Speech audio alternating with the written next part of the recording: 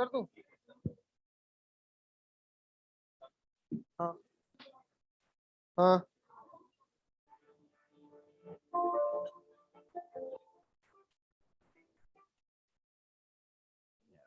We are restoring the golden balance between nature and science. We help growers enhance the health and quality of their produce through our revolutionary BioAg agri-inputs. We make progressive, sustainable agriculture universal on every acre globally.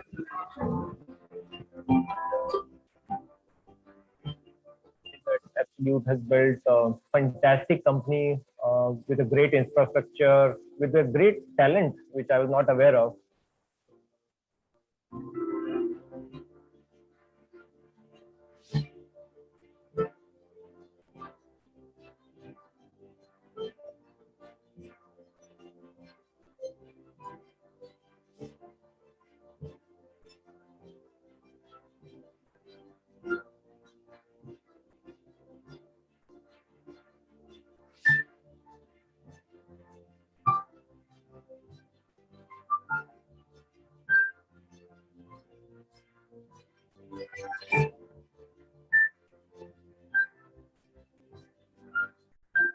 Absolute कंपनीने केलेल्या मार्गदर्शनामुळे आम्हाला फायदा नक्कीच झाला आणि त्यांनी जो वेळोवेळी रासायनिक खतांचा कमी वापर, सेंद्रिय खताचा अति म्हणजे चांगल्या प्रकारे वापर करून आणि जी शेती द्राक्ष तयार झाले त्यांची क्वालिटी पण सुधारली.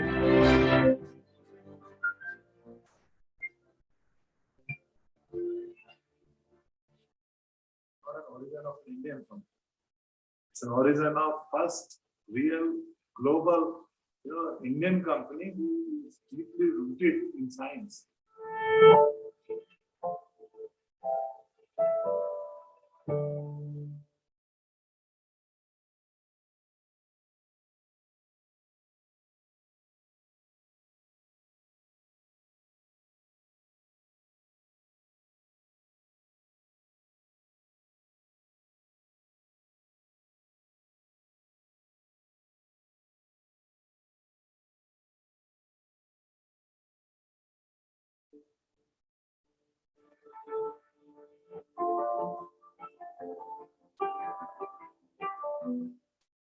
In era, we are restoring the golden balance between nature and science. We help growers enhance the health and quality of their produce through our revolutionary BioAg agri-inputs. We make progressive, sustainable agriculture universal on every acre globally.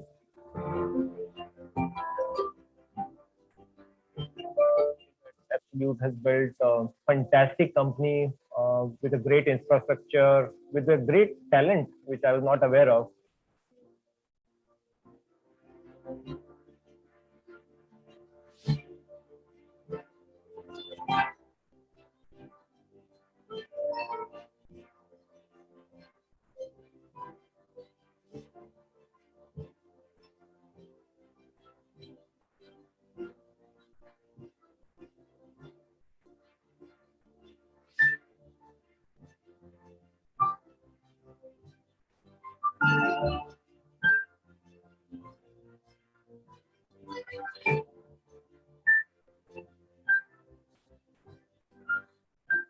Absolute कंपनीने केलेल्या मार्गदर्शनामुळे आम्हाला फायदा नक्कीच झाला आणि त्यांनी जो वेळोवेळी रासायनिक खतांचा कमी वापर, सेंद्रिय खताचा अति म्हणजे चांगल्या प्रकारे वापर करून आणि जी शेती द्राक्ष तयार झाले त्यांची क्वालिटी पण सुधारली.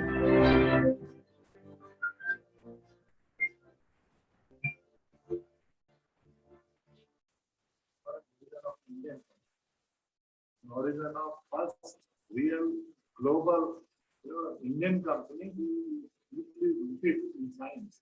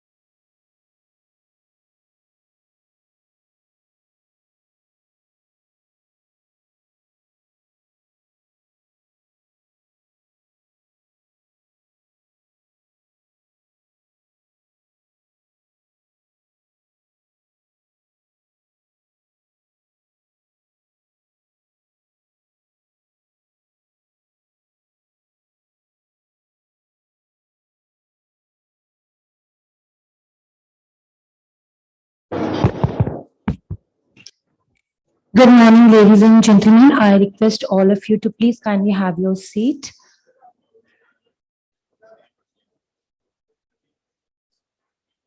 A very warm welcome to all of you. I request all of you to please kindly put your mobile phone, switch off either on a silent mode, please. We will begin the program within 10 minutes. Our honorable dignitaries for the inaugural ceremony will be there in the hall within a few minutes. So I request all of you to please kindly have your seat. Thank you so much.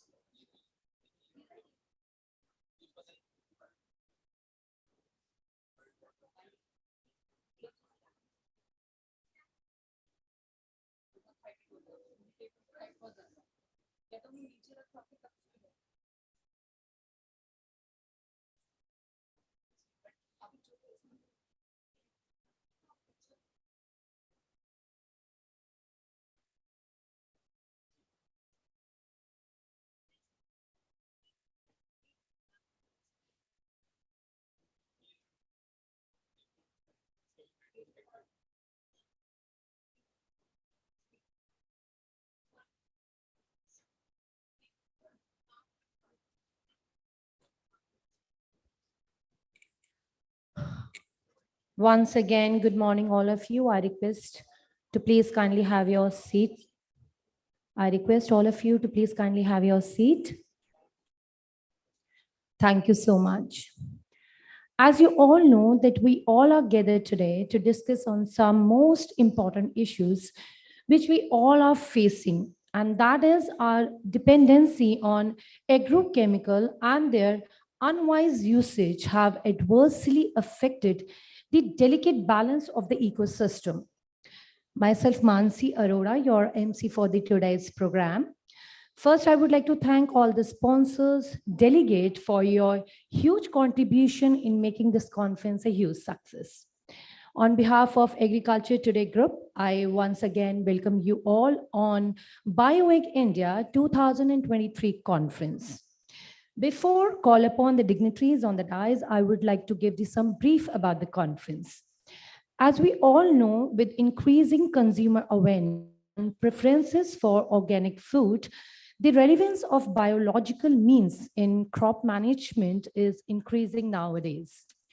The different method of organic farming that uses no synthetic fertilizer or agriculture chemicals, bioagriculture has opened up a plethora of options to build mankind towards sustainability and attending natural productive soil that display a higher level of biological activities, pest and plant nutrition management. So we can say that organic agriculture biodynamic farming, natural farming are being associated with bioagriculture. So BioAg India 2023, the second is a series organized by the Agriculture Today Group. Our aim is to basically bring a harmony to the efforts that is happening across India in streamlining and involving a consensus in the adoption and the promotion of bioagriculture.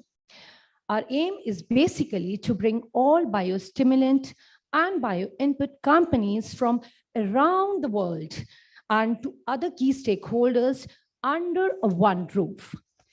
The basics of the event intends to gain insight from a vibrant and a dynamic sector. This will become a platform to analyze issues, constraints, trends, and development which is related to the policies, technologies, markets, and the regulation, trade, business, and promote discussion on the critical issues in bioag sector. The institution of a BioAg Award was also a significant step in the direction of recognize the contribution of various stakeholders in bioagriculture and bio-input sector. The award contribution is in the different categories. One is the individuals and one is the organization. That is basically to make an outstanding contribution in the field of bioag, biocontrol, biostimulant research, extension, policies, production, delivery, and basically commercialization. This is a basic motto for Agriculture Today Group to organize such a big conference. So please give round of applause for BioAg 2023 for Agriculture Today Group. Thank you so much. Now let's move on to the inaugural session. I would like to call upon Ashok Dalwai, sir, CEO, NRAA, Government of India. I request you, sir, to please kindly have your seat on the dais. Please give round of applause, ladies and gentlemen.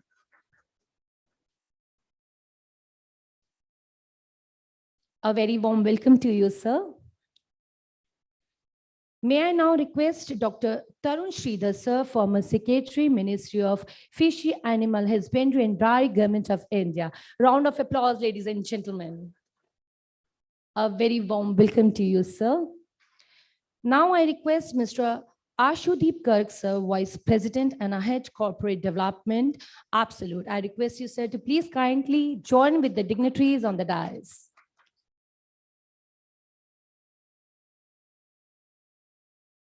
A very warm welcome to you, sir. May I now request Dr. M.H. Mehta, sir, Chairman, Gujarat Life Sciences, to please kindly join with the dignitaries on the dais. Please give a round of applause, ladies and gentlemen, for the dignitaries on the dais.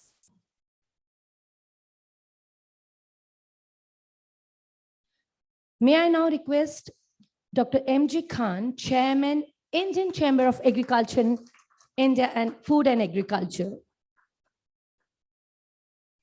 A very warm welcome to the dignitaries. May I now request Ms. Anjana Nair, ma'am, Group Editor, Agriculture Today's Group. I request you, ma'am, to please kindly join with the dignitaries on the dais. Please give round of applause, dignitaries. Thank you so much. Now I would like to call upon Ms. Vinita Singh, Senior Manager, Agriculture Today Group, to please kindly present the bouquet of flowers to the dignitaries on the dais, Dr. Ashok Dalwai, sir.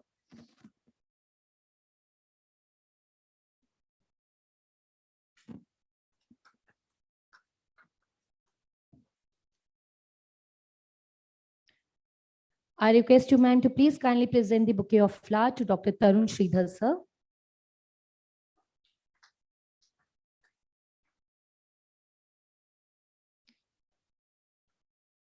To please kindly present the bouquet of flower to Mr. Ashudeep Garg, sir.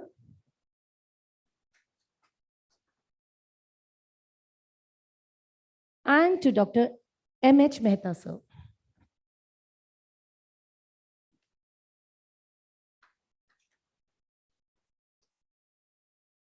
Thank you so much, ma'am. And once again, I would like to thank all the dignitaries, and I would like to welcome the dignitaries on the dais. May I now feel proud, privileged to call upon Ms. Dr. M.J. Khan, Chairman, ICFA, to please give the welcome address to the august audience. Thank you very much. Good morning to all.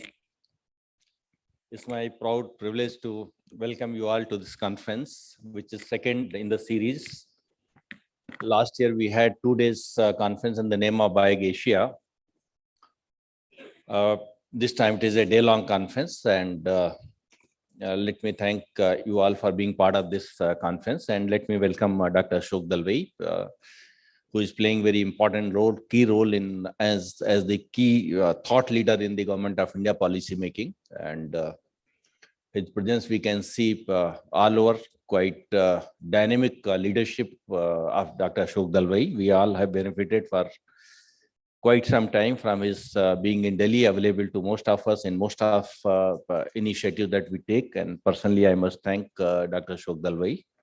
Let me also thank Dr. Tarun Sridhar Saab, who has been constant source of support to us all these years, and very actively participating and in all the programs, and also his new strength that we are benefiting by, which is he's regularly authoring a lot of articles on the animal husbandry and related fields. So thank you very much, sir, for being part of our programs and being constant support to us all these years.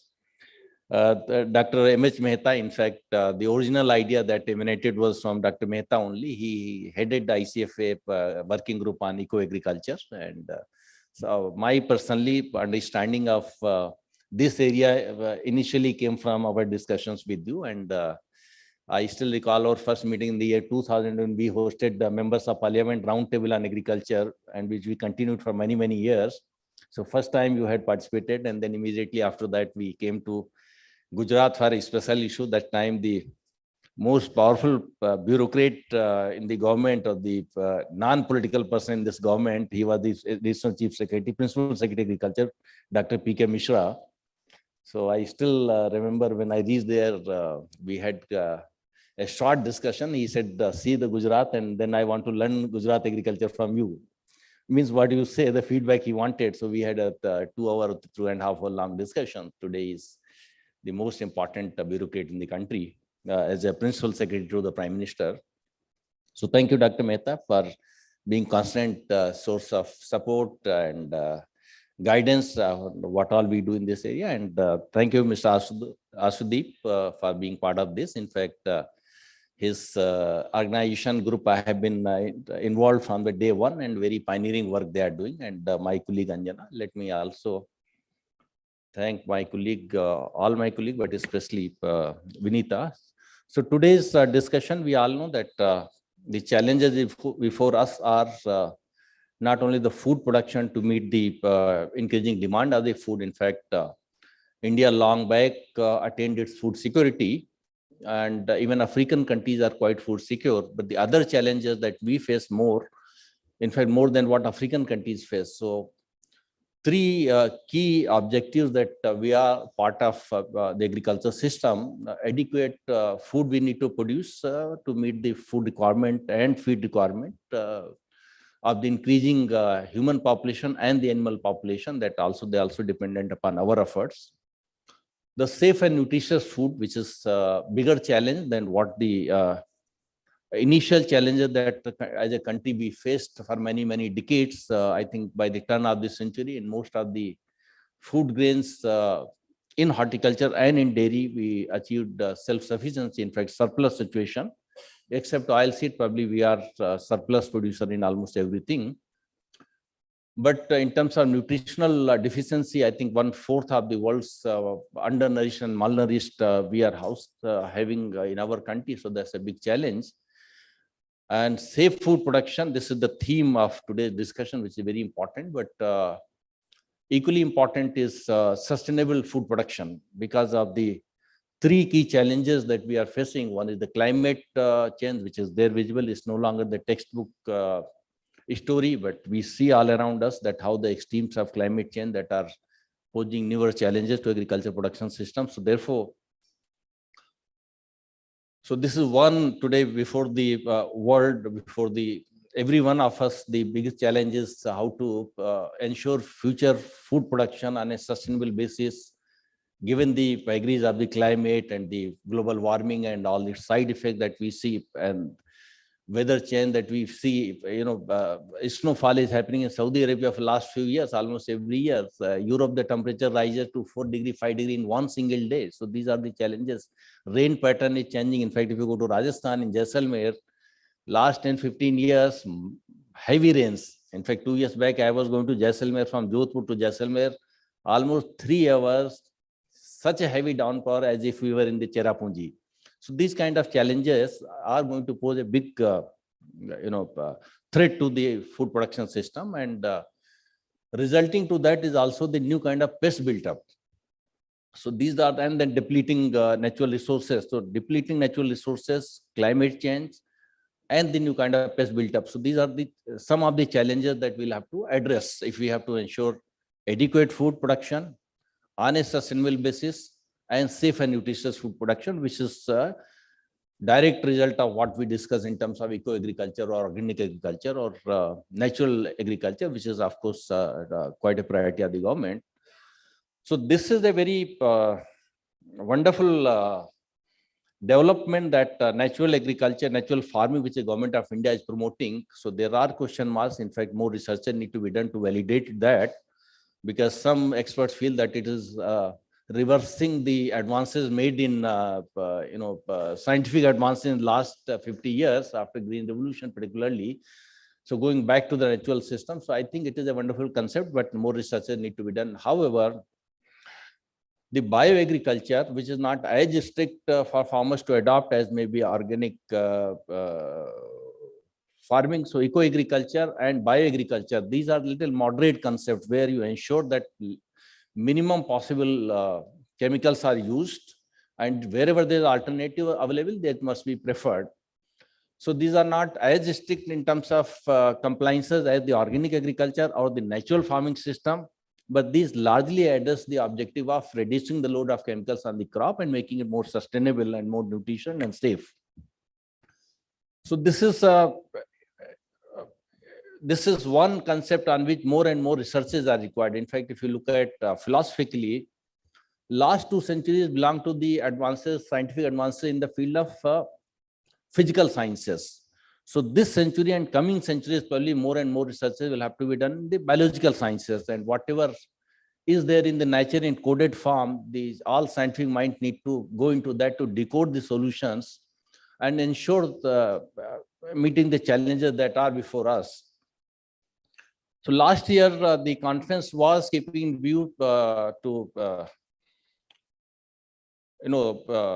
working on the challenges that are there and working on the possible workable solutions to meet these challenges, and therefore drawing up a roadmap for future agriculture, which is more based on biological inputs on which we can talk about, but subsequent sessions are going to focus on that, and concept like ecological agriculture, which Dr. Mehta has been promoting about. So let me thank you all. I hope day-long deliberations find answers to some of the challenges that I just mentioned about, but more expert discussions in subsequent sessions. I'm sure that it will be enriching discussion during the day with the kind of sessions and the experts that are part of it. And at the end of the day, at the last session, we expect Honorable Agriculture Minister to be here for concluding session and also presenting the BioAg India awards. In fact, last year also he was our chief guest along with the Minister of Agriculture of Philippines, William Dar. So we look forward to his presence and requesting all of you to remain whole day as part of the discussions, and evening particularly be part of it. So thank you very much. Thank you.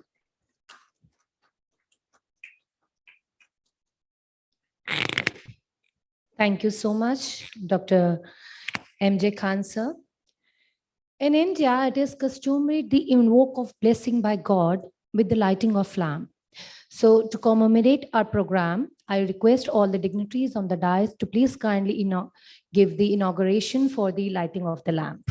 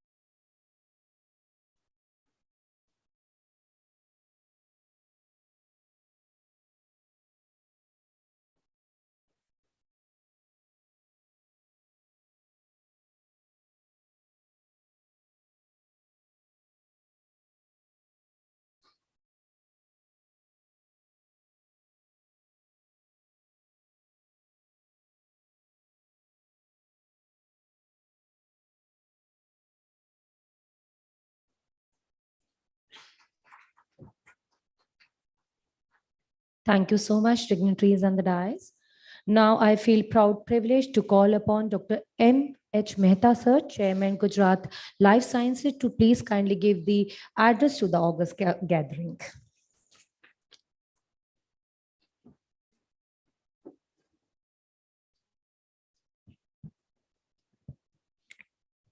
Dr. Dalwai, Shirdaji, Dr. Khan, Mr. Garg, Anjanaji, and the very august audience, which would be the harbinger of big change coming as we move from green to evergreen revolution. I think the time everybody has accepted is the time to move from green to evergreen revolution. Green revolution has done great thing, but so many things have changed. And for that change, I think the thing which is written on the wall is that evergreen revolution with eco-agriculture practices. And let me also clarify that so many different terms going on, natural, organic, eco, agroecology, bio, and so on and so forth, they should be now regarded as complementary and not contradictory. So I think the confusions, especially giving to the farmers, there are different ways, but the broad term, that's why when we formed the National Working Group on eco-agriculture, we put this broad word, eco-agriculture, which encompasses all. There are different regions, there are different agroclimatic conditions, and there are different things, but the common goal and common mission is eco-agriculture. And this is 2 or 3 things on which this is based is very important. Our knowledge on the new generation, eco-friendly bioproducts has been increasing by leaps and bounds. In fact, what was regarded, I can share from my own experience, when as the director of one of the very large corporation, I was putting the proposal for setting up India's first semi-commercial biofertilizer and biopesticide plant. There were a lot of resistance. What is this new thing? Why do we do this? We have enough market for DAP and urea and all that. Until we overruled that, because we knew that this is what is going to be coming in the time to come. And today, friends, we know that with new generation biofertilizers, biopesticides, biocompost, and biostimulants, and so on, the rate of growth of this industry worldwide is more than 17% as against the chemicals, which is less than 2%. But there is a big volume. So this is a big promise that is coming, and India is in ideal condition to catch up with that. Our mandate when we formed this national committee, of which all of you are also part, it has been to bring this revolution in a very balanced, systematic manner and give a roadmap and action plan. There will be different models for different regions, but that doesn't deter from the basic need of taking care of agriculture in a more eco-friendly manner. And that is what we will be working on. I would also be inviting, of course, we have been doing this for many years. Now the time is for going and scaling up and meeting the, maybe taking up region-wise meetings, conferences, and kind of interactions at all levels, from farmer to government and so on, in the coming time. And I hope everybody will join. So I'm absolutely thrilled that today ICFA has done much pain in bringing us all together and organizing this very, very important event. Thank you very much.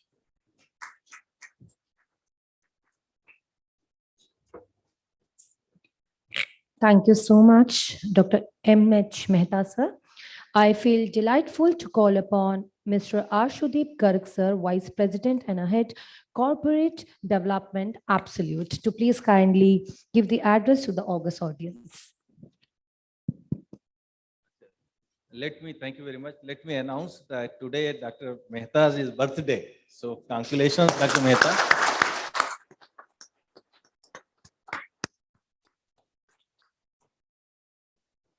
So I'm so grateful, in fact, all of us, that on your birthday you are here among us. So thank you, congratulations.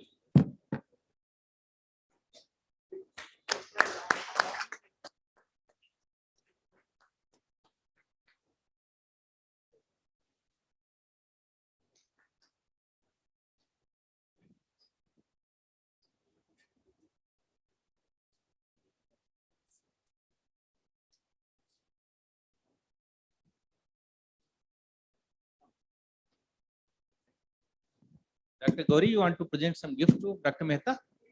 Please come.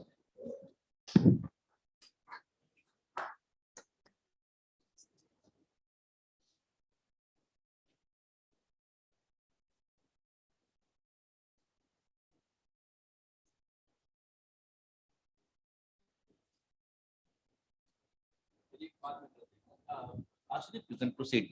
Okay. Thank you. Good morning, everyone. It's a pleasure to be here. I am from Absolute.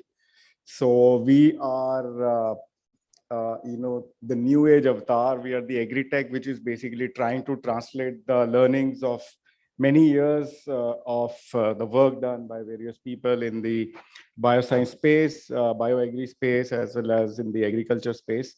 I think since the last decade, I have been hearing of Dr. Ashok Dalwai, his report, and how this entire thing, the entire agriculture is changing. So we, in fact, at Absolute, are trying to actually manifest that into something which can bring together the tech, the digital technology, and the science on the agriculture sides together and make it work for the betterment of the farmers and for the overall ecosystem. So within our company, we have focused on a couple of verticals.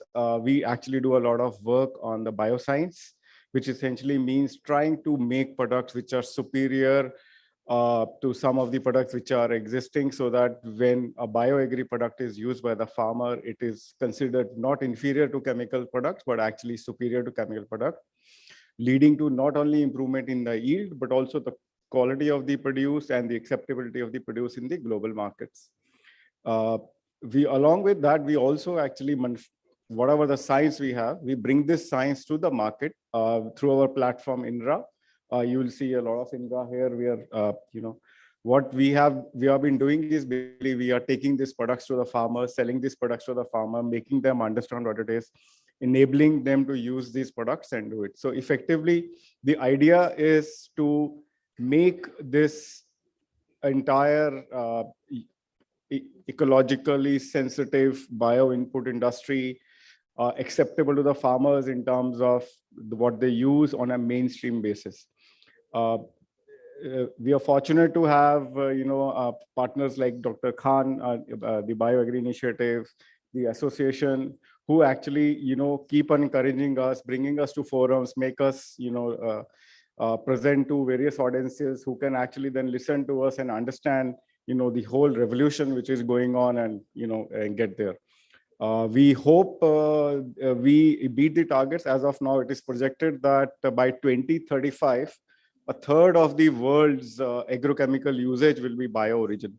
And I think we want to be part of that. We want to be contributing to that, not just in India, but also take it global. Within India, I think we do have the advantage. Our agrochemical penetration was not as deep as some of the developed world. So effectively, there is time where we can actually transition to a more ecologically sensitive growth patterns much earlier. And before the farmers are really dependent on the chemical things, you actually bring the change before the bad becomes worse. So yes, we are all together. I think we're putting in a lot of effort and look forward to interacting with you through the day, learn and share what we do. Thank you so much.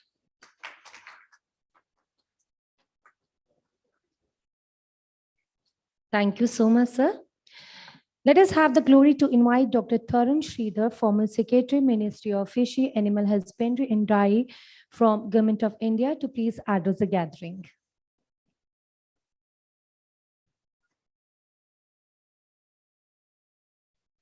Good morning, ladies and gentlemen. Let me at the outset say what a great pleasure and honor it is to share the days with such dignitaries and also have the opportunity to address an audience as enlightened as all of you are. I've been participating on several events of Agriculture Today Group and ICFA. And I always begin by expressing my bit of apprehension that here I am amongst professionals, practitioners, scientists, and I'm a hardcore journalist. I'm not a scientist. I don't claim to have any knowledge of science. Whatever limited credentials I have to be standing here and addressing you is that by a quirk of fate, I happen to be posted in the Department of Animal Husbandry, Dairying and Fisheries, and had a little bit of exposure to the issues which are involved here. Dr. Khan, I remember it was about 1 year back that we had a similar conference on bioagriculture or eco-agriculture. And I very distinctly recollect that there was a lot of quibbling about what is the definition of natural farming or ecological farming or biofarming. And thereafter, it prompted me to write an article on this issue, and Dr. Gauri also would bear me out. So that doubt still continues in my mind as to what we define as a natural agriculture. Because as I understand, agriculture by itself is not natural. Like today's farmer was yesterday's hunter.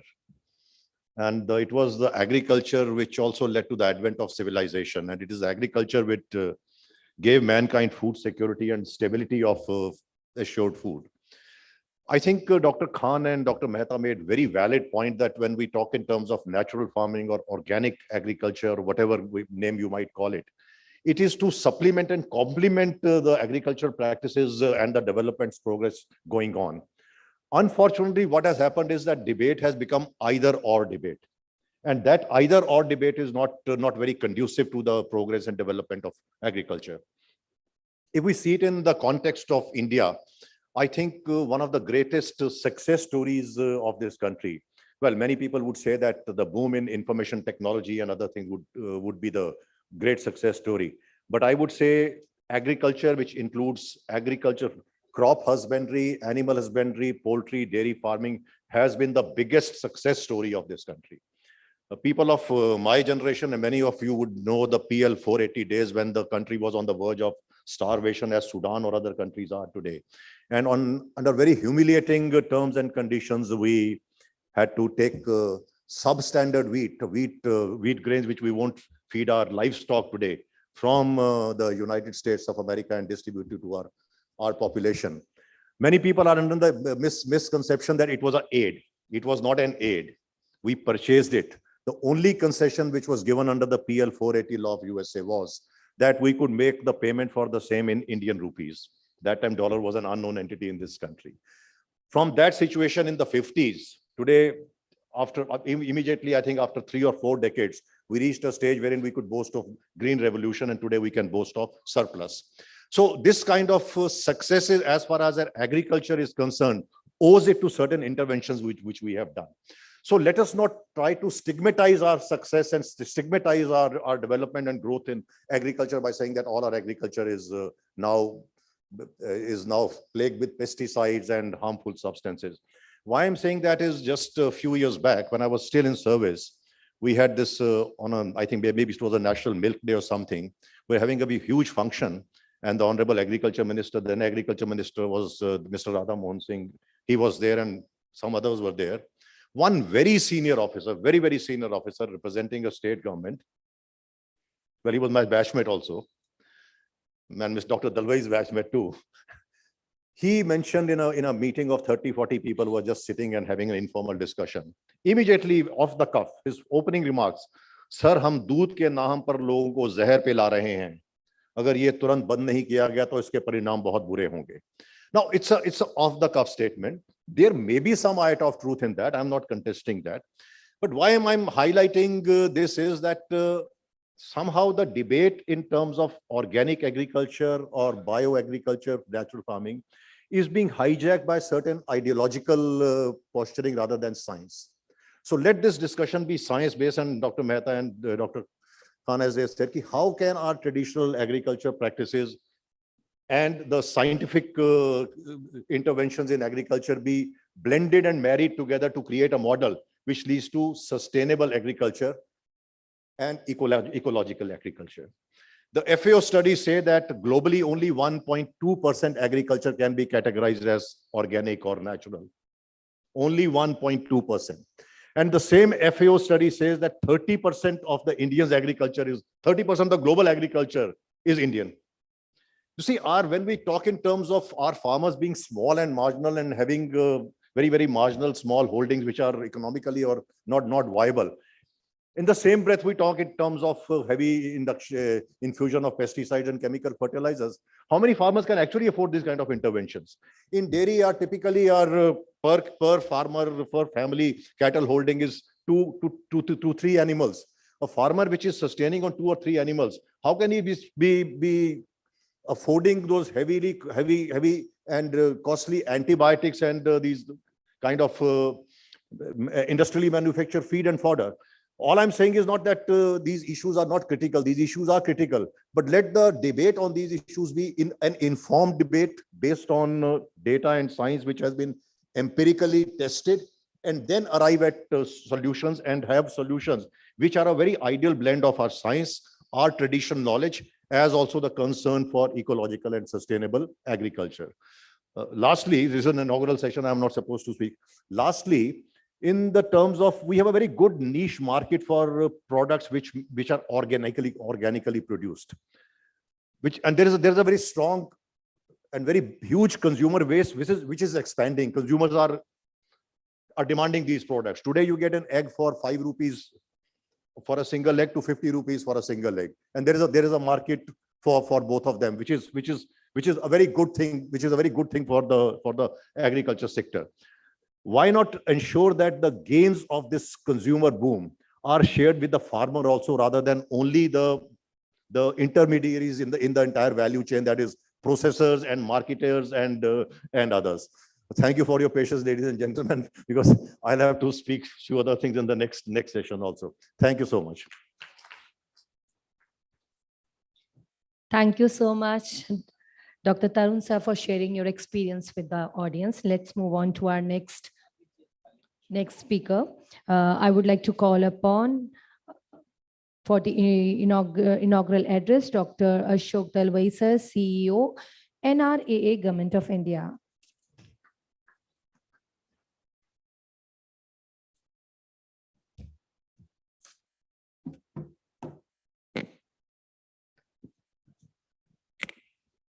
Good morning, everyone. My dear friend and my batchmate, former secretary, Tarun Sridhar. Today's birthday boy, the youngest among us, Dr. Mehta. Dr. Khan, a tireless organizer of several events. Dr. Ashudeep Garg and Madam Anjana Nair. All the distinguished participants, good morning to you all once again. We have heard two different views already within a short period of time. First, I would like to thank Khan Saab once again. As I said, he is indefatigable in thinking, in connecting, and not resting content with that, to operationalize that by bringing people from different backgrounds together on a single platform. Let's give him a big hand for this.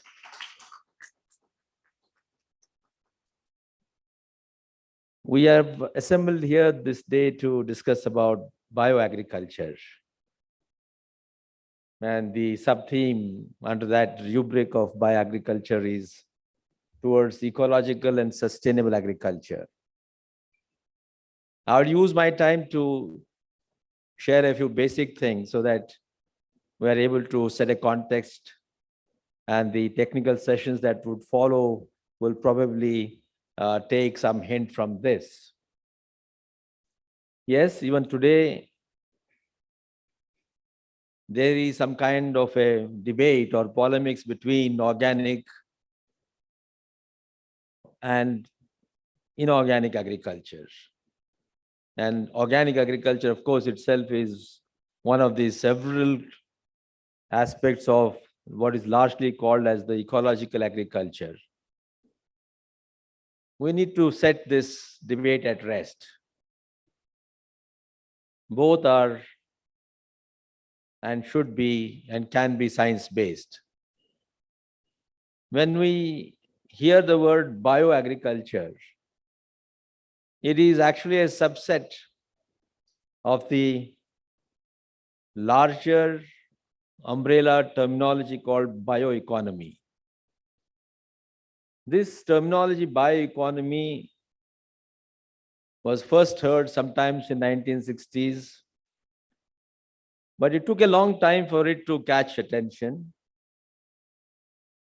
And around 1998, for the first time, people began to define what is bioeconomy. But even today, there is no consensus on what is the meaning and definition of bioeconomy. But so much that you can remember that over the last 2.5 decades, sometimes beginning with 1998, the number of research papers and references to the term bioeconomy are increasing. And it seems to be gaining critical moment, particularly in the last 5 to 10 years. There have been a flood of research papers on bioeconomy. When we use the word bioeconomy, it will, of course, automatically encompass all aspects of economy. And as you know, the world economy is primarily categorized as primary sector, that is agriculture, which itself is a composite of several subsectors. The secondary economy, that is the industry, primarily consisting of manufacturing sector, and the tertiary, which is supportive of both primary and secondary in terms of various services. And over the last 1 decade, of course, there have been also the fourth and the fifth sector based on ideation, concepts, knowledge, etc. We will not come to those, but let's stick to this three primary sectors. So when you use the word bioeconomy, what people now saying is that we need to shift from the fossil-based industrial processes, which has sustained the economy so far, to bio-based industrialization to build a new economy called as bioeconomy. The reasons are obvious. That ever since we embarked upon the industrialization in 1750, we have accelerated the pace of that. And the new findings in science and technology have actually kept it alive at a faster rate, rather accelerating rate. And over these 250 years, various fossil resources nurtured by nature over millions of years are near exhaustion. Whether it is iron ore, whether it is bauxite, whether it is coal, and even other natural resources like water in our aquifers are all near exhaustion, or at least they are now at the terminal stage. Let's say India is one of the richest sources in terms of coal. But our estimates say that not more than 450 years we shall be having the coal. What is 450 years? When you look at the time span of millions and billions and endless imaginations. Even if we have these resources interminably, the problem is that they have been releasing so much of greenhouse gas that there is, for the first time in the history of the universe, a man-made, man-induced climate change. It's not that climate change has not happened earlier. It has happened. It is thanks to climate change that there has been civilization. But what we are seeing today is a human-induced climate change, which is resulting in increases in temperature beyond tolerance, which is causing changes in the seasonality, including monsoons, and the number of weather extremes are increasing. And all of us have agreed at the Paris Treaty that we shall restrict the rise in temperature to 2 degrees Celsius by 2100. But as things have progressed by 2023, we are not anywhere near that. And now we're all talking about trying to restrict it to 4 degrees Celsius. So if that happens truly, and combined with the other cataclysmic changes in the climatic factors, not just human civilization, but life on Earth itself is at stake.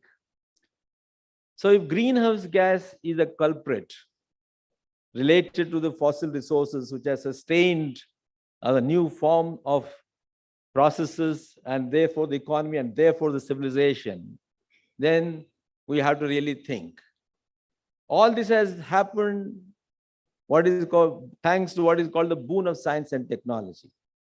But that same boon of science and technology is what is compromising the very basics of civilization. We therefore need to now look beyond the present parameter of science and use the same science for a new framework. So the first point that I would like to communicate to you is, we are not to put one science against another science. We are only saying, can we now develop science into a new format through a new orientation? Now, when you talk about bioagriculture per se, if bioeconomy is based on utilizing the bioresources, the basic principle is what is called circular economy. A bioeconomy is based on circular economy. Bioeconomy is considered because all the resources that will be utilized, whether in industry or in service sector or in agriculture, will all be renewable in form, because the biological resources are made of the same compounds as inorganic compounds are. The only difference is, if it takes millions of years to reform the iron ore for producing steel, the same kind of composite that can be made by using the crop straw or any other animal product is renewable, because the life cycle of a crop, of a horticulture plant or an animal husbandry fisheries is 3 months, 4 months, 1 year, 2 years, 3 years. Therefore, bioeconomy is talking about substituting the fossil resources by bioresources, and therefore bring in greater renewability into our systems. Now, whether it is a fossil resource or a bioresources, it has to be circular in nature, in the sense that so far, the entire economy, the Western economy, has been led by a supply push factor. That means we keep producing and then complement that with aggressive marketing strategy, convert an unfelt need into a felt need, and make people buy more than what they require. Now we need to stop that kind of a supply push economy and say we're going to produce commodities which shall have a longer shelf life. A longer shelf life, so that we are using that same commodity that is manufactured somewhere for as long as possible. And when that commodity meets its end, we now find out ways of using that for producing something else. So that is called as reuse, recycle. So when we adopt this basic principle of extension of the life cycle and then combine it with reuse and recycle, we are actually completing the loop. And therefore, now the economy transforms itself from a linear economy to a circular economy. So what we need today is a circular economy. A circular economy, I said, can be used either in fossil-based resources as well as in bioresources. But it has got greater capability, possibility, feasibility of being integrated with bioresources, because bioresources are renewable and a quick life cycle.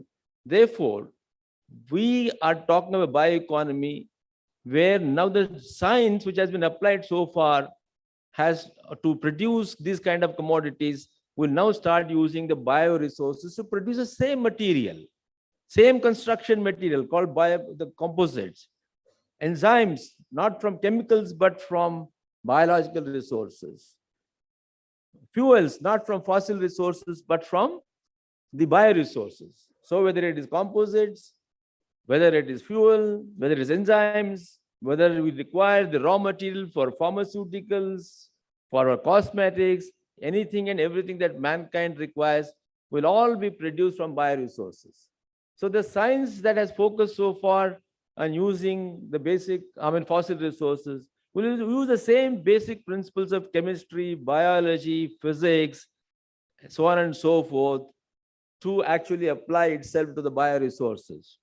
So over the last few decades, thankfully, the world has begun to talk of bioresources. And hopefully, if we can apply our greater mind and greater commitment to utilizing the bioresources with a view to promoting bioeconomy and circular economy, we would be doing a great service to the entire civilization. Why? The reason simple. If we have been changing the climate by inducing large amounts of greenhouse gases, can bioresources actually bring about a lesser emission of greenhouse gases? It is not that bioresources will not release greenhouse gases. They too will. But then there is a feasibility of actually checking that. Let's take agriculture. When you talk of bioagriculture, we are now talking about shifting from industrial nature of agriculture based on use of agrochemicals and other kinds of industrial processes applied to agriculture to a more natural way of generating the same kind of commodities, same kind of requirements from a ecologically synchronous agriculture. So just like bioeconomy, bioagriculture will also talk about a circular nature. That means what we take out from soil, we give it back. The simplest example is that we prepare the seed bed or the land for tilling, for sowing the seeds. The seeds grow into a crop.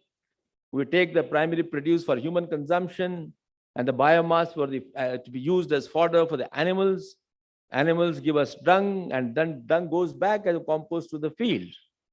Of course, very simplistic way I'm saying. That means where it started, it goes back to the same place, and therefore the circular loop has been completed. However, there is a challenge. The challenge is that the agrochemical-based agriculture based on the miracle seed with high response to the intensive use of agrochemicals has actually fed the world. And that's how Norman Borlaug got the Peace Prize in 1971, the only agriculture scientist to get the award in the name of peace, because there was hunger, there were deaths, there were conflicts on this earth. And the food security that Norman Borlaug's seed brought on this earth brought peace, and therefore he was eligible to get that Nobel Peace Prize. Now, we cannot say that we will undo all that. The requirement of food is increasing. The population today is 7.6 billion. It is estimated to grow to 10 billion by 2100. When we reach that 10 to 11 billion, the quantum of food required is going to be double than what it is today, because even today there are many people who are not getting enough food to eat. So how do we ensure that food and nutrition security of the people, the fodder security of the animals, and also production of the raw materials for the agro industries is all ensured? And that is only possible if our productivity increases. But the new hypothesis has to be, I shall increase the productivity through a new science.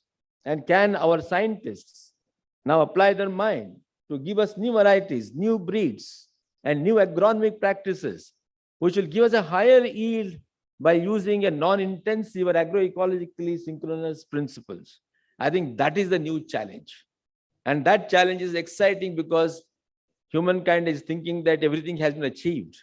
All the work to be done has been done in 19th century, 18th century, 20th century. In 21st century, we just need to look at our digital platforms and rest. No.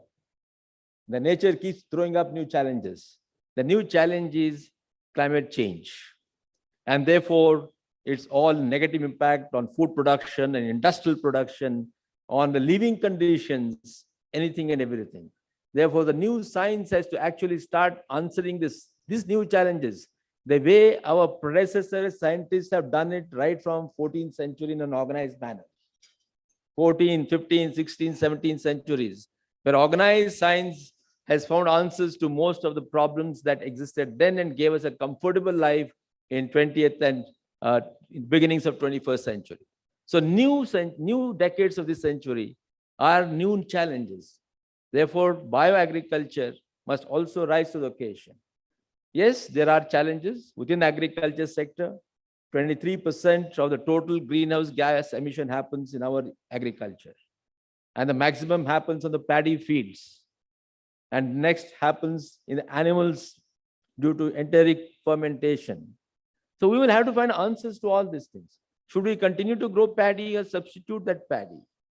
If nutrition is a requirement, we need more of fruits and vegetables. We need more of pulses and not just cereals the way we are growing. They're all sub-components of agriculture. But the larger issue is that can we also shift agriculture in sync with the new challenges of making it biologically regenerative, agroecologically synchronous? All this is possible provided we apply new science. If we do not apply new science and try to tinker with it, then we will add to the greenhouse gases. In fact, one of the research papers from United Kingdom says that if we apply the same kind of technology and try to bring more area under organic farming to produce the same amount of food, then the quantum of greenhouse gas emitted will be more than what is being emitted today, which only means that new science, which will ensure that the greenhouse gas emission will be also reduced in the agriculture sector, just as it is supposed to do in the industrial sector, is what we really require. So friends, I think over the next technical sessions, I'm sure you'll all apply your minds to this, but try to go beyond what it is today. Understand the problems, the challenges, and the new needs that the society is actually crying for. And I firmly believe that science has no limitations. It is a frontierless domain. It can be continuously expanded, but it has to be expanded in the right direction. So let me close by quoting Albert Einstein, which I quote many times. Many of you have already heard from me, and you have, I'm sure, read it. Albert Einstein said, that is, philosopher without science is lame, and a scientist without philosophy is blind. So we want science and philosophy to be combined, so that scientist is actually working on those problems which the civilization is actually meeting today, and he has to take us in the right direction. That means he needs the eyes of philosophy. And the philosopher obviously cannot keep on blindly saying, I don't want this, I don't want this. He has to also believe in science, because science is what is going to tell him or teach him how to walk. So we need both our eyes, the philosophy, we need our limbs, the science, to actually be optimally blended so that the society is moving in the right direction. So I wish the sessions all the best, and we look forward to outcomes at the end of the day that will give us deeper insights into the direction that we must all move towards through bioagriculture. Thank you.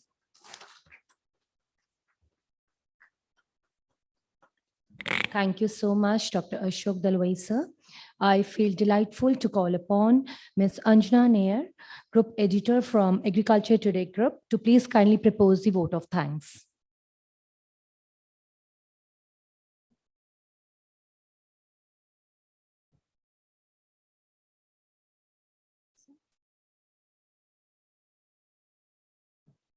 Good morning, everybody. Before going to the vote of thanks, I would request Dr. Gauri to come and felicitate M.H. Mehta sir, because today is his birthday.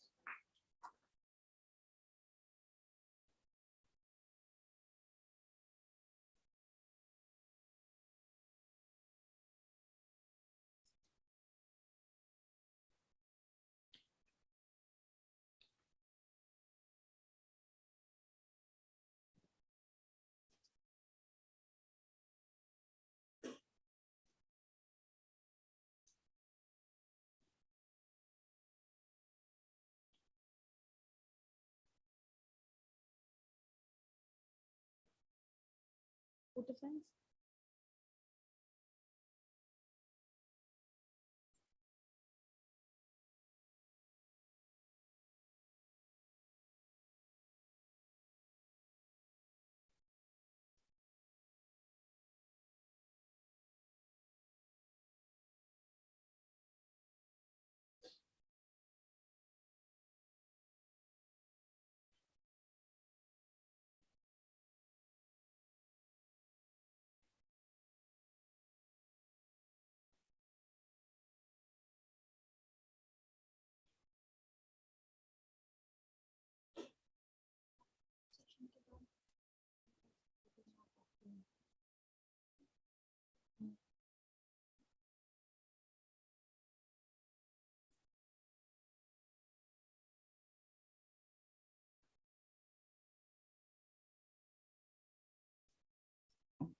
I'm so happy that I'm given the opportunity to offer gratitude to all the members here. So first of all, I'd like to thank Dr. Ashok Dalwai, sir, who despite being a very busy person, decided to take some time out of his busy schedule and come and be part with our event. Thank you, sir, for the support. And then I would like to thank Dr. Tarun Sridharji, who has been continuously supporting our magazine and the events. He has been contributing to our magazine on a regular basis, and we have come to think of him as part of our magazine. And thank you, sir, for the support and the faith that you have in with us. And then I would like to thank Dr. M.H. Mehta, sir, today's birthday boy. And thank you, sir, for being here. who is the doyen of eco-agriculture. And despite being his birthday, he decided to come with us, share his time with us. So it basically shows us the commitment to the cause. And then I would like to thank Dr. Ashutosh Garg for being here and for supporting the event. And finally, Dr. MJ Khan for continually coming up with ideas for events, and thanks for the creative mind. And thank you all for being here for the inaugural session. Thank you.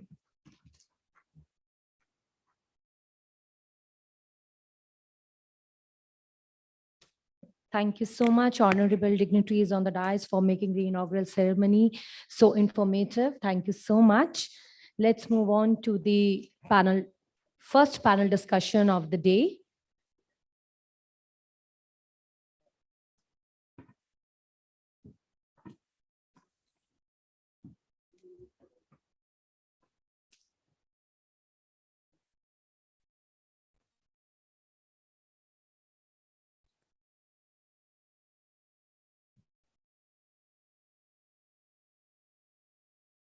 Thank you so much, honorable dignitaries on the dais.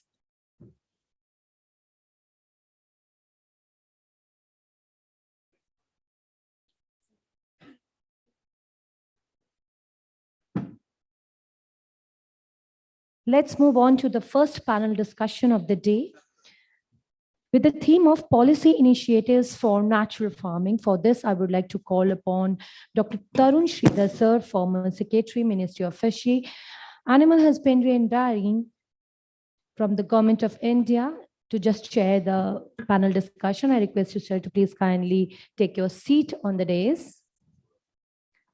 I request Dr. Tarun, sir, to please kindly take your seat on the dais for the panel discussion.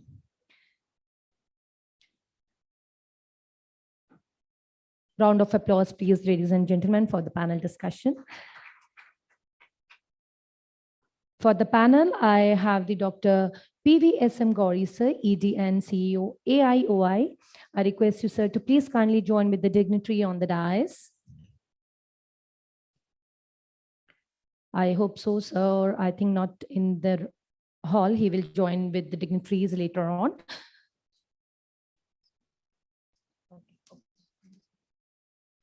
She is there, Dr. PVSM Gauri, ma'am. A very warm welcome to you, ma'am, for the panel discussion. Ms. Vipin Saini, Mr. Vipin Saini, CEO, Basai, I request you, sir, to please kindly join with the dignitary on the dais.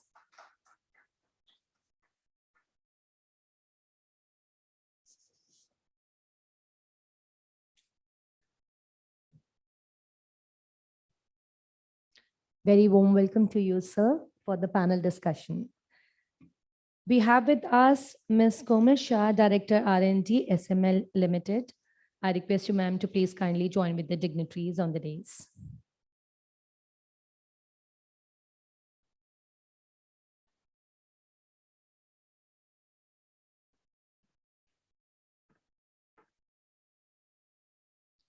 Very warm welcome to you, ma'am. We have the Dr. Chandrasekhar Biradar, Country Director, India, CIFOR, ICRAF. I request you, sir, to please kindly join with the dignitary.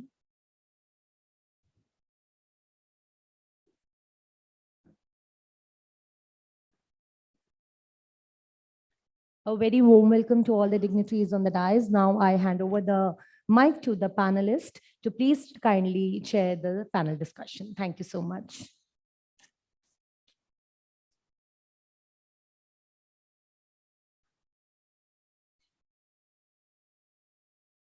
Good morning once again.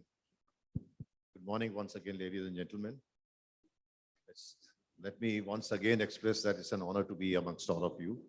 Since I've already had my few words in the inaugural session, I think I'll request Dr. Gauri to initiate the discussion on policy initiatives on natural farming, not only from the perspective of what the government is doing, but I think more importantly, what the other stakeholders of the sector are doing, and how could they influence in the national policies in terms of natural farming, and actually take natural farming to from the farmers to the consumers end to end, rather than only just some steps of value addition here and there. Dr. Gauri.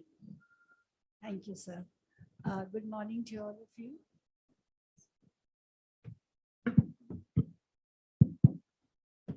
Thank you, sir. Good morning to all of you. This is a very, very big question. And because I have been working with the regulations, as now I'm in a different shoe, I've worked with now the implementation part of it. I represent the industry. So, in fact, organic farming is a term coined by the Western countries. Otherwise, earlier, before the Green Revolution, all our farmers, they were following natural farming. Of course, the food production was not up to the limit to our requirement. So after the Green Revolution, the food, we are quite sufficient with our food grains. However, the implementation of the Green Revolution went up to a certain level very well, but later we became very greedy. We started using more and more chemicals, and we were not using judiciously, so resulting in the presence of these chemicals in our food. And that is creating us a lot of problems. Yeah, that is one part of the climate change, because there is a change in the water bodies, there is a change in the atmosphere, there is a change in the behavior of the agriculture, the plants. And so these are affecting indirectly our system, our human system. So it is science-based. We need to follow science only. God has created that science. That is the food web. It is a cycle, but little of more of innovations, which is very useful for different categories of our mechanisms can be used, but it should be used judiciously. Now coming organic farming, this is how the terminology has taken place. In the Western countries, when they realized when there is a lot of chemicals in the food stuff which we are eating, the human, so it should be controlled in a different way. So what is that? Is again agriculture science-based. The agronomic practices remains the same. Only the inputs which we give it to the plant bodies, it requires to be identified what to be used and what not to be used. That is how the terminology, they have termed it as standards. And there was a demand of food for organic food. There was a premium for organic food, and that is how the market started growing. And because India has got has a big potential of producing organic, because many parts of a country, especially the rain-fed areas, they don't use any chemicals. They are so poor, the farmers are so poor, sir. Still they follow normal agronomic practices, the traditional practices, and they grow the food. They depend upon the climate. But it is affecting them because the climate changes are taking place. So natural farming is in our, rather you can say in our blood. And so the organic system came into place because there was a demand, and people started producing organic food because the market was abroad. So we started selling products to the international market. Slowly that concept has now percolated to our Indian customers also, the consumers. They want to eat good food. They want to eat chemical-free food. And so that is how the demand has started.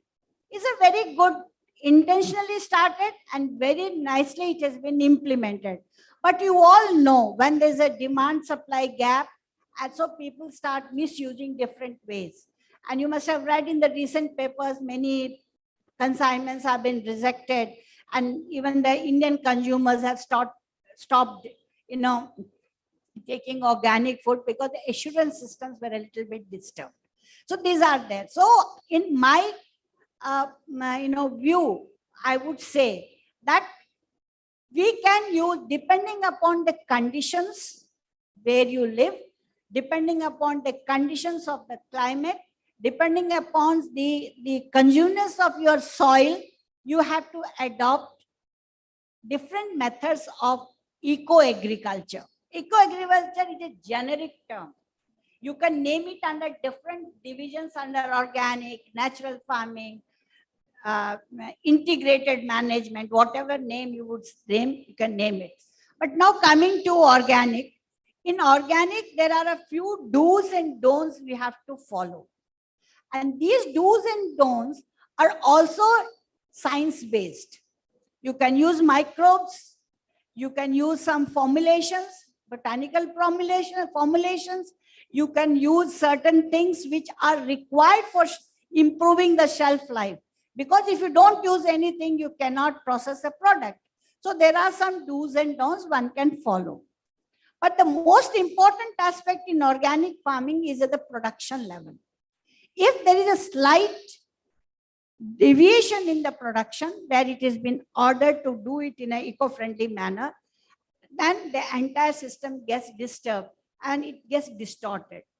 That is what is happening. This is the commercial part of it. Now, there is a demand, even in the domestic market. So now recently in 2017, the regulations for organic has been implemented under the food law of us, implemented by FSSAI. But what is my experience is that the implementation operations have to be further tightened so that the consumer gets a confidence of whatever he wants to buy. He can buy a organic, he can buy a natural product, whatever. But the concept is that, as Mr. Darve sir was saying, the food need to be maintained for its genuinity, whatever form it is. If it travels a longer miles in the form of the product, naturally you try to preserve them. When you preserve them, you use different ways because otherwise the shelf life cannot be increased. So the traveling of the food also creates carbon footprints in the system. So that is why the concept is that there's a new concept which is coming every time, that in natural farming, the food is required to travel a less space so that the organic genuinity or the purity of the product is maintained. So now coming to natural farming, which has come in a big way, everybody is talking about it. So natural farming, again, to make it operational, I think it should be leave it to the consumer and to the producer, how they want to adopt it. If we try to put it in a regulatory manner, then what will happen? There will be the supply chains will start contaminating because the operational level has to be first tightened, then we can go into another system of regulation of organic farming. I have been a part of the organic natural farming committee. I have seen that all traditional practices are allowed, and the traditional practices differ from one state to the other. As we all know, the conditions, the climatic conditions are different. The agroclimate, the plants which grow requires a different type of climate, and we are bestowed with 20 different agroclimatic conditions, and we can produce all varieties of products. So the traditional methods are still prevailing, above which we are using the chemical farming.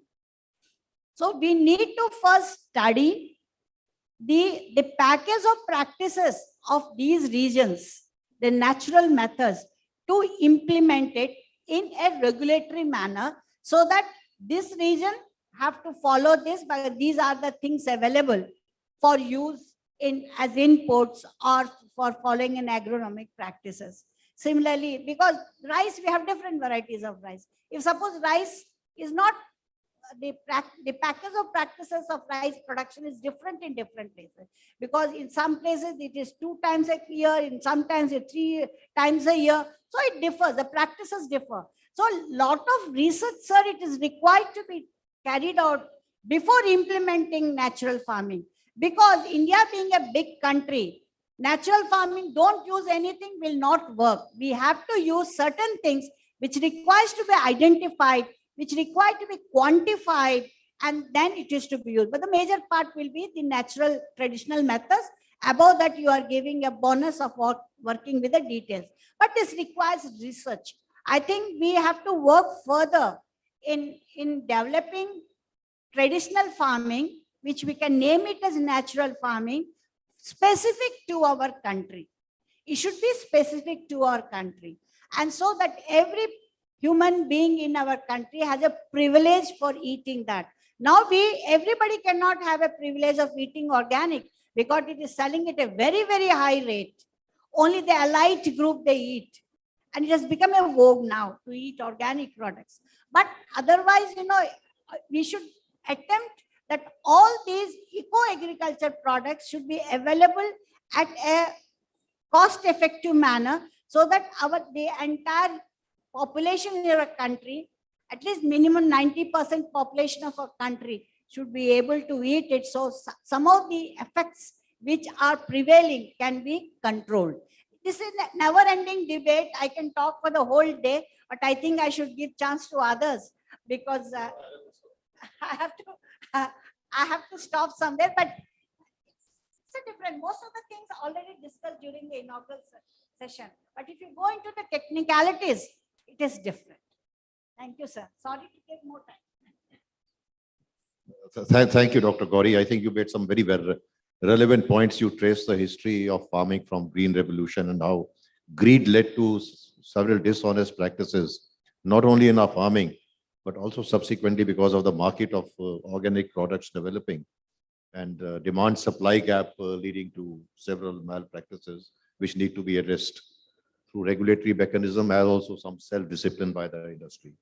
I was very impressed with you. You reiterated the issue of adapting to specific conditions and a specific model for organic farming for our country, and the fact that it requires a lot of research to do. So I just opened up the definition of organic agriculture. Although in the morning I mentioned that we quibble a lot as to what it means. But I have a definition of the Codex Alimentarius Commission. So that is a universally accepted definition of what organic agriculture is. It says organic agriculture is a holistic production management system which promotes and enhances agro-ecosystem health, including biodiversity, biological cycles, and soil biological activity. It emphasizes the use of management practices in preference to the use of off-farm inputs, taking into account that regional conditions require locally adapted systems. This is accomplished by using, wherever possible, agronomic, biological, and mechanical methods, as opposed to using synthetic materials to fulfill any specific function within the system. So this is precisely what you said. And if we do a surgical analysis of this definition, it leads to one inference that number one size fits all approach is not going to work. It has to be a pragmatic approach. It says wherever possible and adapt it to local conditions. So that is how we should approach it. Now, Dr. Dalwai also in the morning raised the concern about climate change and how agriculture and allied activities like animal husbandry were also contributing to it. You also raised this issue. And I think this is a good time to call Dr. Chandrasekhar Biradar to talk in terms of agroforestry and how that could arrest this issue of climate change or whatever its adverse impacts could be. Over to you, Dr. Biradar. Thank you very much, Chairman. So the coming from the two different sector of the what we call earlier in the agriculture transformation, so that the part of this the agroecology group for since long time, and we have been working in the different dimension of the agriculture green revolutions to the cropping system science, and moving towards that one, like we have started looking at that one. India used to be kind of a cradle of agroecosystems, what we call cradle of agroforestry. So what happens in the last 100 years, the last 50 years of the colonial period and first 50 years of the independence.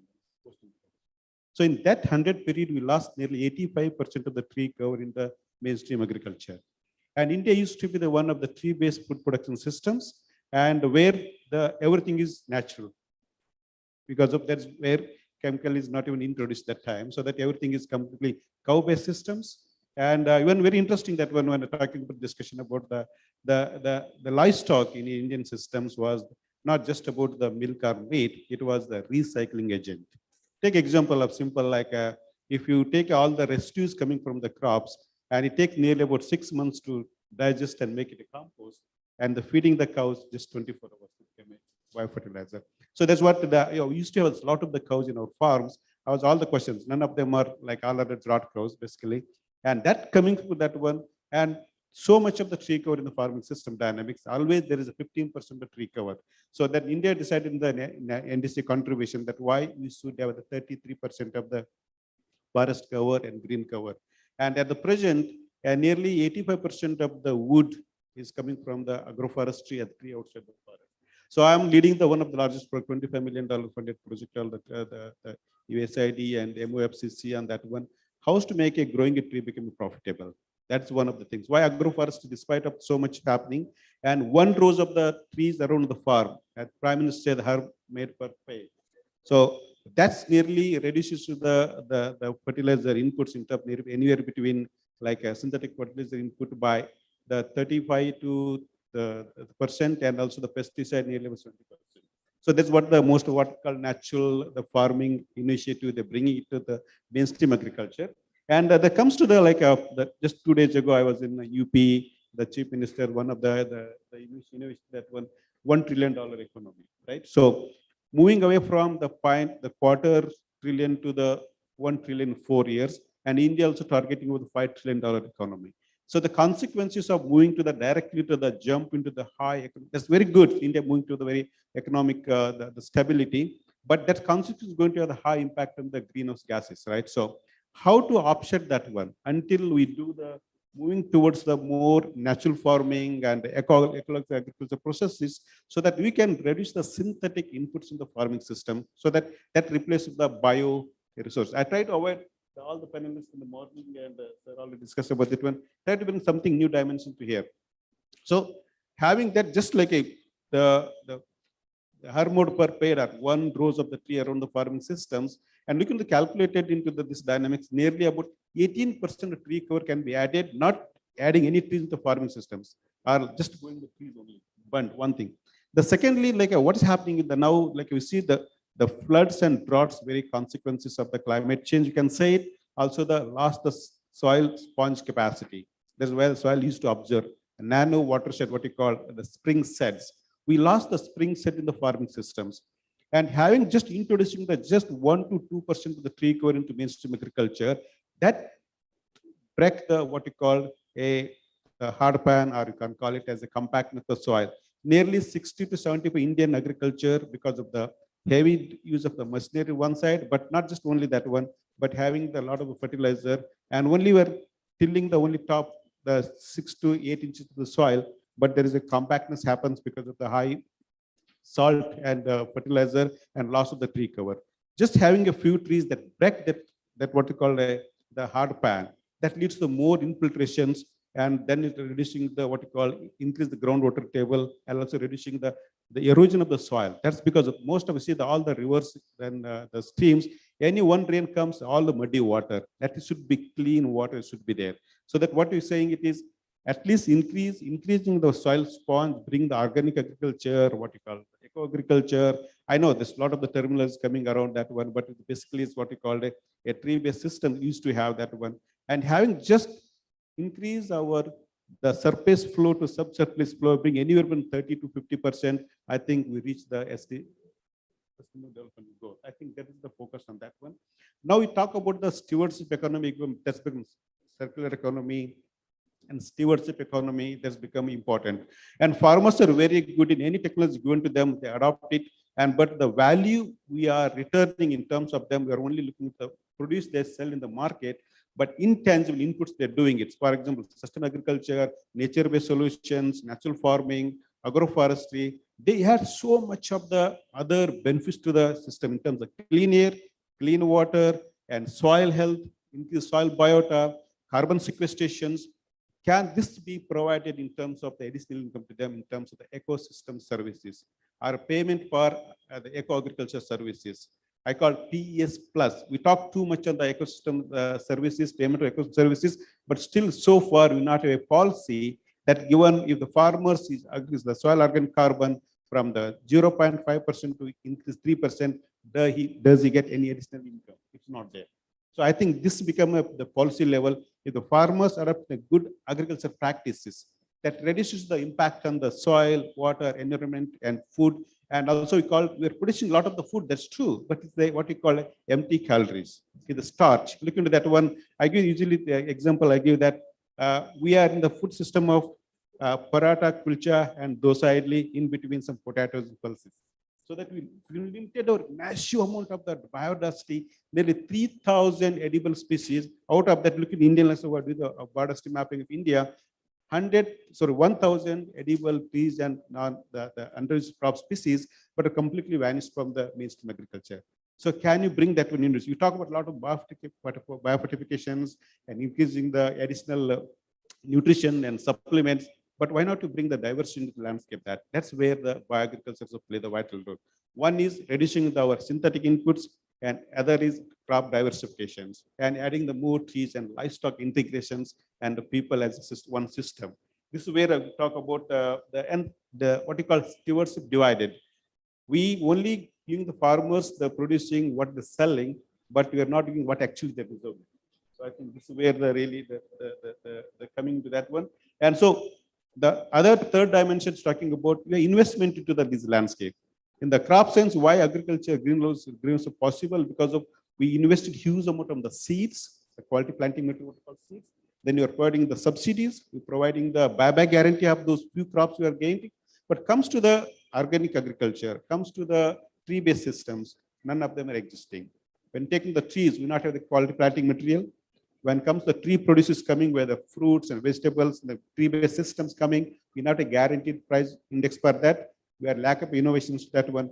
If you bring this one, that really going to change that one. I'm sure like when it comes to natural farming, the reduction of the chemicals and reduction of the water use, electricity. Just giving the example, we are part of that the AP, CNF, the Andhra Pradesh National Farming System, where ICRAF is initially the venture into that one. What can be done here? So one example that Vijay Kumar was telling other day, that they collect massive data. We're spending really collect the scientific data evidences to show that what natural farming really brings in. I just give the example of energy saving. So that adopting natural farming, increasing soil organic carbon, reducing the 1 to 2 irrigations, that reduces the amount of the what we call the energy in terms of irrigation pumping. That really turned out to be 2.1 billion in this one state. Amount of electricity reductions. So just think about the entire country. So that we're talking about, also we are doing a lot of the subsidized number of the input industries. Can that even transfer that a little bit, that amount to the organic industry, where they can reduce the chemical synthesis into the agriculture production? I know, so I don't know how much time is given, but I'll stop. Yeah, I can stop here. Basically, moving towards the stewardship economy, and see that what the farmers of the share of that stewardship economy coming as a balanced way. So that's where impact on our food system will be drastic. Thank you very much. Thank you, Dr. Birada. With such rich information coming, I would hate to stop any of the panelists, but we are constrained by time. I think you raised a very, very valid point that we have to look at agriculture as a food production system. So at the end of the day, it's very important as to what is the quality of our produce. Is it safe?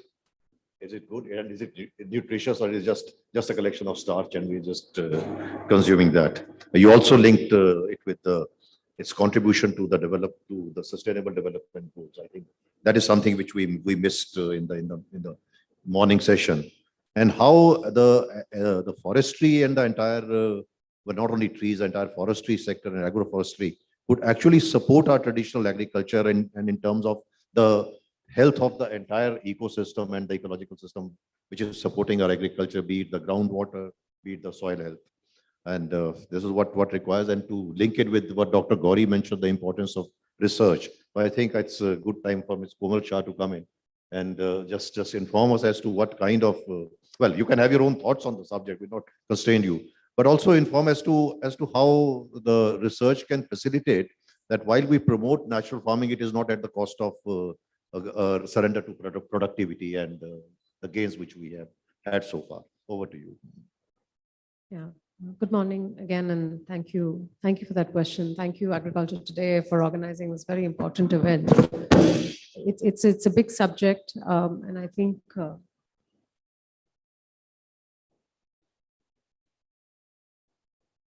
is that okay? Yeah, okay.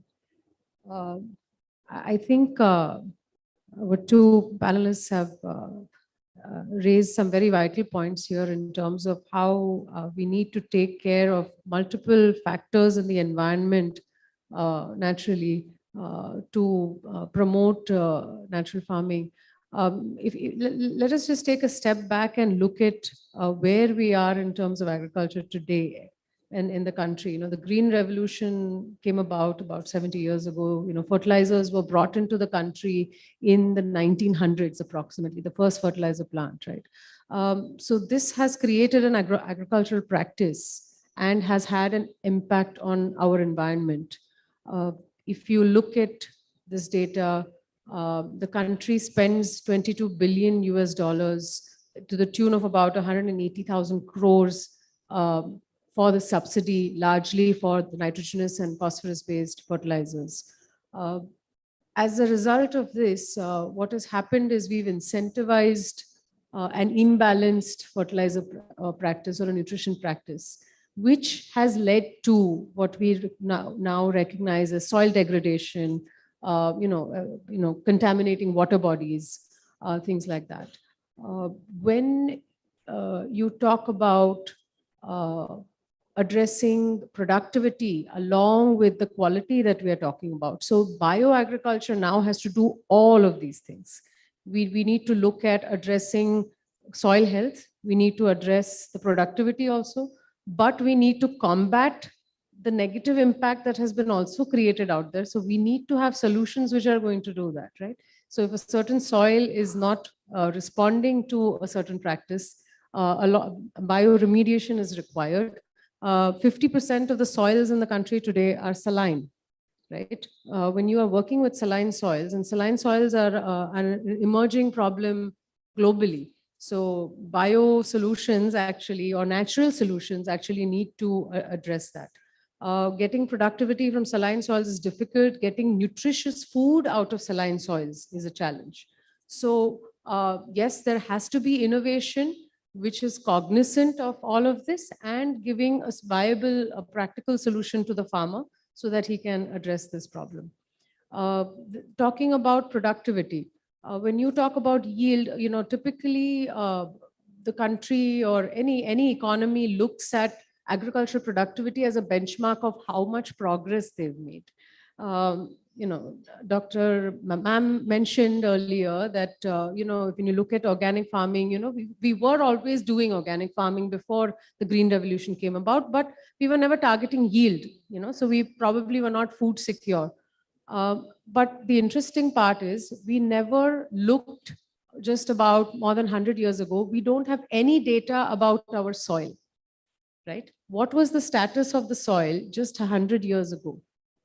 And when you look at agriculture, agriculture is not 100 years old. It's much older than that. And we've been farming for thousands of years. So what has happened to the soil historically has not been understood. What were nutrient levels just 100 or 200 years ago? We don't have that information. Today, when you look at data, and if you look at the quality of a banana in the US, or you look at the quality of cumin in the US from a nutritional point of view, I can tell you there are parts in India which are producing better cumin in terms of quality than what is stipulated as a standard in the US. So we must recognize that what is it that we are targeting? We need to be targeting both quality and yield. So this is something that is often missed in the name of just saying, we are the largest producers of so and so, and we are the largest producers and so and so, right? We miss the quality aspect. So solutions have to target that. If it is aligned with nature, if science is aligned with nature, then you have you will naturally be able to address both yield and quality, right? So this is the other part. The third part, I think, Dr. said, from an agroforestry point of view, which is a wonderful thing that must happen for the country as a whole, because if you look at, when we do work internationally, we watch Brazil as an example of running a massive amount of agriculture which is being rain-fed. And if you look at India, the data, we are the largest area under drip irrigation internationally and expanding naturally. Water as a resource is going to be a huge challenge in the future, not only in terms of quantity, but in terms of quality. right? So we are talking about addressing water sources, not only from an availability point of view, but even a quality point of view, because that impacts directly how the farmer is going to be able to farm. So Brazil has a forest code where 2012, they introduced a policy where farmers must mandatorily have 20 to 50% of their land under agroforestry. And this is to prevent deforestation in parts of the country, right? So bare minimum 20% going up to 50%. And what this has enabled is, they have a prolific growth in the agroforestry area along with the productivity that they're dealing with. Having said that, they're also recognized to be the most quickly adopting new bioagri inputs solutions. Nevertheless, I would want to say that the soil health problems persist. So this is still something that has not been addressed by the world put together. Having said the forest code that has been brought in has allowed them to thrive on rain-fed agriculture.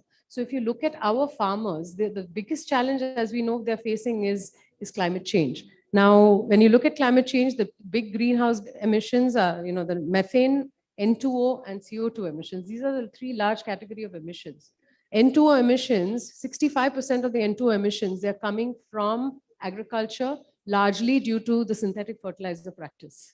So if you do not tackle that, if you do not look at address, and I think the government is very clearly saying that they have a plan in place to put forward a reduction of 25 and followed by, subsequent milestones in reduction. And I think a lot of research and industry is already working in this direction. So that's a good sign. When you look at methane, then of course we're talking about livestock and that producing and contributing to those emissions. The other issue is that livestock is also being reared in the same way with the same kind of fertilizer practice, right? And that is again contributing to that kind of greenhouse emission. And the last piece is the CO2. So if you have a forestry policy there, the challenge in India is the smaller farm sizes, so there are too many large number of farmers, so to maybe FPOs here can be brought in to develop these models of agroforestry come farming, come commercial farming, where they can become sustainable farms for the future, and this can be a big model for establishing CO2 capture naturally for the farmer. So the farmer is in control of CO2 capture. We are not leaving it to the rest of the economy to say, please come and help our farmers, So this is the other part. And yes, I believe you do need innovation. And I think a lot of active innovation is happening in the biological space, in various areas to bring this forward. Policy level initiatives to encourage whether it's a biofertilizer or a nutrient which is affecting and impacting the quality of food along with yield should be incentivized by the government. And that way you can leapfrog, you can save a lot of losses, economic losses, which the country is facing today. So yeah, with this, I'd give it back to you. Thank you. Thank you so much. I think you highlighted both the negative and the positive impacts of what we call subsidies. And you were rather diplomatic that we incentivized the use of incentivized fertilizer. So it resulted in imbalanced use of agriculture. I thought you should have used the word reckless use of fertilizers, but it was a politically correct term to use. And I'm glad you mentioned one thing, because this is something which I have also been repeatedly saying and writing also. That somehow we are obsessed with absolute numbers. We are biggest in production, biggest in volumes. We never talk in terms of our value and quality. There could be a historical background to this, because we were in a state of shortages and inadequacies, etc., when we were just basically hugely dependent upon either imports or we were obsessed with production. Now, as I said in the morning, it has been a huge success and we should be reasonably proud of that. But from sheer production numbers, we should have moved to value and quality. And that is what you talked about. And I'm very glad that you highlighted that. And also the fact that we are also in a slightly data poor situation. We have data only of 100 years when we started introducing fertilizers. And that is something I think which I had written also in that article on organic agriculture. Do we have some very reliable and authentic data about where we stand and what steps we need to take? You see, like we have achieved the dubious distinction of being the most populous nation. So we were not biggest in everything. Now we are biggest in population also. So we beat in China there. When a few days back, I was in Bhimavaram in Andhra Pradesh, about 2-3 months back. So there was a big gathering. I said, very shortly, we're going to overtake China in population. Everybody started clapping. So I found it very ironical that somehow we feel that being first in everything is great.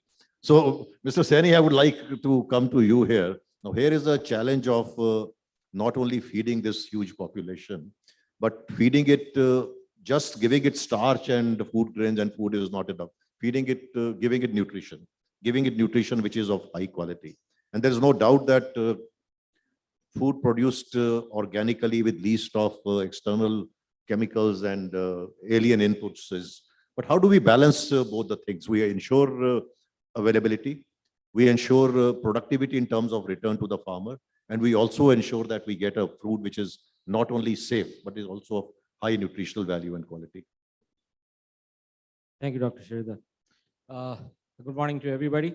I'd like to just place things in perspective.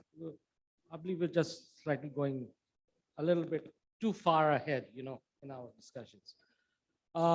Policy initiatives of natural farming. Now, what you need to really understand is what is natural farming. The government is not trying to implement or force you to go into organic or natural farming. Let us be very clear on that. As far as in the earlier inaugural session, a couple of points came across. I'll just like to touch upon them if I have the permission of the chair, just to bring it into perspective. Mr. Khan said that, we still need to understand more on the concept of natural farming. And Dr. Mehta is here, and he said that, there's a you said, sir, that there's a dot in probably defining natural agriculture in your earlier comment. And Dr. Mehta said that, biologicals need to be complementary and not contradictory, and I fully agree with that statement across. And Dr. Ashok Dalwai obviously talked about bioeconomy and circular economy, which is the prime basis of all this.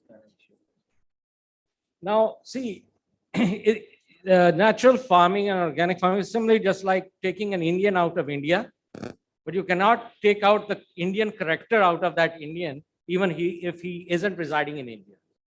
So placing into context that, natural farming is within the concept of organic farming. So the government came across with a Bharatiya Prakritik Krishi Padhyati, which was a submission under the Paramparagit Krishi Vikas Yojana. So natural farming became a submission within the concept of organic farming in this regard. And this total mission came across, which was complementary and part of the national mission for sustainable agriculture. And very rightly now we've got ecological and sustainable agriculture as our theme. Now, under this very concept of natural farming, you need to understand what is being promoted. It is not being a compulsion, it's being promoted for those who want. And where the government is wanting to promote it, it is very well self-defined. They have defined dry lands, they have defined rain-fed areas and tribal areas. So, they have defined the areas where this kind of natural farming can be promoted. Then the other thing is that they want to promote natural farming in a block level with about 1,000 hectares of area, which will consist of 4 to 5 panchayats, which roughly counts about to be 5 villages. And they are looking at adapting a natural farming within that area of a minimum at a range of 1,000 hectares, but not less than 500 hectares. Now, the beauty of this whole issue is that when you talk about, let me take into the concept, when you talk about integrated pest management, right? And you've got this package of practices for various crop protection. Now, you need to understand that one package of practice cannot be the Bible for across the whole country. because we've got different agroclimatic zones, we've got different culture practices, agriculture practices, religious practices. Let me place it across over here also, right, as a community. So therefore, all these things have been actually very well defined within the document of natural farming. I'll just walk you through this whole issue. You need to identify a champion farmer and who happens to be a cluster coordinator, which it translates into an IPM package of practice as a progressive farmer, for which the other farmers have got to follow him or they look upon him of how to go. Then you've got a senior local resource person and you've got a local resource person. Now, what is the duty of this resource person? What is the importance of this resource person being a local one? That you're a senior one and a probably junior one. See, these guys understand the local dialect, the local conditions, the local culture practices being adapted under agriculture. And then you've got a community resource person. Now, touching again back on different culture practices and religion and other things coming into across. Therefore, a community resource person's intervention becomes necessary in this regard. Then obviously we've got capacity building for expert national farming forums, or you've got training sessions going across, and then you've got residue analysis, which there. Now, one question I like to always place it. When we all agree that water in India is all contaminated, probably it is all of it is contaminated, and every fruit produced with soil or without soil actually needs water, then how can anything be organic or natural in that regard? So definitely you're going to find traces. But then coming across this whole issue is that the main definition that in organic, I was discussing earlier in the Nitya Yoga with Professor Ramesh Chand, and he brought a beautiful concept towards me. He said, see, we are not having it as a compulsion, okay? We are trying to promote, identify people who can go across. Now we've got various farmers like tribals or even distant farm villages which are still slightly untouched by the modernization of agriculture or the technology that we all talk about at this point of time. So therefore, I mean, those are the persons who are targeted. And this is an opportunity.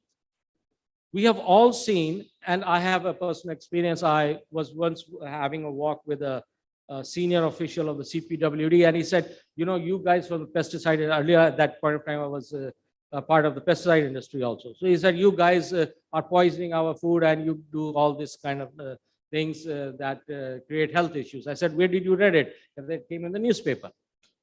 Okay, fair enough.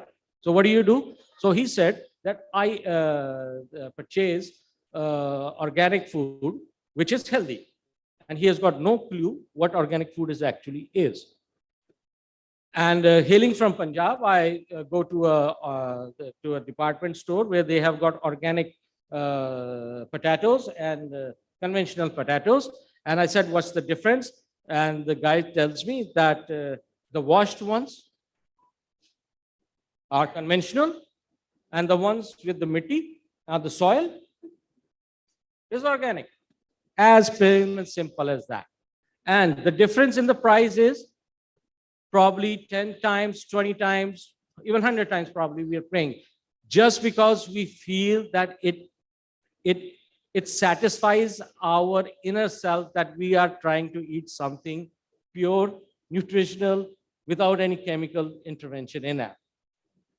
So, I mean, and then if you see that the basic concept of the government is not to hinder food security. It is also there to enhance nutritional security, wherein maintaining food security, because there it is no compulsion for a farmer to go into natural organic farming, because that farming practice is a choice of the farmers themselves. I have a cheffer with me, a personal cheffer, and he is a farmer. He says, I just use 1 bag of urea, but the rest we have gobar ka khad, that cow dung and all that kind of stuff. And that's a mixed kind of farming. So coming back to what we were discussing in Niti Ayog said, that Professor Ramesh Chand very clearly defined that we've actually got 3 kind of farmers. We got one, the total modern mechanized farmer. 2, we have got the conventional farmer who is having both organic and chemical ones. And the 3rd one who is purely of the ideology that I need to do some, probably what you want to call it, zero budget farming and all that kind of stuff. Now, the primary difference between an organic and a natural farming with respect to the input, agri inputs, is just one thing basic. Everything is natural in natural farming. There is nothing synthesized. Whereas in organic, we have got natural things which can be chemically synthesized and then we use. It be maybe biofertilizers, biopesticides, biostimulants to that regard, right? And then we have got natural products, concoctions of botanicals, mixed along with metals, with cow dung or cow urine. There is a farmer in Daruvera who does natural farming, and he showed me 12 formulations over a period of 6 to 8 months, which he prepares in drums. Something has got a strip of copper, something has got a strip of something else, and that kind of thing. And he says it does wonders. That is his belief, and that is what he feels across. Now, the benefit, again, coming back to what Dr. Ashok Dalwai represents nationally, is the doubling the farmer's income.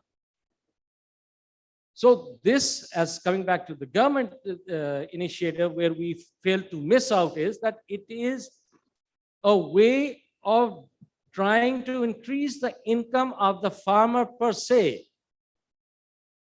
That rather than just thinking about that I can pay 5 times more the price for organic, think about what a person would want to pay for natural farming where nothing inorganic has been applied of that. Now, most of you probably also have a village background, rural background. I'm sure all of you must be having. I do have. Been having food in our village and it tastes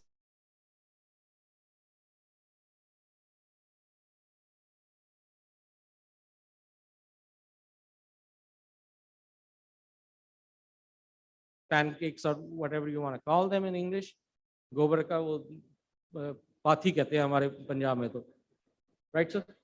Pathi kehte hain. So, things like that. So there's a difference. So it is a way of increasing the income of the farmer, and the very concept of natural farming also has an initiative of promoting such farmer producer organizations. So it is right from the sowing of a crop under natural farming, or be it animal husbandry or whatever, the total gamut of agriculture that you want to talk about, and then right to the marketing part. And that's where the interventions need to come across, because we fail, I repeat, we fail to interrelate subsequent developments in the policy issues going on in the government. For example, I'll tell you, there is this pesticide management bill which is pending since long, which is likely to replace whenever it does the Insecticides Act 1968. And there in the definition itself, they have said traditional knowledge plant protection products will also be covered under that. So once that thing comes under regulation, again, comes back to the scientists and the academia that, just a minute, sir. Yeah, just 2 minutes. Just trying to place in a perspective over here, that in that case, that product has to be scientifically justified. Now, at times, even today, if you talk about neem, everybody says that the main active ingredient is azadirachtin, but there are probably 3 or 4 types of azadirachtin metabolites which still cannot be identified. So it's just like that, like you have your faith in your doctor, but at the other time, when the doctor says that, I mean, you're not going to survive. And then people start thinking to that unseen blanket above you, where you start believing that, okay, somebody just help me out over here, So thank you very much for your attention. Thank you very much. Thank you, Mr. Seni. Thank you. You gave a very practical perspective to the whole thing, in terms of not only talking about natural farming, but developing packages of practices, and not single package, but packages of practices based on the agroclimatic zones. Also, social and religious perspective, and I think that was a very, very useful point. And also how to take it forward by creating or identifying champion farmers who could be role models for others, and having effective communication strategies by good resource persons at the community level, at the individual level. They are very useful practical suggestions for people who wish to not only practice it themselves, but take it forward in terms of actually on the ground. Thank you so much. Do we have another 5 minutes or so, or no? Of course. Okay, because I would like to give 1 minute more to each of the panelists, so that they could have one last word of wisdom, from which, I don't know, at least I will benefit a lot. Right. Okay, we'll start with you, Mr. Seni, this time. Just 1 minute. Okay. So what I like to suggest over here, in just trying to conclude what we want to say, is that whatever initiative has been taken across, let us first study in perspective in that thing, right? Like FUs are there, and they're already there, so we don't need to be repetitive. But the thing is that the challenges in natural farming is how to scientifically verify and standardize those things, because then again the certification comes into issue. And then while framing subsequent policies that may be complementary or trying to replace the existing policies, need to be understood in a more holistic and a broader manner. Thank you. Thank you so much. You did it in 30 seconds. Okay, Dr. Gauri. I'm very passionate towards organic farming because, see, nobody compels you to go into organic or natural or anything. But one has to be sincere what we want to do. If you want to do organic properly, which has been prescribed in detail based on science, or you do natural farming, which is prevailing practices. But if we need to go to a bigger market, there's of course the food has to travel. And I would rather say we should concentrate more on the operational part of it, so that the consumer gets assured that the food has changed so many the actors in between, and the food which I am getting, suppose Alfonso's of Maharashtra, I'm enjoying in Delhi. I need to know who has produced and how it has been verified, and who is marketing it, who has supplied. If I am done with that, I'm ready to pay with whatever affordable price I can give. Not very high, but to a nominal price. But what is happening, I'm very frank now, it is a digital world. So all these traceabilities are established, who has produced and now who has handled it, who has supplied it. But there's no verification, proper verification. It is a chain of custody. You need to verify at every level. So people understand organic. We are very mature enough. We understand natural farming, and government has allowed us to adopt anything. So we need to adopt as per my conditions, my capability, my knowledge, and then we will be successful. But never try to do a khichdi of everything and then giving it to the consumer as an organic or a natural farming. So this is the basic thing which I would say. I feel very, very, sad to see that good farmers get affected by bad names, because there are a few black sheep might be there, which happens everywhere, and they create this havoc. So whatever you do it sincerely. Everything is available based on science. If you want to do a 2020 model, which Dr. Mehta has prescribed, let us go to it. It is have a value. Consumer are ready to pay for that. If you go into natural, consumer ready to pay. But do it judiciously, whatever you want to do, but don't make a miss with a scratch knowledge. Oh, natural hai, ye natural. It's never potato with mud is natural and cleaned potato is a conventional product. No, I need to assure, मैं पढ़ी लिखी हूँ, I need to know किसने बनाया है, कहाँ से आया, from where, which farmer has produced it. If I know that, I'm ready to pay. So that link is missing. Number two, especially the fresh fruits and vegetables which people prefer in their diet, it should not travel a longer distance, sir. It should be nearer to your place. Nearer means at a district level or a village level, or so that I will get a pure food.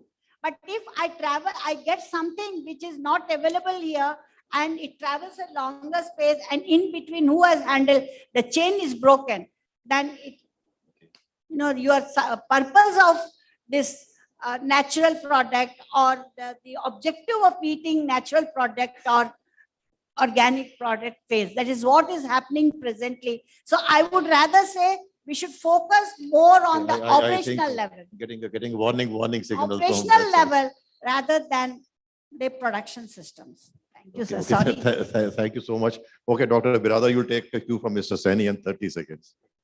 So I think definitely. So this, I think this is a pretty good. So Bharat want to become the Vishwa Guru, right? Vasudhaiva Kutumba G20 is one family, one system.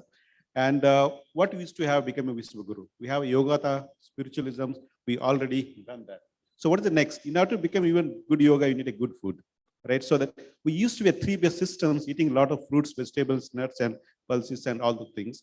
And in order to bring it back, I think this is what the even Lancet Commission recommend, that our food plate should be at least 30% of the natural food coming, right? You want to eat whatever 70% the rice, wheat, whatever, but that 30% should be coming from the fruits, vegetable, fresh produce is coming. Hitting that one, less than 10%, we have that food constituting that one. By 30 vision, I'm talking about that. By 2030, at least 30% of the populations of their plate of 30% should be coming from a naturally grown food. I think that's where we need to be heading towards.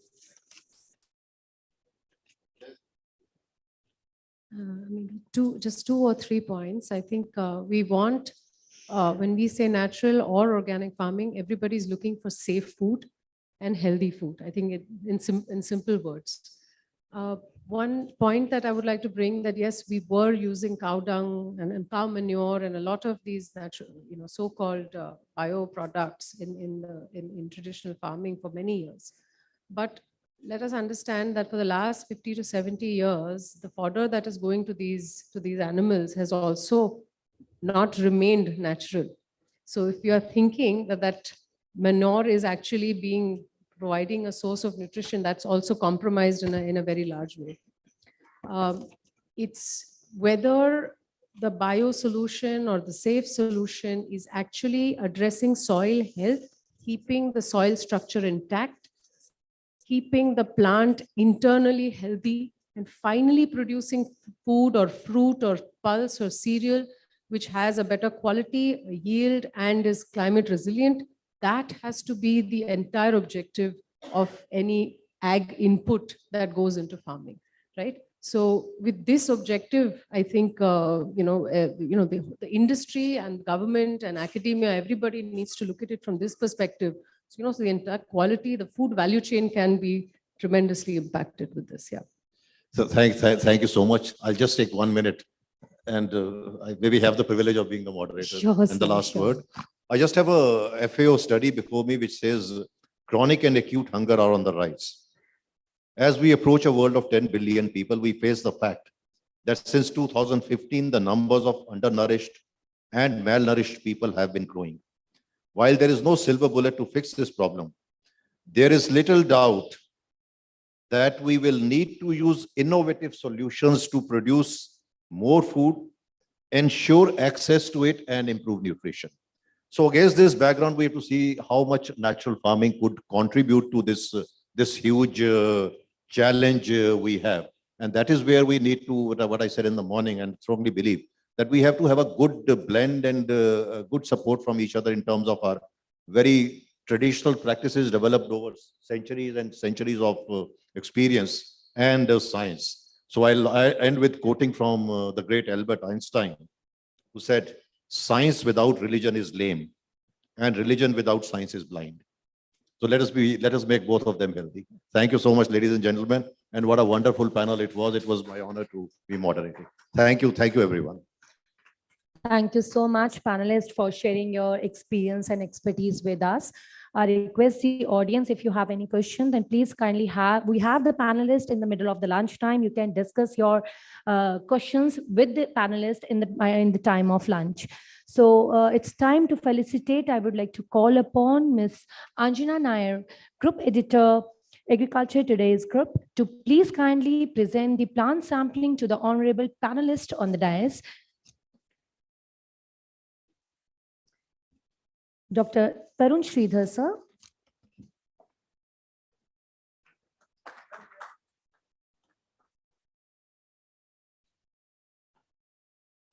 Dr. PVSM Gauri, ma'am.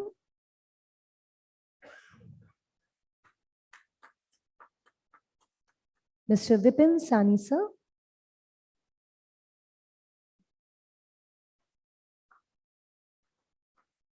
Ms. Komal Shah, ma'am.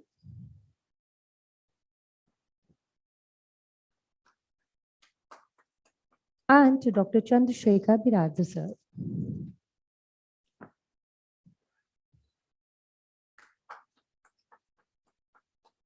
Thank you so much, panelists on the dais, for sharing your experience and expertise. Thank you so much.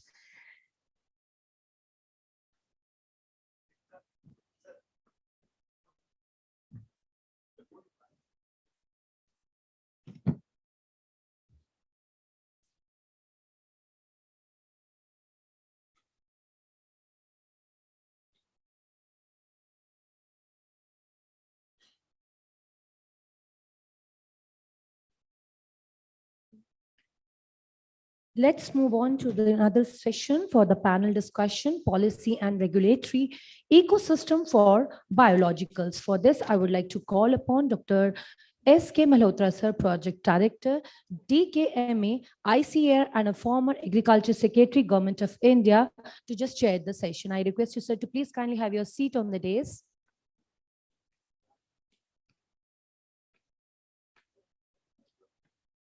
I again request Dr. S.K. Malhotra, sir.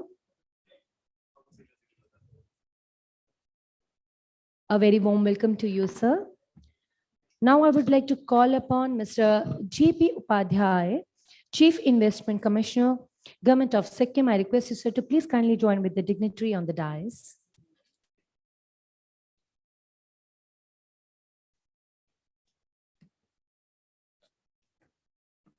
A very warm welcome to you, sir. Mr. Raju Kapoor, Director, FMC Corporation. I request you, sir, to please kindly join with the dignitary.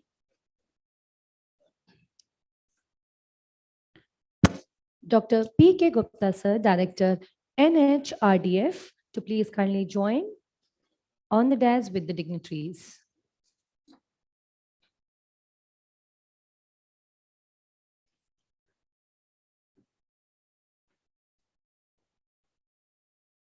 Now I request Dr. Ganesh Sharma, sir, Director, NSOF, to please kindly join.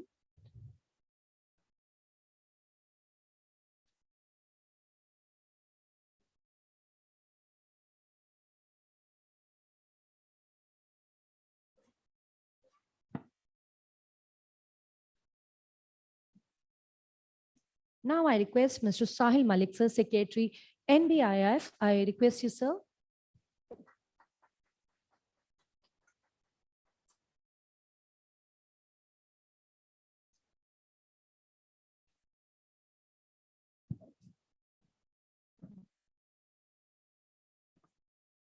We have another panelist, Dr. R. Sudhakaran, Head Regulatory Affairs, Agri Inputs, Inera Crop Sciences Private Limited, to please kindly join with the dignitaries on the dais.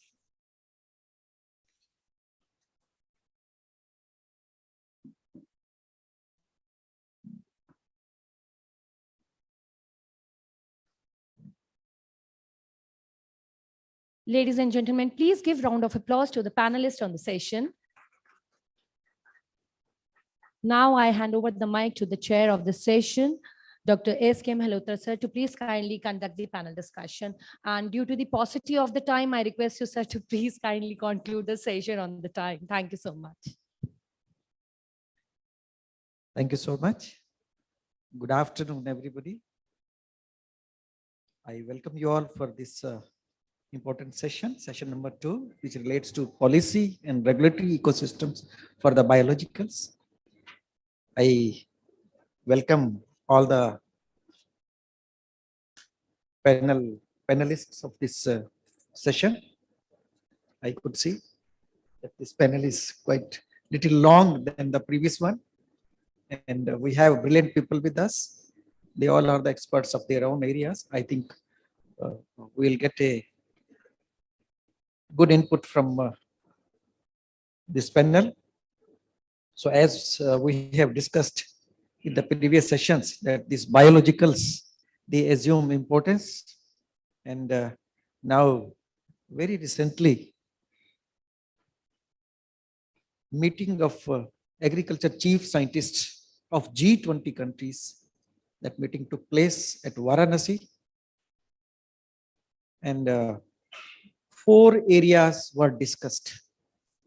And the 4 areas which were discussed were food security and nutrition.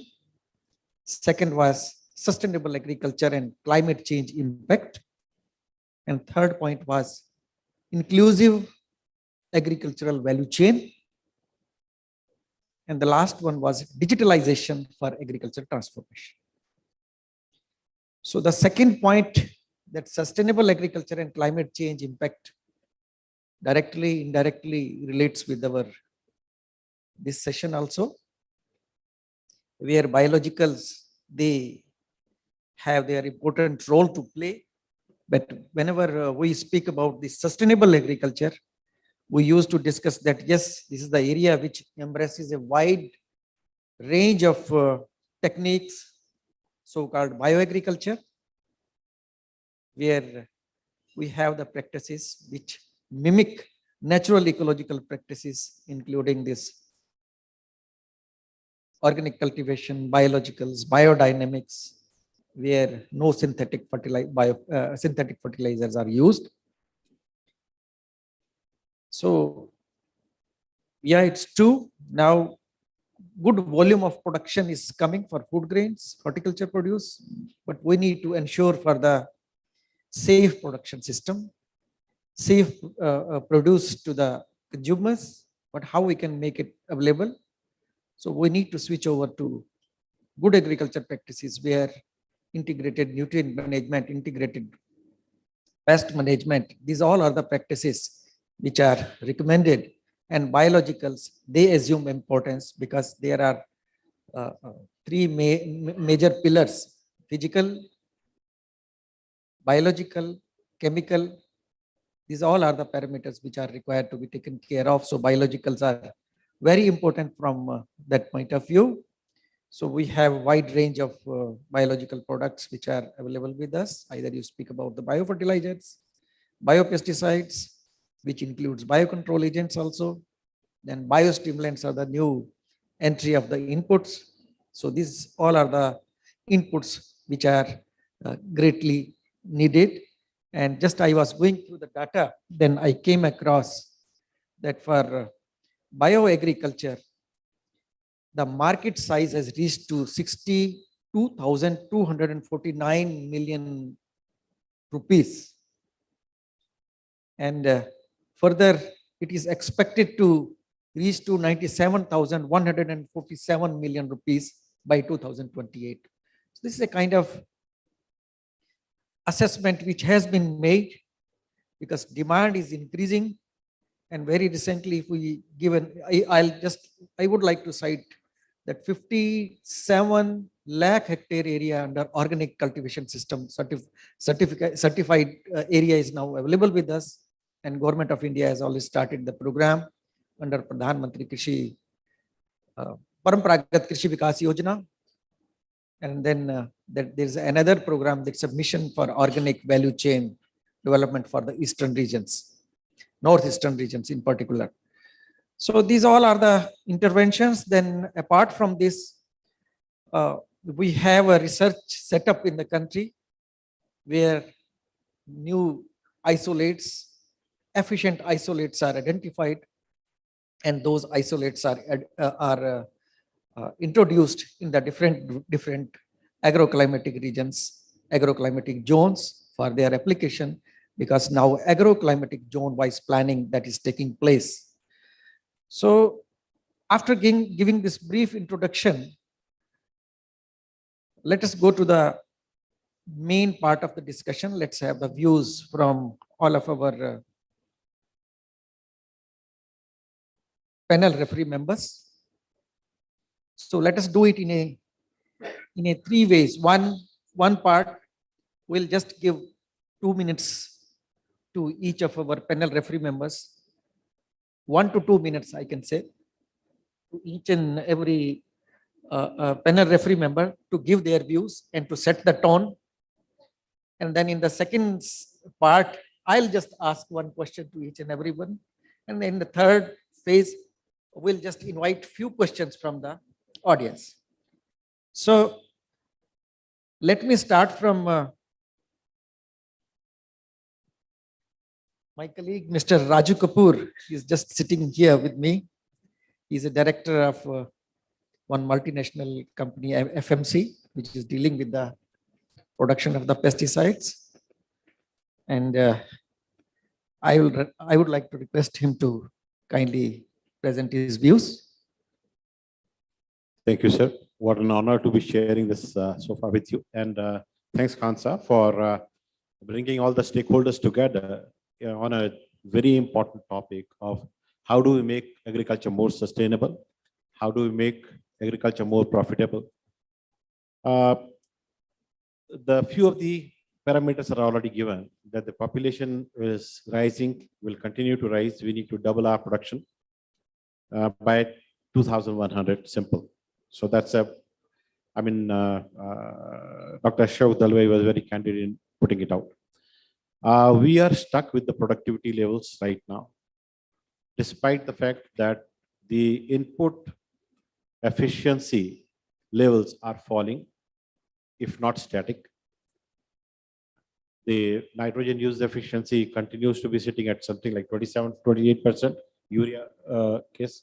Similarly, use efficiency of pesticides and use efficiency of all nutrients continues to struggle. Phosphate, the more phosphate we put in the ground, it's more and more of it is getting stuck. We need to mobilize nutrients. We need to, soil is degrading very, very fast. We need to ensure that soil comes back to become a living ecosystem rather than becoming a artificial, if I may call it a experimental pot. So with this background, I think biologicals play a very important role because they not only balance out the existing situation, but they also create opportunities for future. Now in this, I think India as a country, so I would not talk global, sir, because I think right now we should be more concerned with local. What we need to clearly do here is, we need to have an ecosystem for promoting this biological interventions to partner with other interventions. So I would not say biological versus the rest. Biologicals to partner, because that's the way forward. Sri Lanka has taught us one thing, that if you have only one line in which you go, you can collapse the whole society. The country itself can go to dogs. So you can't afford to do what Sri Lanka did. Now, in this context, I think what is very crucial is the role of partnership between the government, the regulators, and the industry, apart from farmers. The government needs to set a very clear-cut. So the role of government actually in this whole thing should become a platform rather than becoming an impediment or rather than becoming an accelerator. If they are a platform itself, it is good enough. The role of regulator clearly needs to be redefined. So they, instead of becoming regulators or a brake, they should become facilitators for this change. I'll take an example, sir. We talk about introducing newer technology. I mean, I was very intrigued with the previous session where FAO report called upon developing innovative solutions and creating access to them. Now, here is the case in India, where if I take microbial formulations, we do not even have a guidelines on how to introduce that. There's a committee set up under 433rd RC, but I don't know what the committee has come out with the recommendations or if there are any guidelines set up. We need to have very clear-cut guidelines for those because the technology outside of India has really, in the biological space, has really gone multiple fold and many, many miles ahead of what we are doing in India. We are still stuck up with what we had been doing in the 1970s. I don't see we moving much forward. What gives me hope is some of the stalls outside where they are really moving in that direction. But what we need to do now, sir, is clearly the regulation needs to move either hand in hand or ahead of commercialization. Because what is happening is in the biologicals, like microbials, I give you an example. A product is used, manufactured in one area, but it's made available to farmers all across the world. It's not happening right now in India. So if we can bring in those higher technology imports initially, they will promote a larger ecosystem of R&D. They will promote a larger ecosystem of developing the production base in India. To say that you first set up a production base in India, after that only you get a permission to import, that's unfair and that's illogical. So it will never happen. And that is the reason why we do not see advanced biologicals in the country. So if that can come up, I think that will be very important. Similarly, some important things like setting up the shelf lives. I think we need to clearly look at a longer shelf life of these products. So if technology needs to be brought in that stabilizes the products, so be it. Similarly, biostimulants, I think there are a lot of struggles still happening around regulating biostimulants. I hope it settles down fast. Clarity. So as FMC, sir, I'll just take 30 seconds more. We just acquired the largest pheromone company globally called BioFera. Pheromones are going to play a major role. But the application of pheromones will not be like what is happening today in India. We are going to come out with sprayable pheromones. So today, can we now look at developing guidelines for introducing sprayable pheromones in the country? So those are some, because the technology is moving way ahead now. So my request, sir, would be if we can have partnership between the government, regulator, and the industry to develop, to first understand what all is happening on the technology front and develop very quickly ecosystem that facilitates introduction of such products in the country and availability of such products to the farmers. Because the farmers otherwise will continue to get what they are getting. You know, they get all those black polythene bags. Within what goes within that? No, nobody knows. The government purchases, government distributes. How much it purchases, how much it distributes. God bless. So just a small request. That's all. Thank you so much. Thank you so much for very valuable points which you have raised. Those points are very important. Your suggestion is a good one, that yes, we need to work in a partnership mode. And again, I should say that some kind of participatory approach should be followed for this. We agree with you. But another point which you mentioned, that we need to have a kind of a role of the regulatory authority is required to be redefined. Roles are already defined, and even in many cases, we all have sat together with the industry to find out the solution if we are stuck at any moment. And we have provided the solution, and we have searched the solution jointly. We have done it. So there are several examples. So even whenever we have felt that yes, these are the new molecules we need to promote in the country. Similarly, as you have, we also have a new policy that yes, we need to register the new molecules which are more safer, and green chemistries are required to be promote it. So far as biologicals are concerned, and even microbials and macrobials are concerned, so there is a kind of reservation because we have our own policy under the National Biodiversity Authority, but we need to discuss that issue. I think we need to come out with a solution because some kind of policy decision is needed on that part. Shelf life is very important because already we are aware that some liquid media consortia and other microbials are also there to enhance the shelf life. Now many companies are coming forward. So that shelf life issue is also is in discussion, and we have acted upon. Then pheromone part is also very important. Very recently, one PIB rope, one pheromone mating disruptor technology that was registered. But similarly, you mentioned that we need to have sprayable.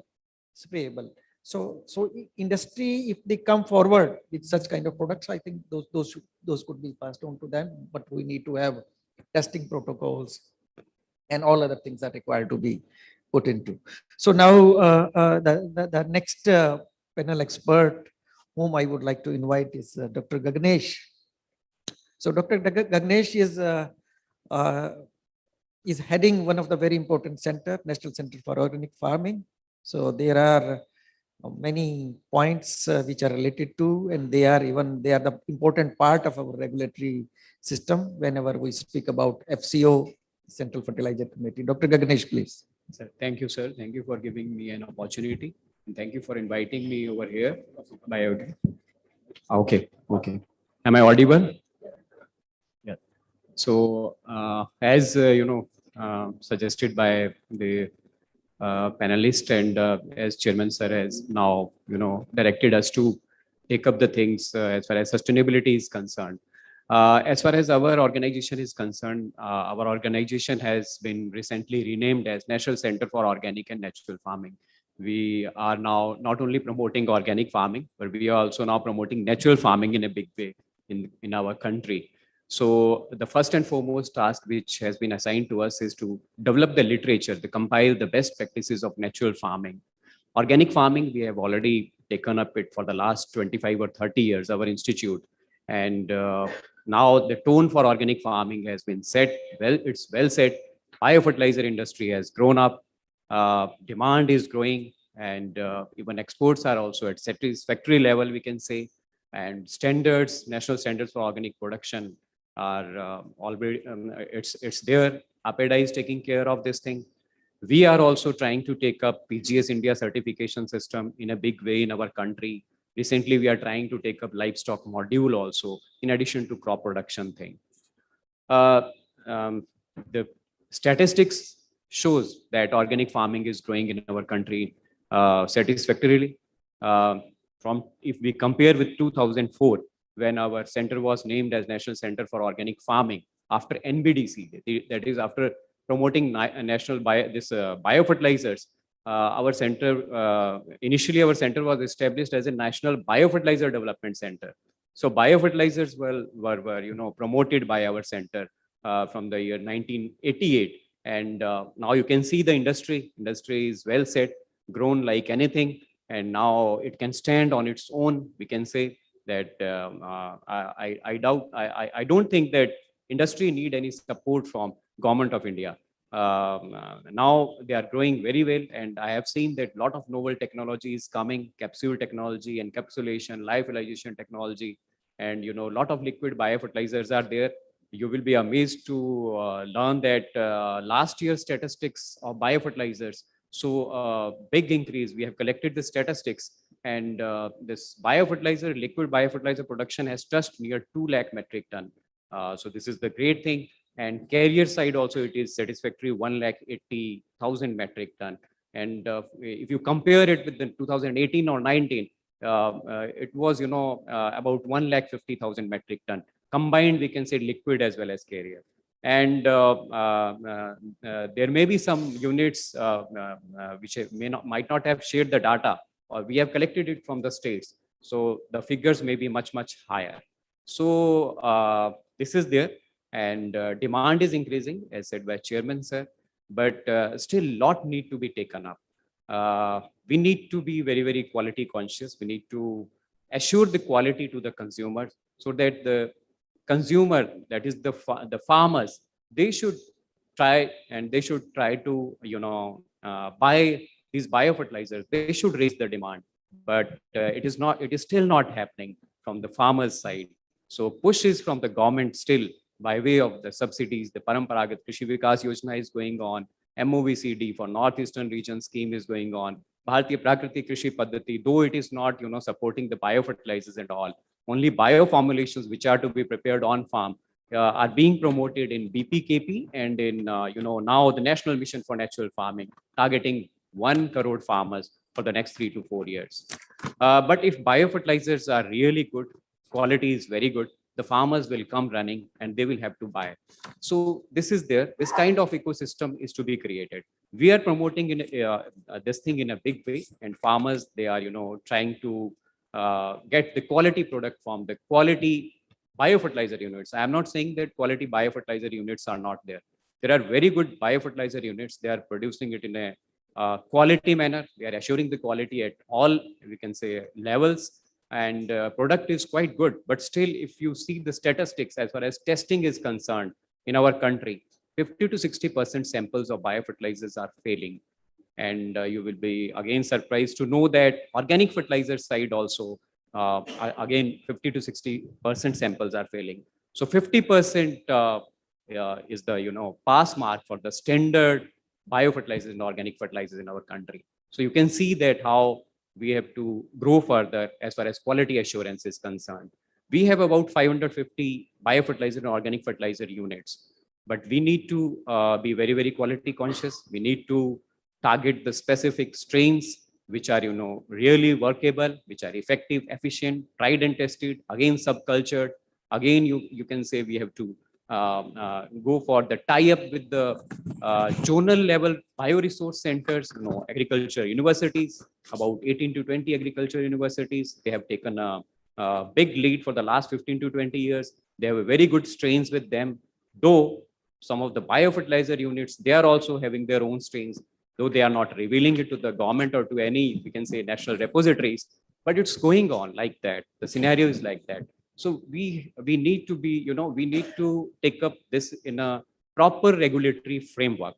Not a strict regulatory framework is required, but a kind of a partnership between the biofertilizer units, the agricultural university, which are the zonal level resource suppliers to the concerned zone, we can say.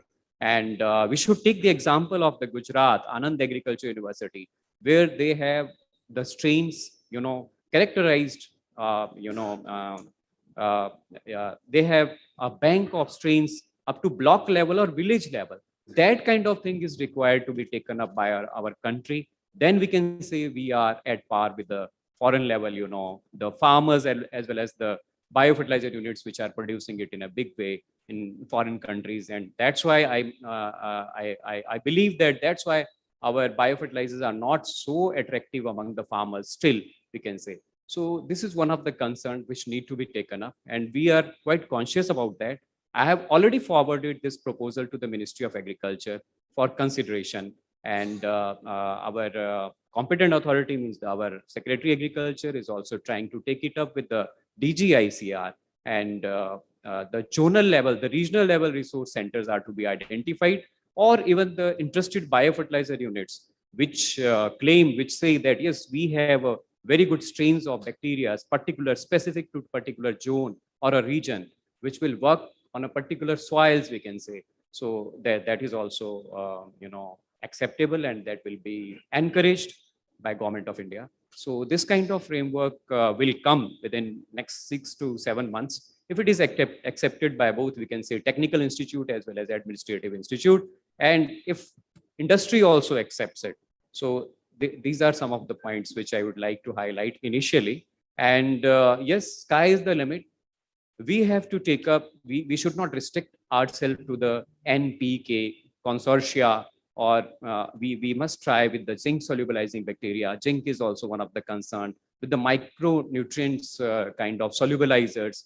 Though the primary solubilizers, we can say, or mobilizers or fixers, they are taking care of other things also. Still lot need to be researched. but we need to, try to take up the combinations with zinc as well as sulfur mobilizing bacteria or solubilizers, we can say. So these are some of the things, innovations which are required.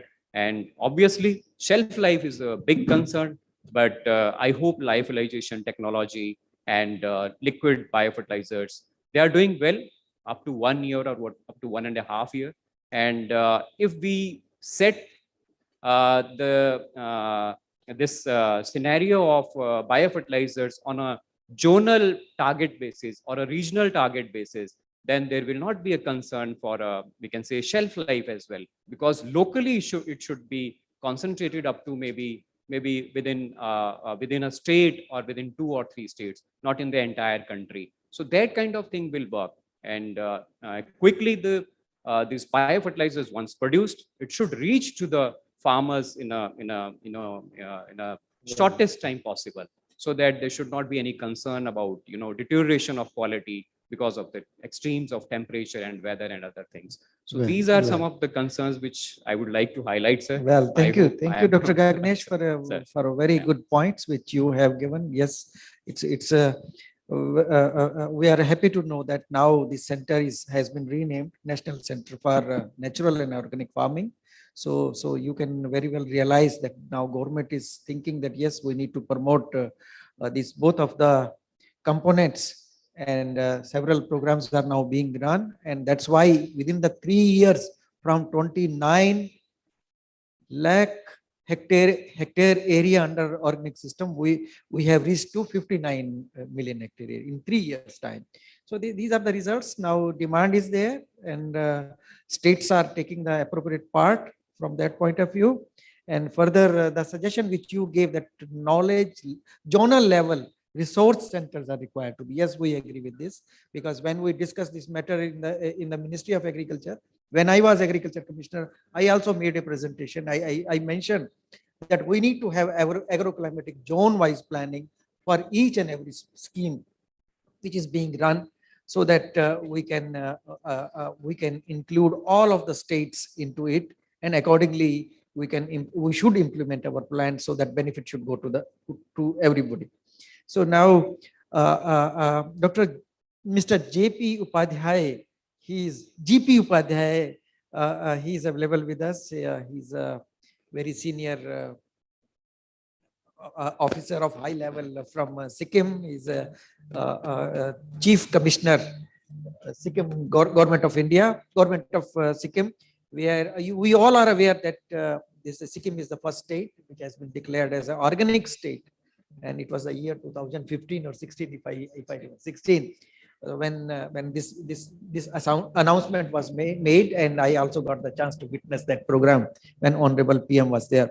So we would like to learn from you, because there are several myths and realities. Those have been raised time and again about the Sikkim state, but we would like to hear from you.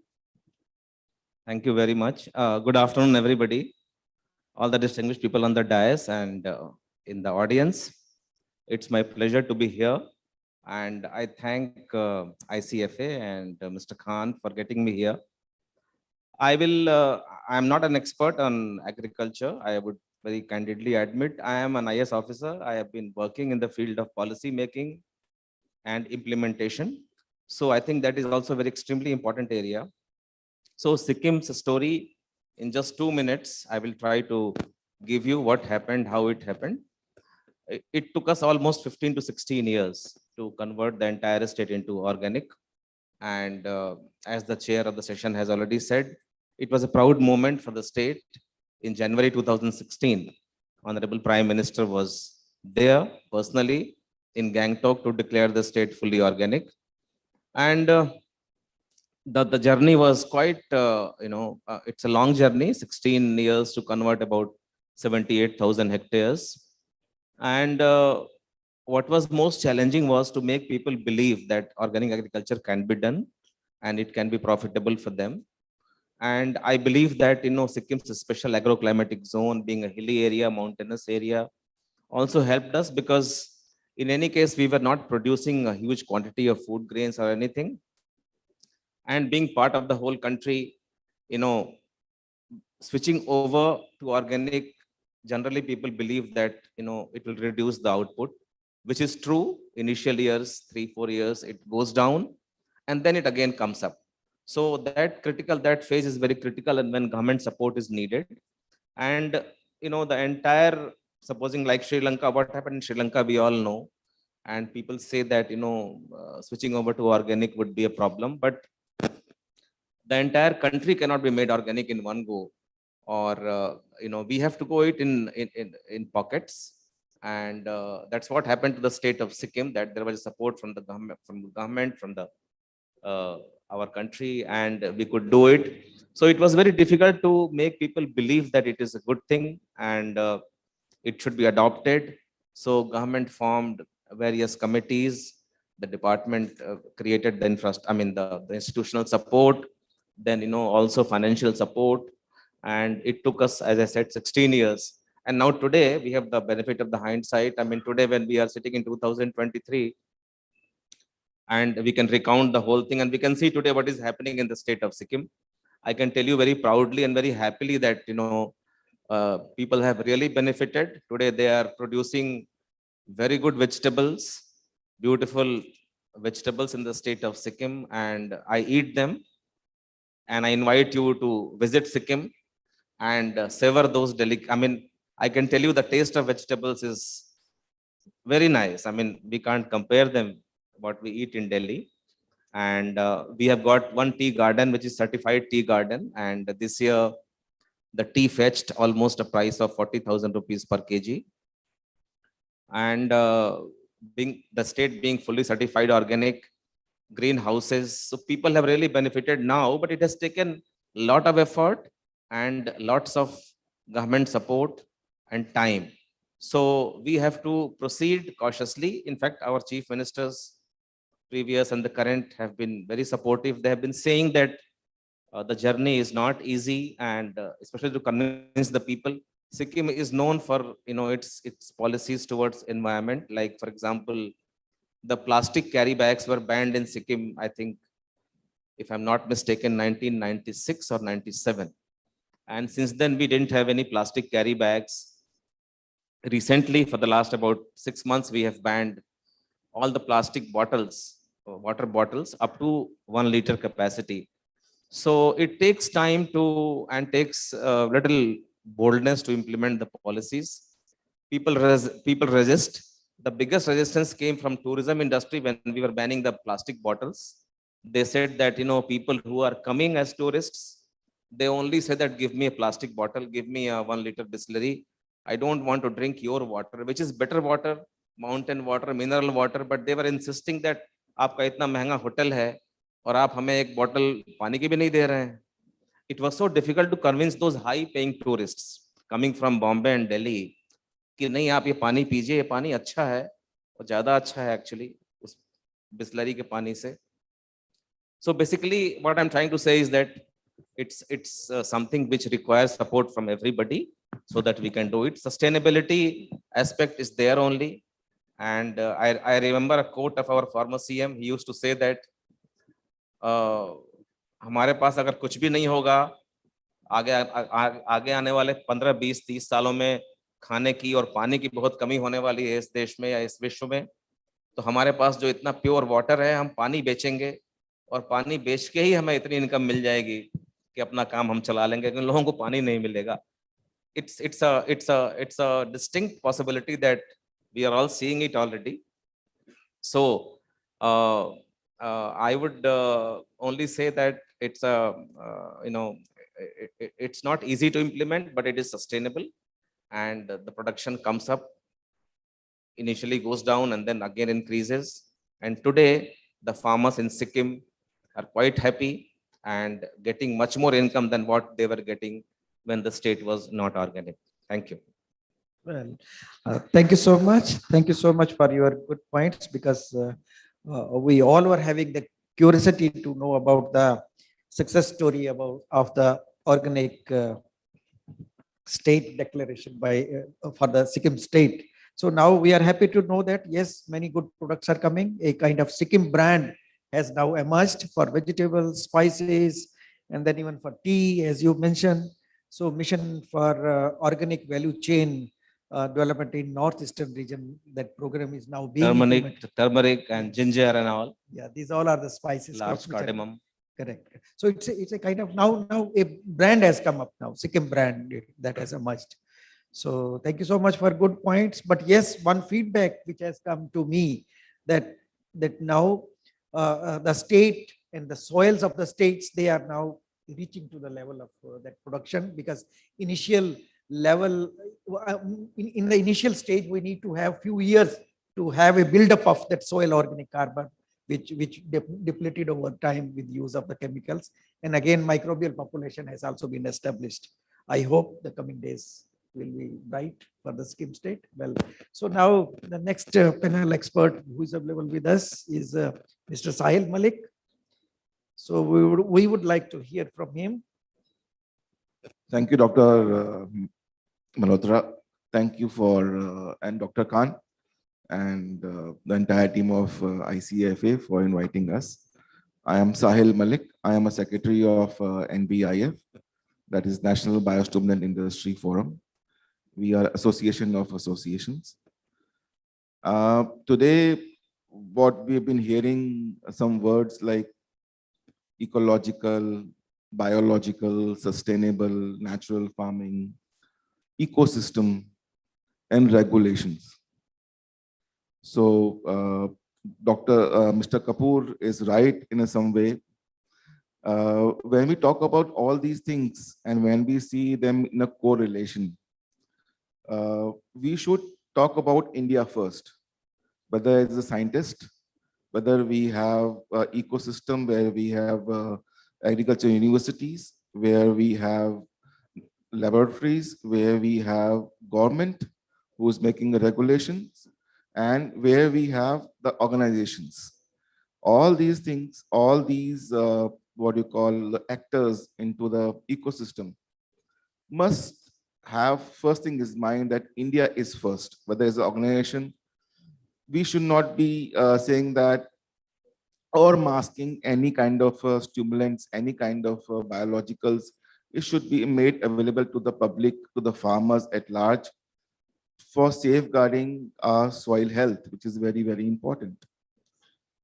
Going back to the biostimulants where we come from, where is our forte, I must congratulate Dr. Malhotra, who was a chairperson and a commissioner of agriculture. We were the second country after Europe to pass a regulation in biostimulants. And we are going through that stages of regulations where a very not so pragmatic approach was being implemented for transforming the companies from the provisional licensing to the registration of the products. So here we want that government should take active participation into it, and there should be more as a facilitators than to regulators. And this is what the government should be doing it, and they should be more towards forming our ecosystem wherein the scientists must do kind of a research or the new products, and this research should be in a proper way, not in a pot trials. There have been many research been done, Dr. Malhotra, which we've been talking to TIFAC, and they have done a research on biostimulants on seaweed, but that research has been done on pots.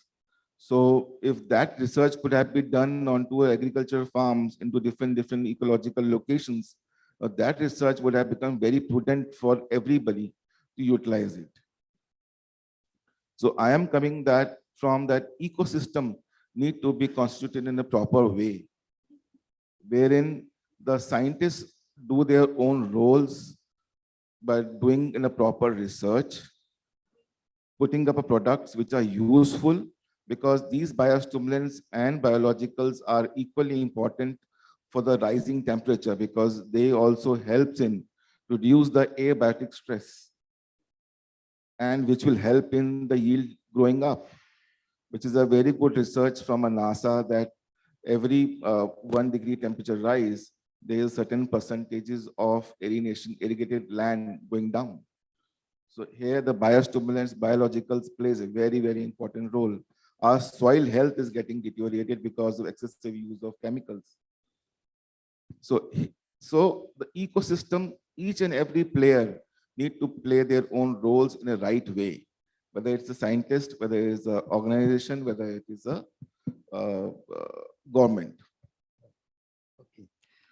Thank you, Mr. Sahil. Thank you, Mr. Sahil, because you clearly mentioned that yes, we need to have ecosystem, and that congenial ecosystem should very well address research and developmental issues, and that again should be agroclimatic zone based, right, zonal based. Well, so in between, just I would like to mention that Mr. Upadhyay, who is available with us at the moment, but because of some exigencies, he will have to leave now. So I'll just ask to the organizers now. I request Anjana ma'am to please kindly felicitate the honorable panelist of the session, Mr. J.P. Upadhyay, sir.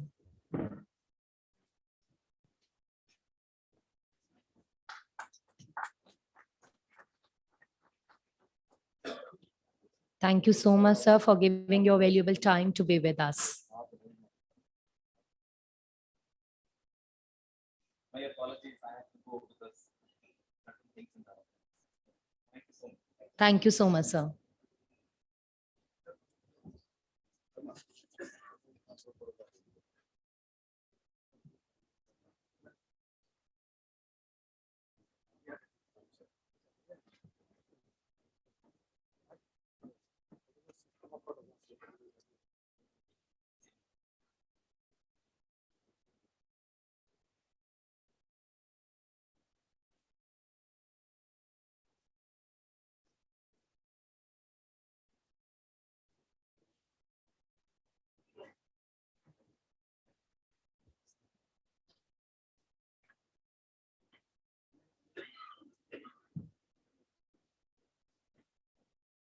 Thank you, sir. Thank you so much.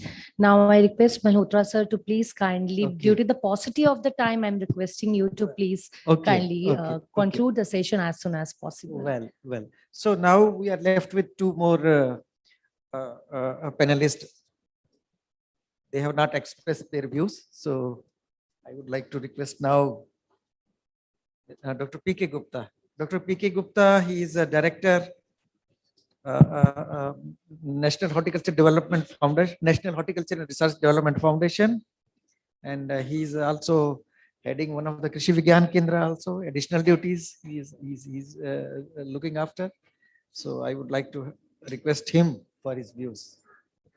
Thank you, sir. First of all, I thank to Dr. M.J. Khan Saabji for inviting me for this session. I also thank to Chairman of Dr. S.K. Malhotra, sir. I happy to share, you are well know that in this year, we are celebrating International Millet Year 2023.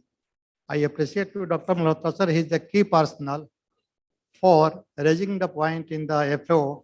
Then God of 2023, India is celebrating International Year of Millets. Now, as per discussion of this panel, BioAg. BioAg consists of many things, just like many other speakers says, ecological farming, natural farming, organic farming. Just I say biological farming or any farming, this is depend on the package of practices. In earlier sessions, I discussed package of practices. Till now, we are not able to produce as per the requirement. The package of practices consists of localized, season-wise, as well as validating the different cluster approach in the different locations. Then we say, okay, this is a bioproduct or organic product or natural farming products. Second thing, just I want to say, organic input or natural input or biomass, this is also depend on many things. If all input on the one cycle, suppose we are taking the milk is come from the animals are getting the fodder from the soil. If soil is not become the organic, not up to the mark of the organic matter, how can possible to grow the organic or natural farming?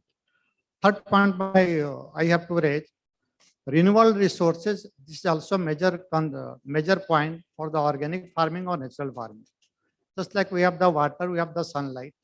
Right now, Government of India focusing many things on settle the solar energy in the green area on agriculture farms.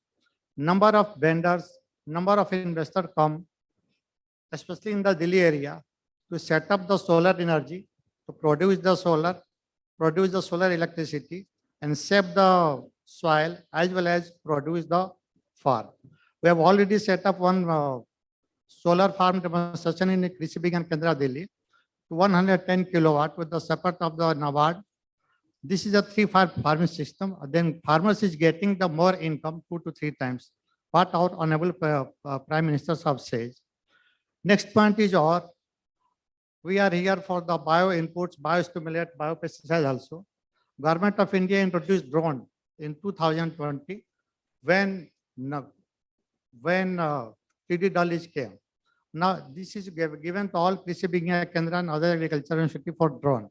But till now, dose of pesticide or biopesticide is not finalized. How much a dose for which pesticide used for the drone and how much height, as well as what is the speed of the velocity. But this matter should be taken in the consideration. This is my view of the sustainable development of the agriculture and organic farming. Thank you so much. Thank you so much. Thank you so much. Well, so I'll not give my comments now because of the shortage of time. Just Do small you in- want to speak? small Okay, input on please. that. I think the crop-wise package of practices for SOPs for drone application of agrochemicals is already finalized. Yeah. Minister released it about last week, so that's taken care of. Yeah, correct. So now I think, and those guidelines have been uploaded on the website also. Those guidelines are available. Well, so Dr. Sudhakaran, Dr. Sudhakaran, he's the head of the regulatory affairs, agri inputs in ERA Crop Science Private Limited. Please, we would like to learn from you because the title of this session is policy and regulatory ecosystems. So we would like to know from you that what you feel from the private industry angle, that what kind of regulatory system improvements and all other things are required for this one. Okay. Good afternoon, everyone. Thanks to Chairman Malhotra ji and Khansab and all other dignitaries. So my maybe few points which we wanted to emphasize from the private company. Most of our industry friends, they will also agree to that. Like how we take the India technology and products outside at the same time from the other countries, the technologies which are state of the art things are available from outside to come into India. So we, of course, we are having a lot of guidelines and the stipulations, but that should not, kind of an impediment for bringing that technology as well as exporting the same kind of products and technologies outside the country.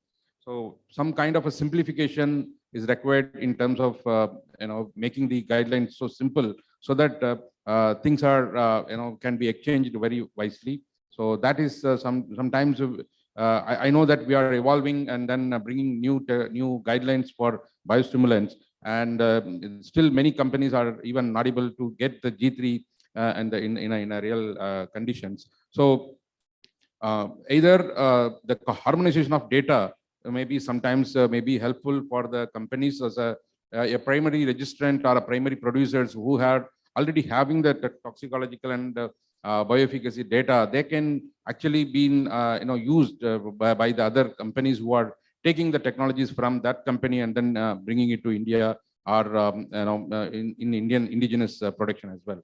So that kind of a data harmonization for biostimul, how it happened for CAB over the period, maybe I think I request those kind of a harmonization of data can be also thought through for biostimulant as such.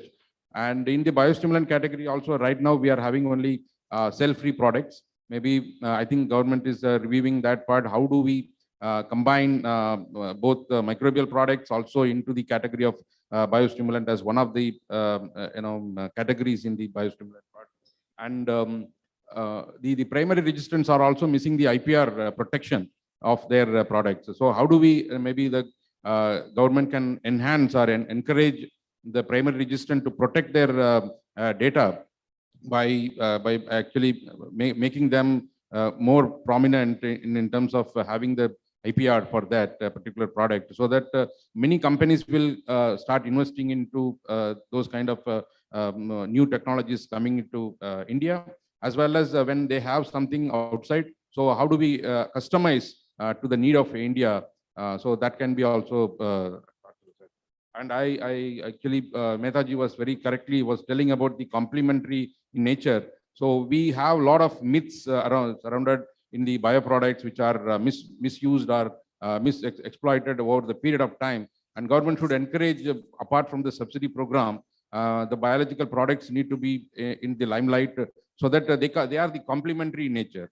They are going to support the sustainable agriculture. So in many ways, the government is supporting, but maybe more emphasis should be given from our side to the end users, to the farmers, to the growers, that bioproducts are going to be the future for sustainable agriculture. So apart from these subsidy programs and then so many other encouraging programs and initiatives, I maybe some more things need to be in that side as well, sir. Thank you.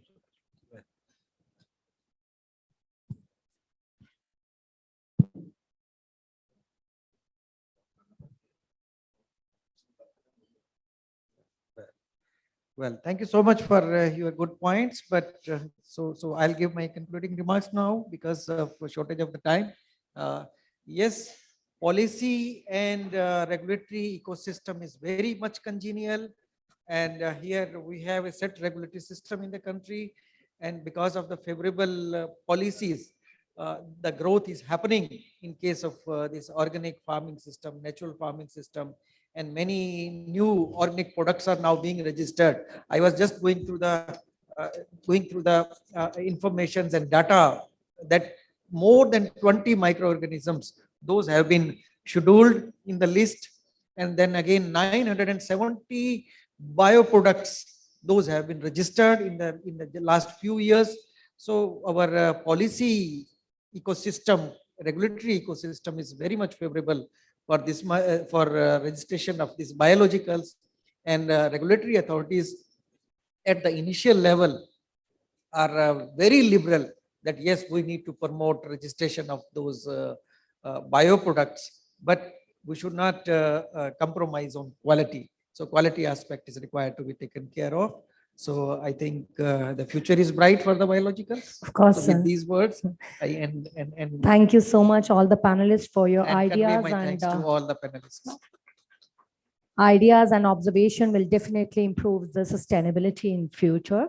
To felicitate, I would like to call upon Ms. Anjana Nair, ma'am, Group Editor, Agriculture Today Group, to please kindly present the plant sampling to the honorable panelist of the session. Dr. S.K. Malhotra, sir.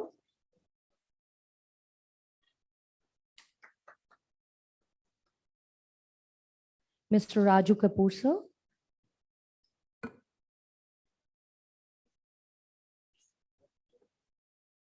Dr. R.K. Gupta.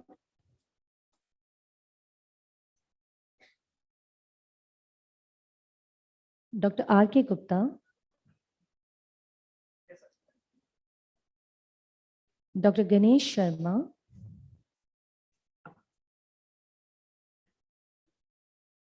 To Mr. Sahil Malik.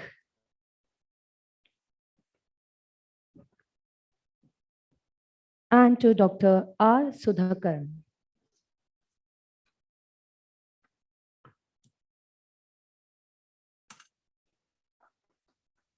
Please give round of applause, ladies and gentlemen, for the panelists of the session. Thank you so much, honorable dignitaries, for giving your valuable time. Due to the paucity of the time, I'm so sorry that we have to conclude the session very soon. So thank you so much. Now we will take a break for a lunch, and by 2:15 we have to start the third session, panel discussion for the same. Thank you so much. Please take a break, and I request all of you to please kindly be in the hall by sharp 2:15. Thank you so much.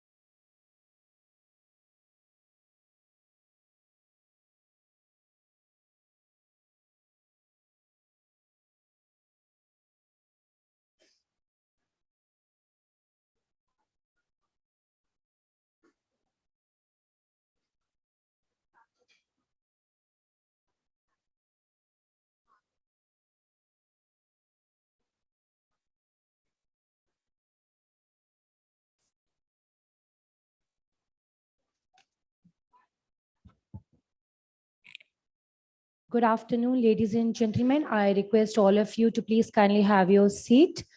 So we will begin the panel discussion. I request all the dignitaries to please kindly take your seat.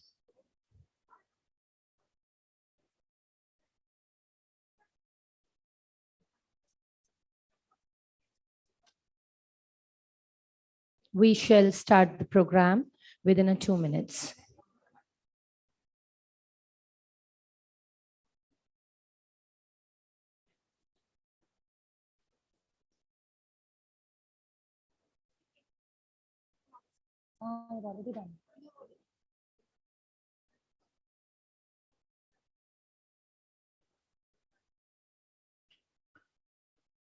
Once again, I request everyone to please kindly have your seat so we can begin with the panel discussion.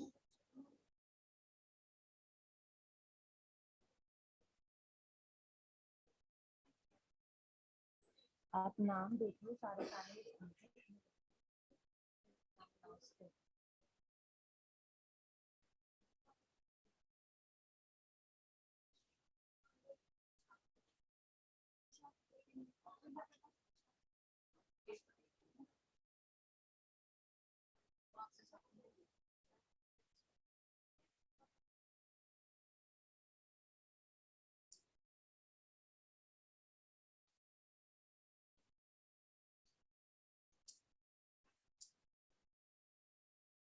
I request the panelists, if they are outside the hall, I request you to please come inside the hall so we can start the panel discussion.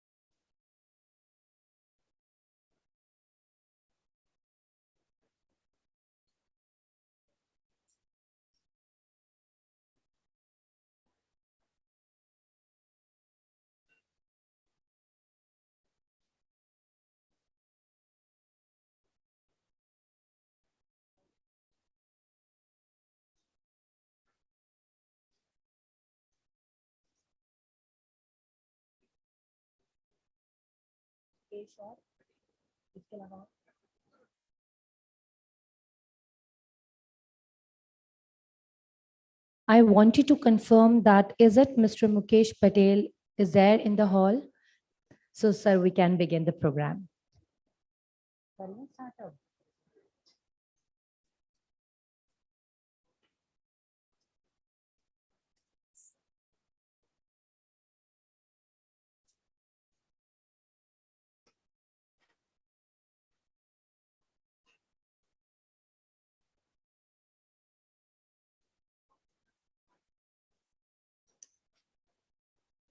Good afternoon, ladies and gentlemen. A very warm welcome to all of you once again.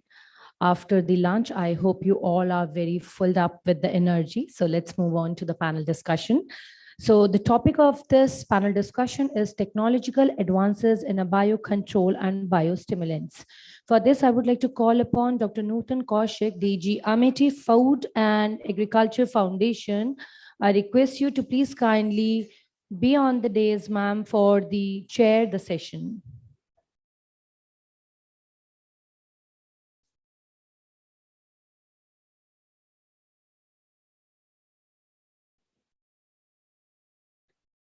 A very warm welcome to you, ma'am.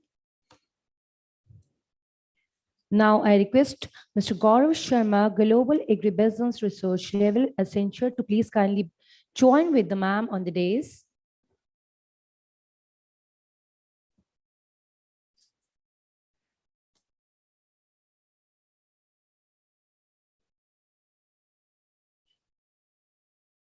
A very warm welcome to you, sir. Now I would like to call upon Debarata Sarkar, MD, Elga Energy. I request you, sir, to please kindly join with the dignitaries on the dais.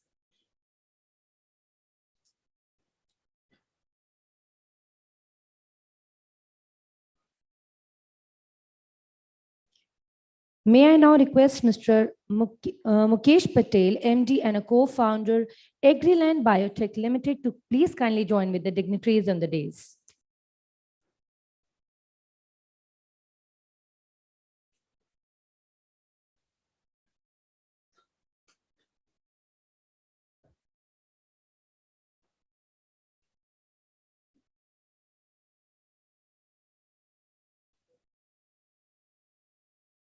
A very warm welcome to you, sir. Our next panelist, Dr. Prashant Khare, Director, Genesis Absolute.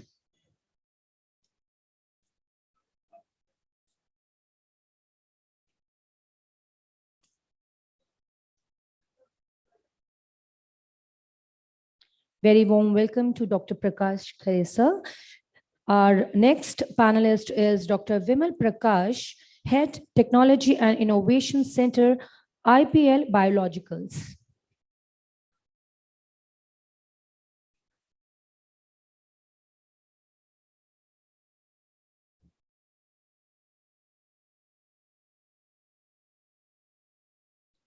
A very warm welcome to Dr. Vimla ma'am.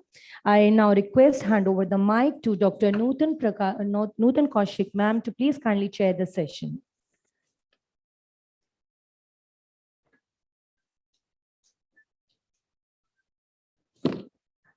Thank you so much.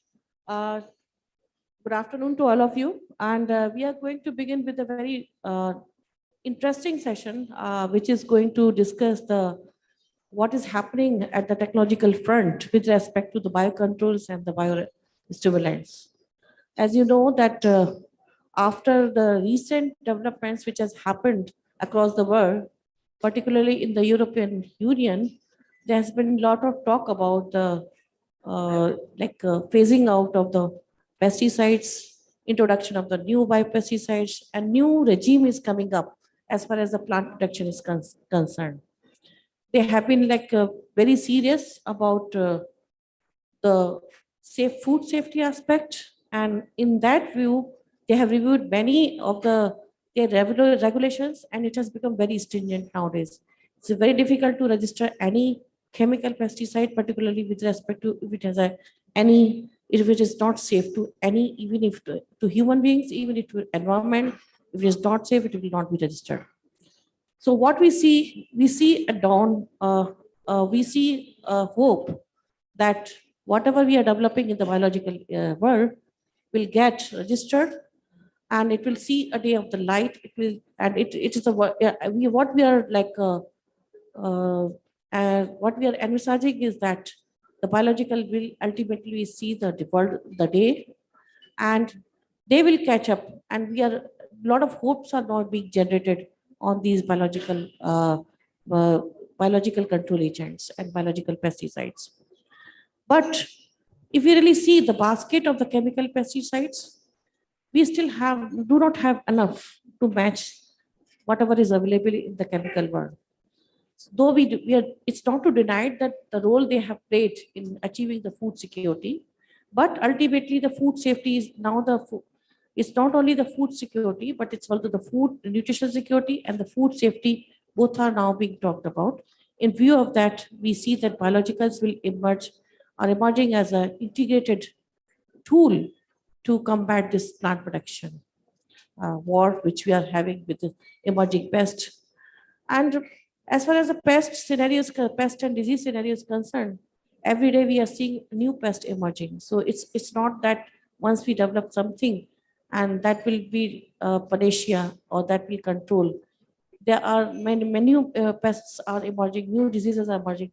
So it's a continuous war which we have to on. We have to work on war footing. We cannot be in compliance by developing few biologicals and then thinking that we have achieved the whatever we want to achieve. So it has to be a continuous war against the pest and diseases, emerging resistance, new pest, and so on. So we have a very good panel. We have very eminent panelists among us who will be sharing their thoughts about what their companies are doing, or what it is being done in as a on the front foot as far as the technological developments are concerned in this area. We have 1 hour to discuss these technological advances, the new technologies which are coming up. So in beginning, I will give you each one of you 5 minutes where you can express your 5 to 7 minutes. And in the second round, we can have certain question and answer session where I'll putting up some questions where you can answer. So to begin with, I will now invite, first of all, I would like to now list down the name of the panelist. We have Mr. Gaurav Sharma from Global Agribusiness Research Lead, Accenture. Welcome, Mr. Gaurav. Then we have Mr. Debrata Sarkar from MD Alga Energy. So we welcome here on this panel discussion. Then third panelist is Mr. Mukesh Patel, MD and co-founder AgriLand Biotech Limited. Welcome to this panel. Then Dr. Prashanta Khare is the director of Genesis Absolute. Welcome, Dr. Prashanta. Then we have Dr. Vimla Prakash, Head Technology and Innovation Center, IPL Biological. Thank you. Welcome to this panel discussion.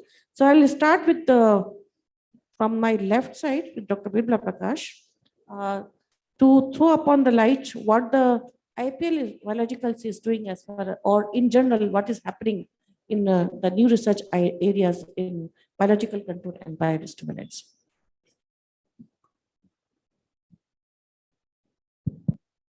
Yeah, good afternoon, everyone. It's going to be a tough session after the lunch. And thank you for giving me this opportunity, ma'am. So first thing I want to say is that, yeah, we are from morning, we are discussing by 2050, 70% of our food production has to increase. And the population has reached 140.86 crores as on today. So what is the thing we are having in our mind? Are we ready to face these challenges? There was a green revolution. What we came with the green revolution? Pesticide resistance, pest resurgence, cancer trains that goes from Bikaner to Batinda, and we have this endosulfan tragedies. These are the things we got out of green revolution. Now coming to the next stage, feeding the growing population, at the same time having a sustainable and safe food. What is the ultimate answer to this? The only answer is that the innovation is very much required. Technology innovation in all these field of biocontrol, biofertilizer, biostimulants. To start with, biocontrol, the market potential is huge. Presently, there is 800 crore is the market. In 2029, it will go up to 1526 crores. The potential is very high, but we can expand this potential, but definitely all this is possible only through a technological innovations. To start with, all these microbial based products, since I am a microbiologist, I would like to focus on that. Microbial based products, the most important thing is the strain. And in India, there are so many agriculture universities and we have got eminent agricultural scientists and we have got the best of the best strain, yes. But converting that strain into a product or converting that into a product which the consumer or the farmer is going to use is really an art, because it involves all the parameters, process optimization, growth parameter optimization, formulation optimization, the shelf life. Shelf life of the product, sadly, everybody, we ignore it. What we are giving to the farmer and what we are claiming on the label, that is very, very important. So to have that actual shelf life, lot of innovation is required. We have to give our core responsibility, social responsibility, that the product which we give to the farmer should have what we are claiming it on the label. As a researcher, as a policy maker, as a user, that's the most moral responsibility we have got. So to achieve that, IPL Biologicals, yes, we have been in this field almost for 28 years, but innovation is required in that, first thing. Second thing, for quite some time, yes, microbials are there. For last 25 years, we have been using microbial, but all single strains, Trichoderma, Pseudomonas, Bacillus subtilis, Bacillus thuringiensis. But the pest population has evolved. There is a pest complex is happening. So we need a consortium of pesticides, means you have different microbes put together and that act as one product complex to face the pest complex. That is one thing. And always when you take off a biological pesticide and a chemical pesticide, the only main complaint everybody says, it doesn't work like a chemical pesticide. It doesn't have a knockdown effect. Farmers are not happy about it. These are the only thing. Yes, technology innovation is required there and it is possible also. We have to work on increasing the secondary metabolites, what the microbes are synthesizing. There are Beauveria bassiana, it has its own set of secondary metabolites. Trichoderma, it has got its own set of secondary metabolites. So we have to have a technology intervention where we increase the concentration of secondary metabolites. So when you apply it as a product, the secondary metabolites has the knockdown effect in the beginning, then the microbe multiplies on the insects and the mortality happens. So there another technology innovation is very much required. Third thing I want to say is that formulations. Yes, this field almost 40 years. I myself is there for 30 years. So almost 40 years, 50 years, this field is there. But we have come out with very standard formulation, liquid, powder, granular, wettable powder, liquid formulation or a granular formulation. But there is a requirement. If you want to reach that much potential of 2000 crores, there is a technology innovation is required in the formulations. We have to come out with novel formulation, user-friendly formulation, where your shelf life is also taken care of, quality is taken care of, you have a knockdown effect, and farmer is happy with the product as equivalent to the chemical pesticide. Second thing. Another thing is that, see, when the product you're applying it on the foliar, the survival of the microbe is very, very important. It should have UV protectant, and you can't tell the farmer that you use my product, then use a stabilizer or adjuvant or a spreader.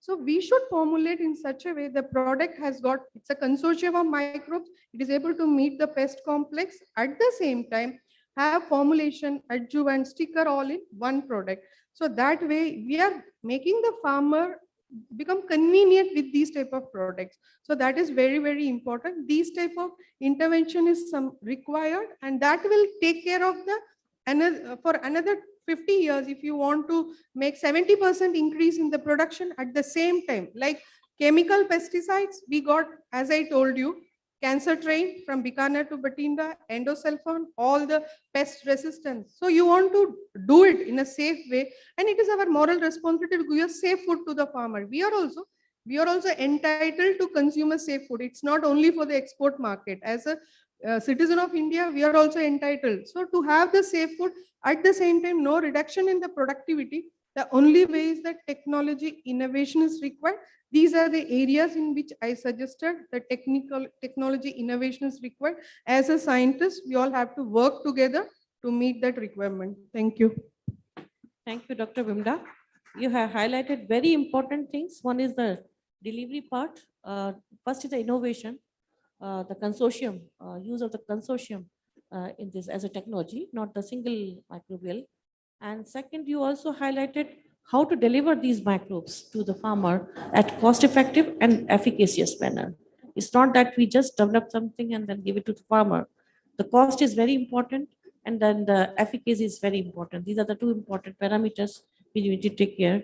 And then the secondary butterflies you highlighted, how to take care of the secondary butterflies. So these are very important points, but we will come to these points later on. So I'll just move on to my right hand side. I'll call upon Mr. Gaurav Sharma to give his viewpoints on these new technological innovations, where we should focus on, how the market sees these new innovations, what type of market is coming up for this innovation, and based on his experience, what he would be suggesting for the companies to focus on. Thank you. Thank you, Dr. Kaushik. So in a way, I am complimenting my colleagues on this panel. I have a more of a market or a futuristic work. We do that kind of background, and we also work very closely with the global agrochemical companies, all the big ones. And what we can see is that definitely biologicals is one of the fastest growing segment for all these companies. And there are reasons for it. I mean, so for example, there is a push from the consumers where they look forward to have, the crops or the food products which are more sustainably grown. They also look forward to, they're willing to pay a premium for these kind of sustainable products. I mean, this is all part of a global survey. So there could be variance in the consumers by geographies or by regions. But having said that, when we have these kind of global developments, sooner rather than later, all these things are going to happen in India as well. And if we also look at the food brands or the retailers, they also are trying to push for more sustainable products.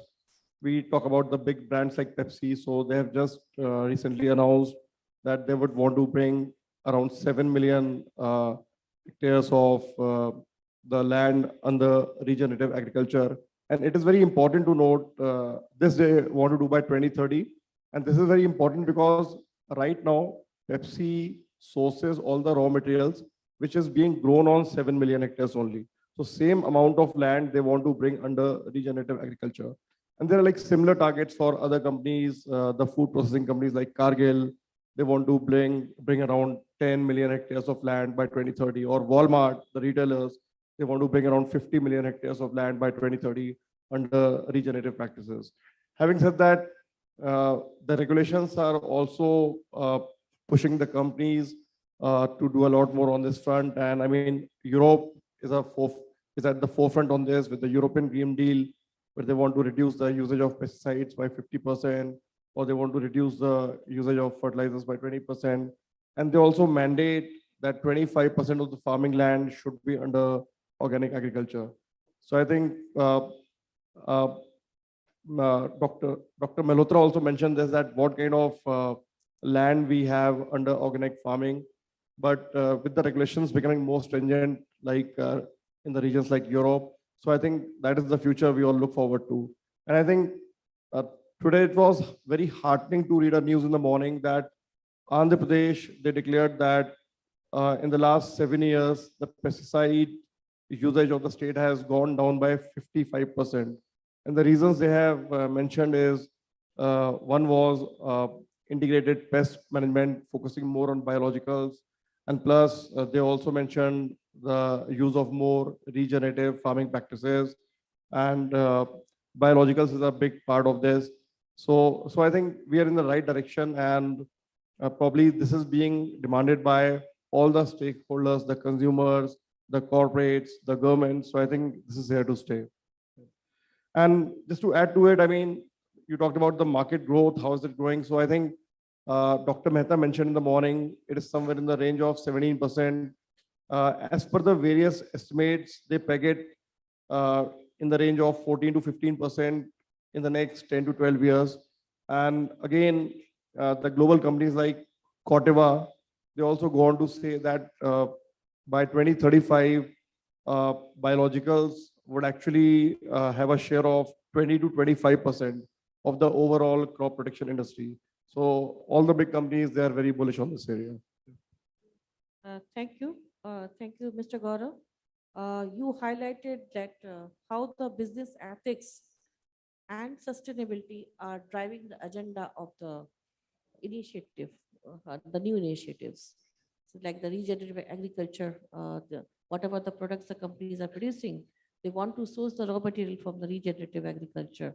So that way, that in a way itself talks about that the biologicals have a good future, because regenerative agriculture also focuses on these aspects. So thank you so much. We'll come back to you with more set of questions.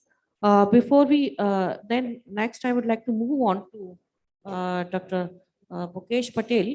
Sorry, Mukesh Patel for giving his viewpoints about the new initiatives, what's his viewpoints on the view for the new technological developments, what should be the focus, and what could be done by the different companies here. Thank you. I am Dr. Mukesh Patel, Managing Director and Founder, Agriland Biotech Limited. We are manufacturing various biopesticides, biofertilizers, biostimulant, insects experiments since 1994. We have almost completed 29 years, particularly in this business. And we have dedicated DSR approved R&D center since 2006.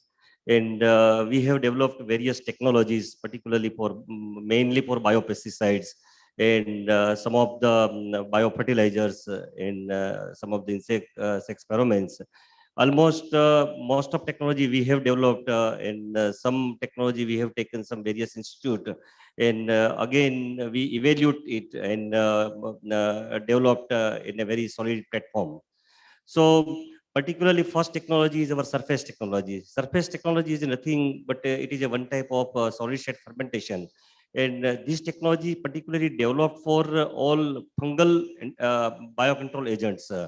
Normally fungal bioagent don't want like much about moisture. Whenever we give the moisture, they produce blastospores or spores which have very short shelf life. So particularly, this is the weakness of this liquid fermentation. So we have developed particularly surface technology. Surface technology is one type of a COGI system. We have developed specialized class 10,000 rooms for mass production of fungus like Trichoderma, Beauveria, Verticillium, Metarhizium, Pochonia, Paecilomyces. So almost we have 11 fungi. Apart from this, we have 2 Ectomycorrhiza. So we are doing all these fungus through solid state fermentation, and we are getting very good amount of spores, which the spore is very hardened spore, physiologically active, environmentally sound, and it is very concentrated form.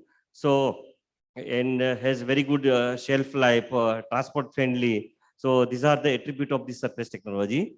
Another technology we have developed micro encapsulation technology, particularly bacteria like Pseudomonas. Pseudomonas produces a gram-negative bacteria, and it produces only vegetative cells.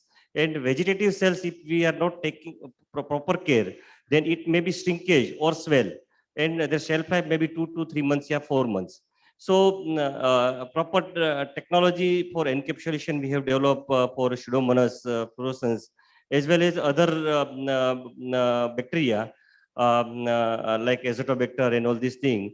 So we have very good liquid fermentation facilities also. Another technology we have developed, particularly insects experiments.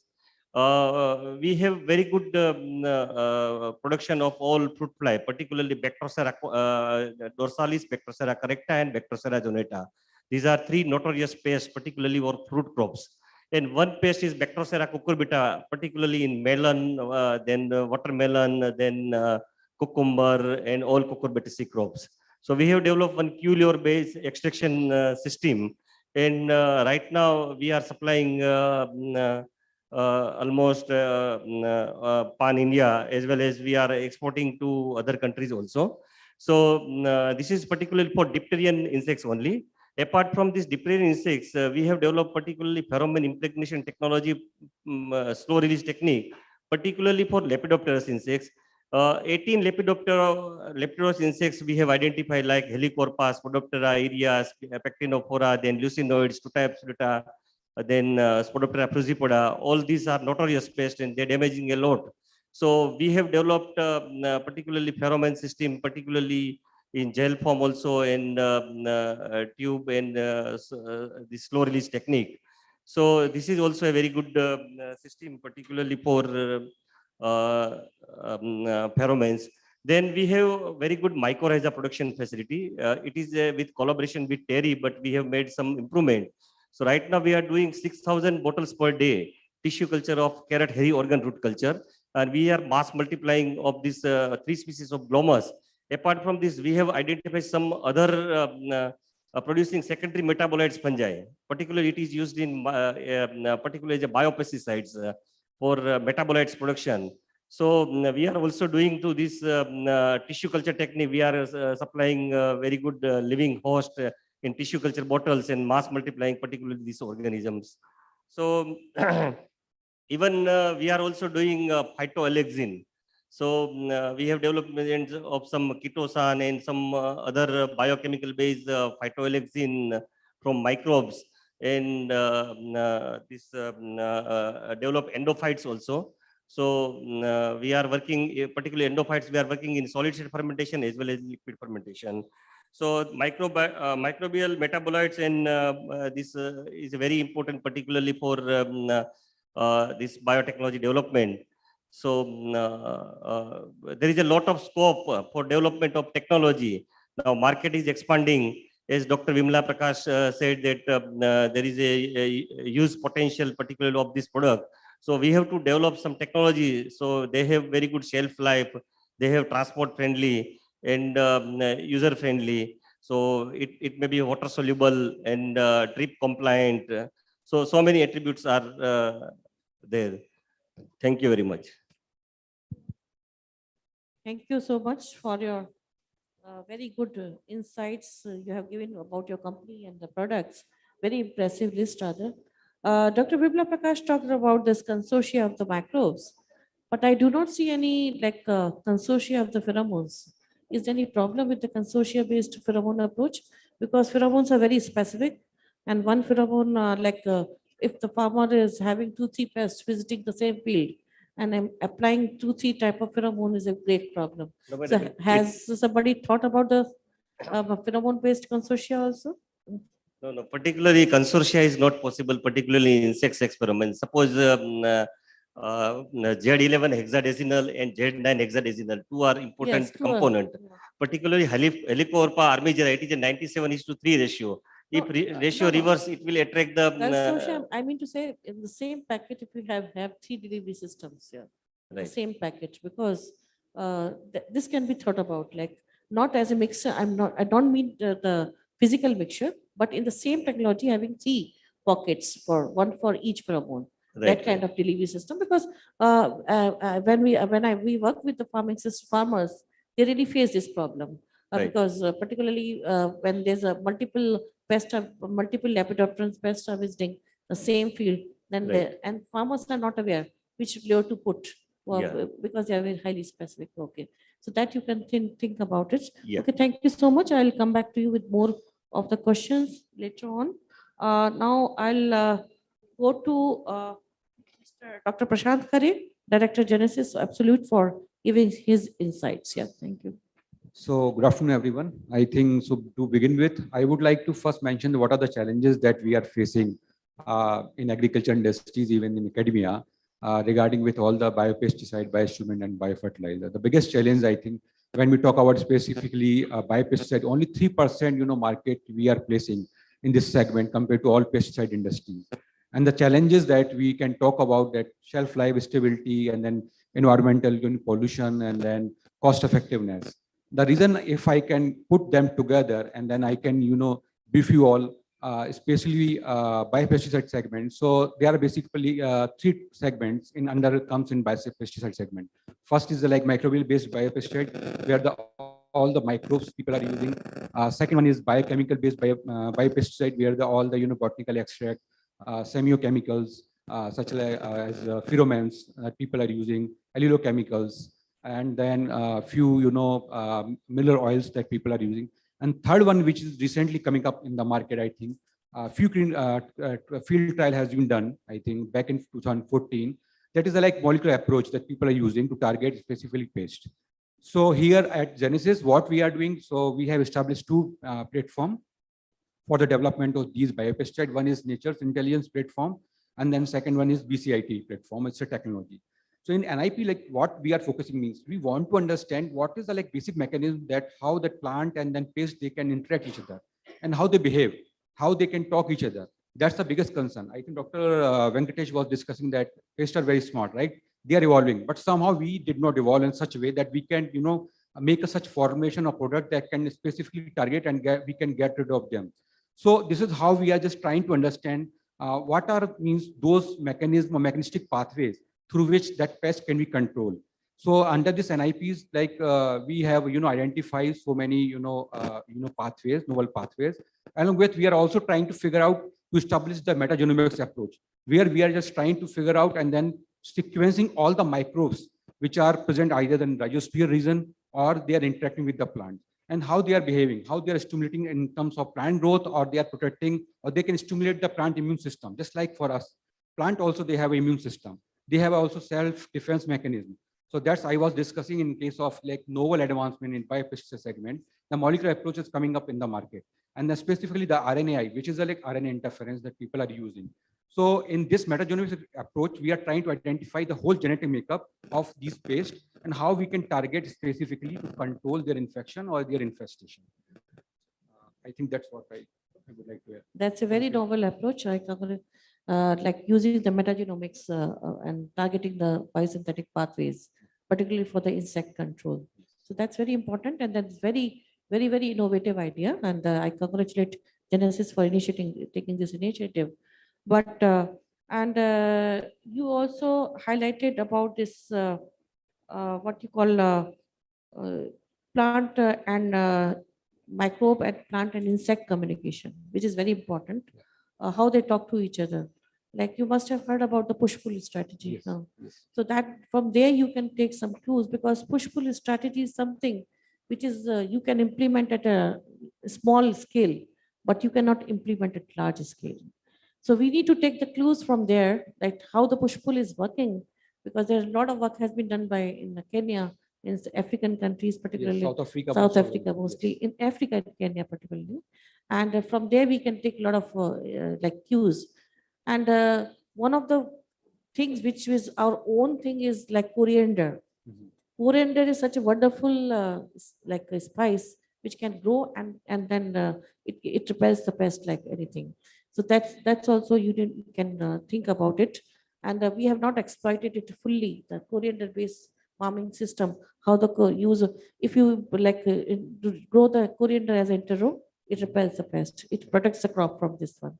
So likewise, there are lot of opportunities which we have not even thought of. We are just going in a traditional way. So we have to like think out of the box. We have to think new strategies, new paradigm, so that new, and because India is rich in biodiversity. We have so much of rich biodiversity, and we have not exploited it fully. So this approach will help us in giving new cues, and from those cues we can develop new biologicals or new biopesticides by targeting new biosynthetic pathways. This is a very good thing. And then now I'll go to now Mr. Devrata Sarkar to give his remarks and opinion about and his suggestions about this new developments which should happen in the case of biocontrol and biostimulants. Thank you. Good afternoon. And I think thanks, Dr. Khan, Agriculture Today.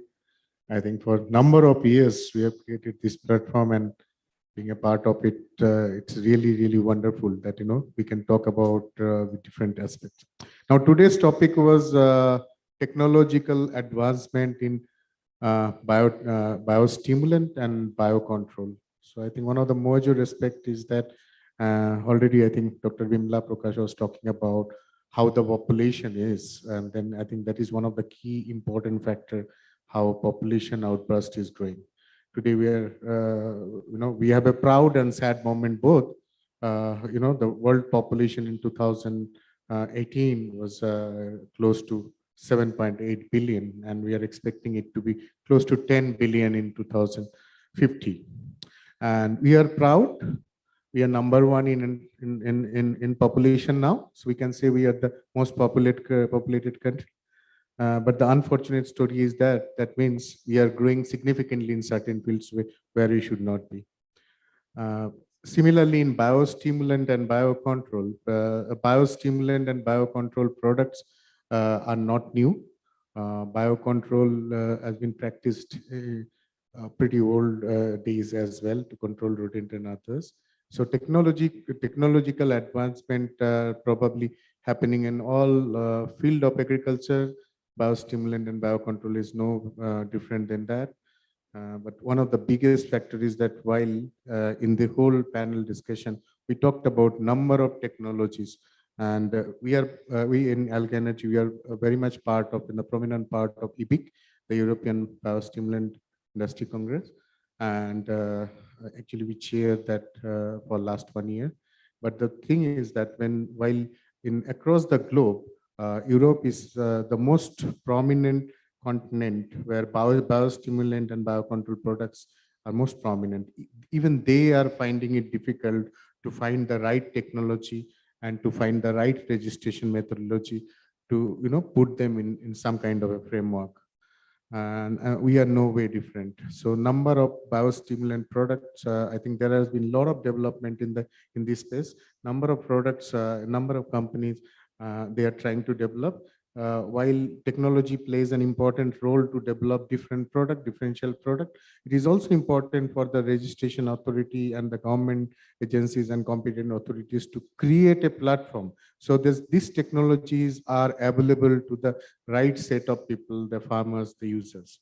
Because you may have the best product, but if you do not know how to put it in the right place, what we'll do with that technology and advancement. I know there are a lot of companies, even there are a lot of peptide-based products which are excellent and exceptionally good insecticidal properties they have, and they are good in certain aspect. But when it comes to registration framework, when it comes to put it in the right framework and to bring it to the farmer's table, we do not have any clue in which category we are to put in. There are multiple essential oils which are exceptionally good insecticidal properties, but they are not under any category. So even if, so all the investment for technology, developing technology requires a lot of money and a lot of time and other consumable factors.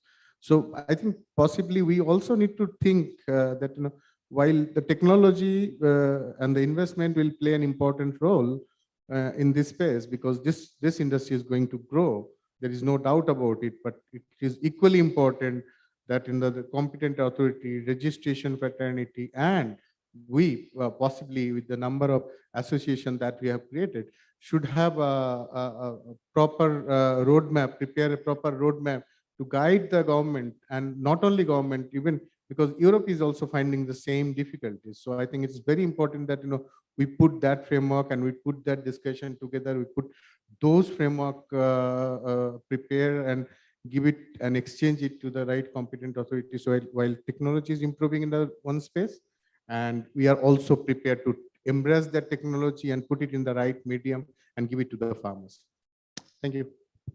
Thank you, Mr. Debrata, for giving us the food for thought that how the regulatory system should work, help in giving the new products to the market. So with this, I would like to throw the question to my panel that why is that the new products takes a lot of time to come into the market? Like if we talk about the biological, we have the handful of only the traditional ones. We talk about the trichoderma. If we talk about the technology, it's only the trichoderma, pseudomonas, and a few handful, like 6-7 biologicals, which comes in the mind.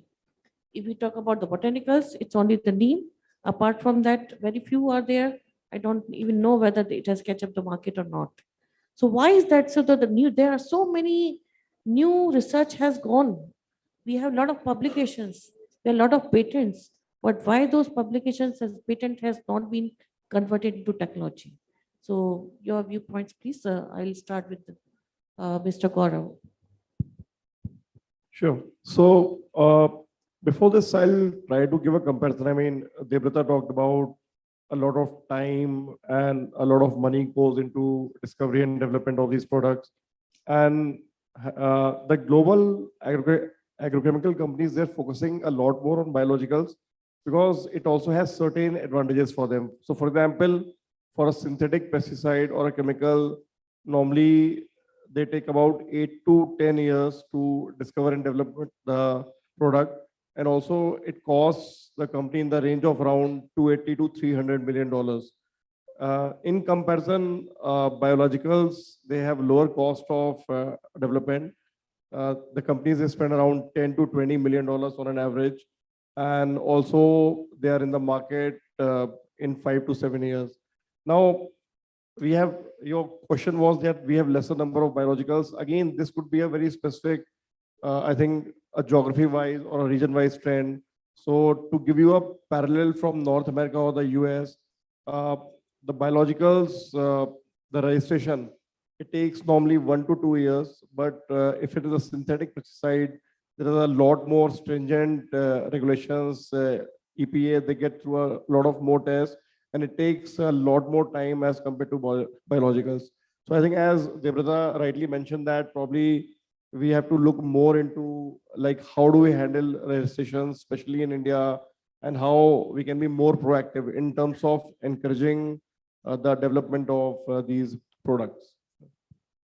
Thank you. Same questions to you. Oh.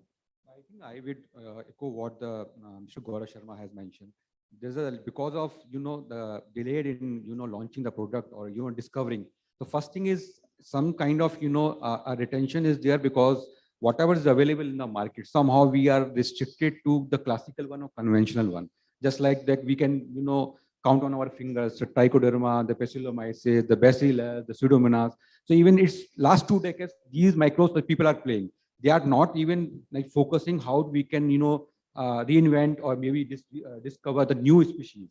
So where this is the lacuna that I am seeing, and we need to think about it. Second thing, the moment you discover something for new registration, for regulatory guideline, that's another thing. That's a big gap that is also taking a time. Do you think this metagenomics approach can help in early registration of the microbials So at least? I would say metagenomics approach, the registration or regulatory part that I can't comment on it, but definitely for product, for the making safety point of for view. safety point of view, for product means efficacy point of view, definitely it will help a lot. It will help. No, if Yes. we can provide the metagenomics data, Yes. we can push this through the regulatory bodies. Yes. That if the data is provided, maybe the safety aspect, the bioethical aspect can be taken care Correct. of. So for example, So, just like the recent pandemic, like we have all gone through this pandemic for COVID virus or coronavirus, right? It keeps evolving, right? The mutation is happening. Just like same pest also, that whatever the infection is happening to the plants, the pest, they are also evolving. They are pretty much smart. And with this metagenomics approach, that will help you out that what kind of mutation is happening with their virulent gene. And we can find out and then we can design and discover our novel product. thank you. Thank you. And I would like to move on to Mr. Debrata. The same. I think you have already highlighted the challenges, but once again. No, I think, you took the right example that, pandemic. I think how many people here has taken 3 vaccines?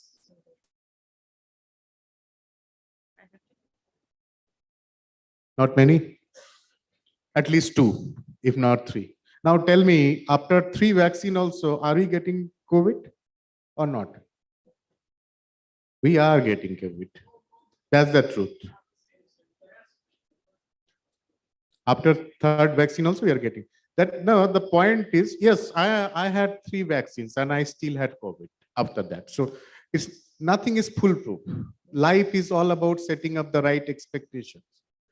So if you are using, if you are using, correct. So that's what I say. The right expectation is that when I'm using a biological product, I'm taking a safe, because it is not only about using a synthetic pesticide to control a pest. It's about minimizing, optimizing things. So a lot of education has to happen, and lot of setting up the right expectations. So that that understanding has to happen.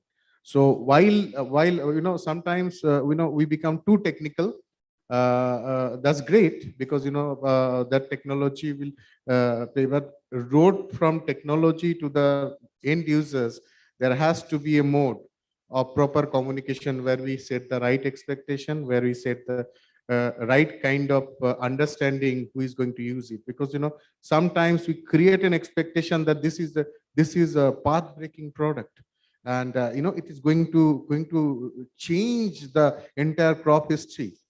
And a typical communication, when it ends to the last mile, it behaves like a magic stick, and you will use a biological, it will control the entire pest scenario. That doesn't going to, that is not the case.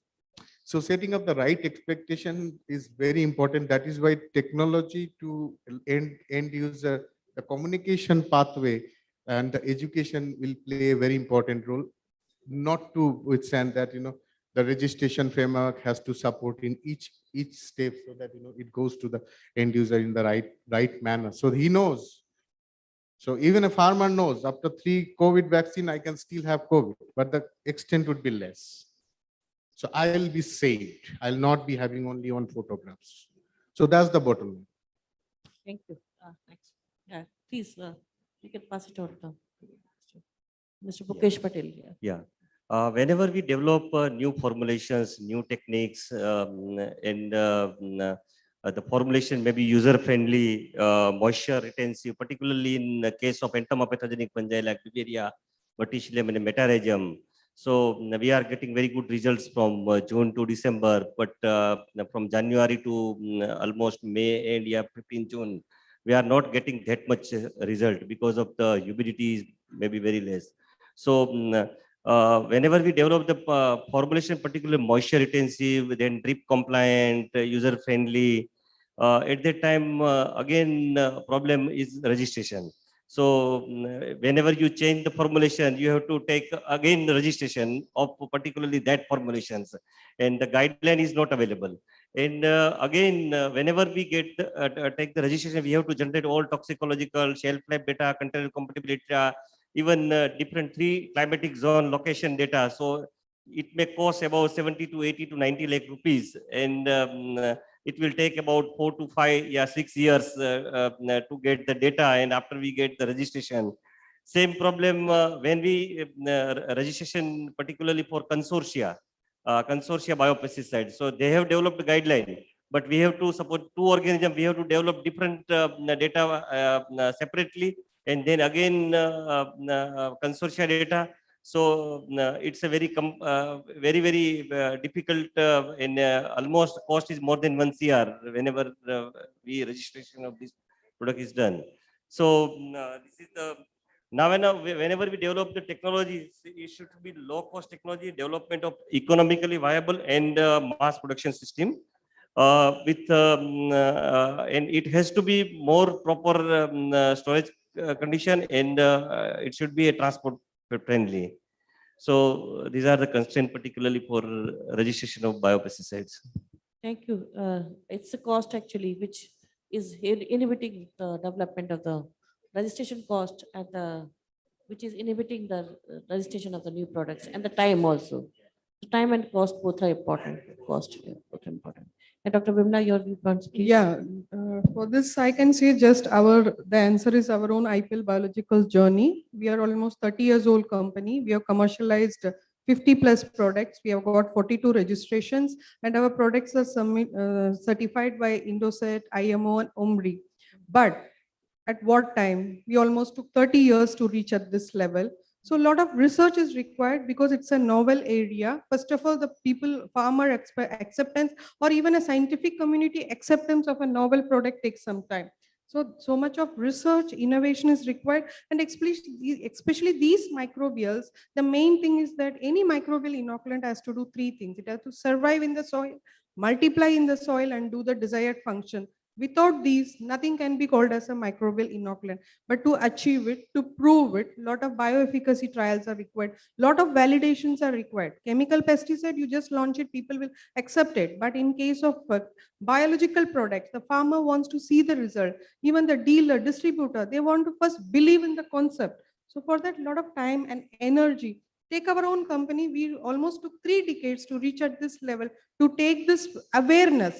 We created the path. We made the people that aware of biological. Rest of the people are doing it. But it takes so much energy because it's a new thing, new niche area. The acceptance level is very low. Entire policies, sometimes it goes against us. So creating all the favorable ecosystem for any initiator who is going to be the leader, it will take a lot of time. So certain ecosystem has to change. So it becomes very feasible. But anyhow, the energy and effort is going to be the same with respect to biologicals, because it's a new thing. The farmer, that everybody has to accept it. Might be in another 50 years, the scenario may change. But until then, it's going to be a hard work for all of us. Thank you. Thank you. So in this round, we could find out that there's a inhibition is on part of the basically two reasons. One is the registration, which is very tedious here.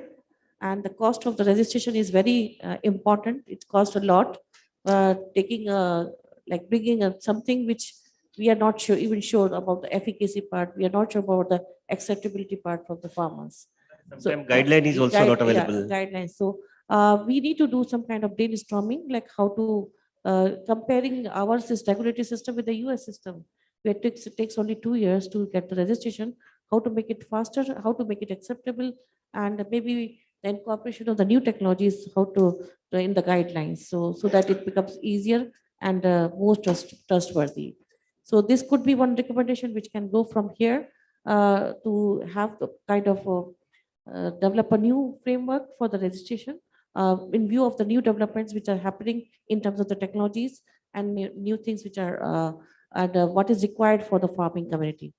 Now, one last round of question will be like one suggestion from each one of you as a policy suggestion from each one of you.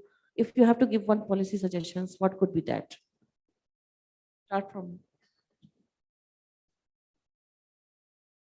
I think in terms of one sentence. Yeah. Okay, one sentence. So I think you have nailed it. Maybe facilitating faster registrations and have more specific guidelines, which should be, I would say, at par with the international standards. Thank you. I think as far as the molecular tools or new technology is concerned, I think there should be separate category so that when the registration people can apply, it can be registered. Thank you. Yeah. I think registration authorities also need to update themselves because the technology has to happen at both ends. Orientation. Okay. Orientation. Thank you. Registration need to be smooth and it with very good speed, and they have to generate data particularly for newer technology. Thank you. Yeah, my suggestion is that we need a strict policy to eradicate all the spurious biopesticide that's spoiling the name of a good quality product. So that policy is very much required. Thank you. Thank you, all my panelists, for giving such a wonderful. Yeah. Yeah. Okay. Can we? Yeah, sure, ma'am. Okay. Thank you. So thank you everyone for giving such a wonderful insights. Now the panel is open for discussion. We can have 5 questions from the audience. Yeah.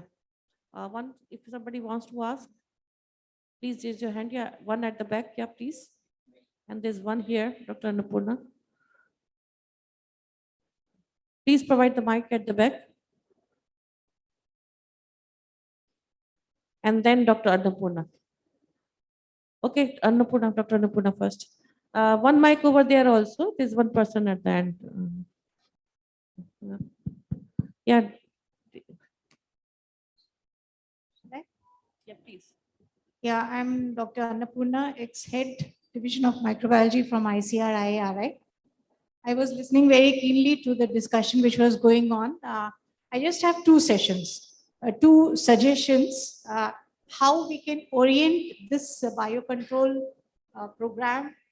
Don't necessarily try to build only on the products. See, we also have like our COVID, and you said even after 3 doses, we are getting COVID. That's fine. But our immune system has improved a lot to the first dose. So maybe research and orientation of this program should be that you have microbial stimulants or even synthetic stimulants, which has a stimulatory role in improving and enhancing the defense mechanism of the plant. If that is one, like you said, molecular aspects, and you use metagenomic approach. So this is a kind of that system only. So I would also like the industry to look into this area where you can use these molecules for improving and enhancing the defense mechanism of the plant. Plant immunity. Yes, so that they can on their own be able to what you call mitigate or withstand the stresses, whether it is abiotic or biotic. The pathways remains the same. That's one area. This other suggestion which Dr. Vimla was pointing out, why biologicals are not actually going into the market or not performing well. So there's a huge difference between synthetics and biological. Synthetic one, you already know the dose. You are giving that particular concentration dose. So there is an immediate impact of that onto the pests or pathogens, right? But when it comes to microbials, you are not giving that concentration in the formulation. You are only giving a cell count, which over a period of time, even with the best of adjuvants or whatever you put, there will be a decline. and the microbe has to grow to a certain level to produce that metabolite, and that too at a particular concentration. So this is the science behind it, which we forget when we are making a formulation. So please remember, the impact of microbial formulations will not be immediate.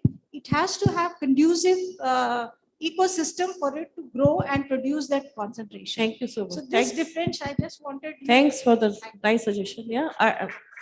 One from the back. Yeah.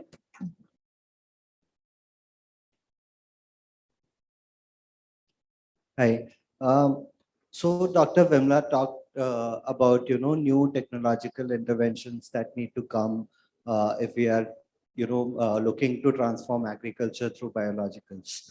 I just wanted to ask, like, how does a company like IPL Biologicals that has been in this sector for 30 years, doing kind of the same thing for the past 30 years, how would a company like that plan to leapfrog the status quo and integrate the new practices that are coming up that are required to actually transform this bioag sector? To you, Dr.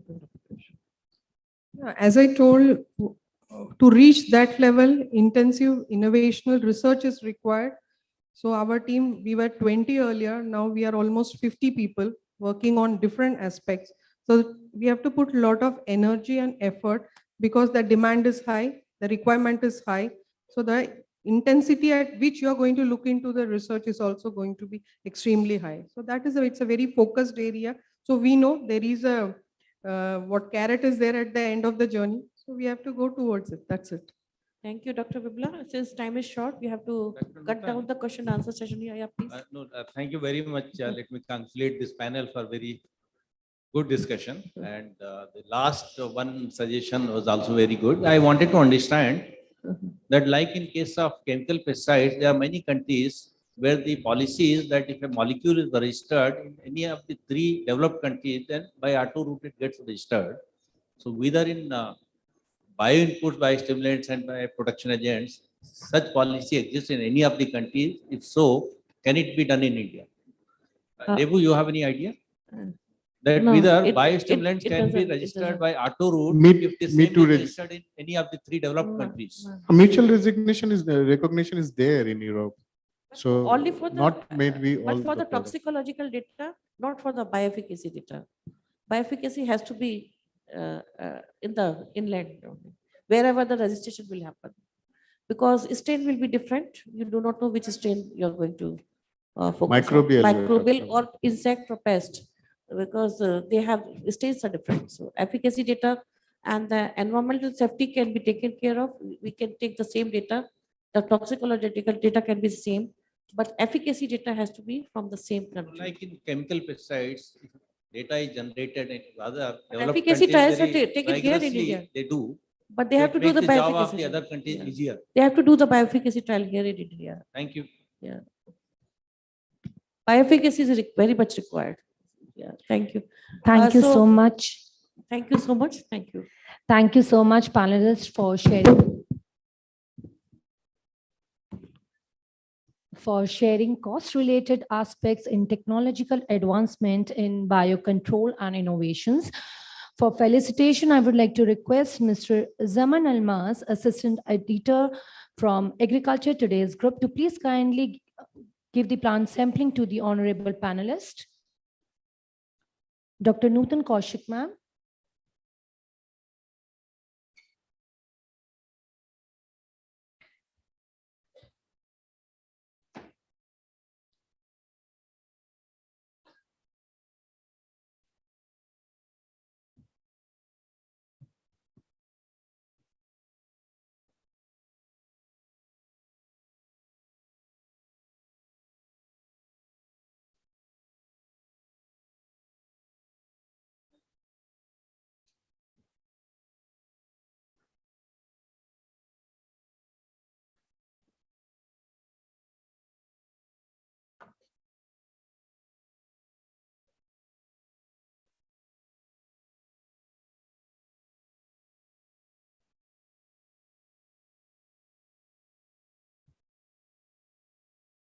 Thank you so much, panelists.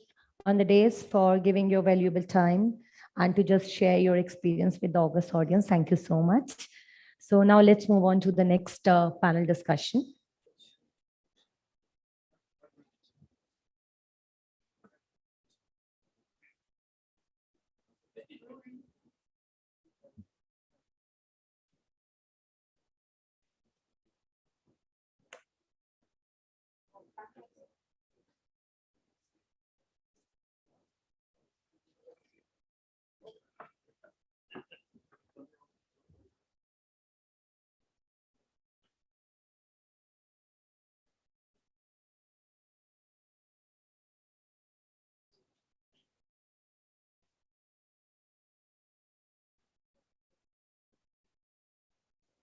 Thank you so much. So now, ladies and gentlemen, we have with us the last panel discussion of the day. And after that, we have the awards, which already have been discussed in the morning. So after the panel discussion, we will continue with the awards. So there's the panel discussion on the topic of CEO sessions on a roadmap for a sustainable bioagri model for evergreen revolution. For this, I would like to call upon Dr. M.H. Mehta, Chairman, Gujarat Life Sciences, to please chair the session.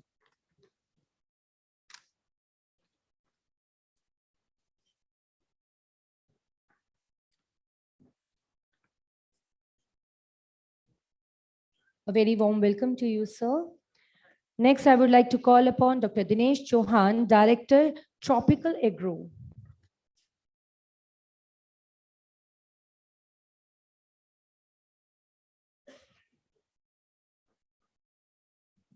Very warm welcome to the dignitaries on the dais.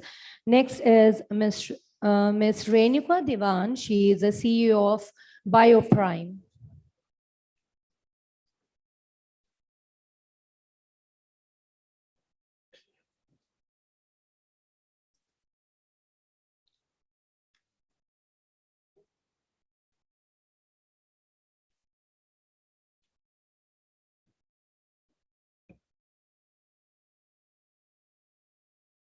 Very warm welcome to you, ma'am. Next, we have with us Mr. Praful Gajah, CEO from Biomi.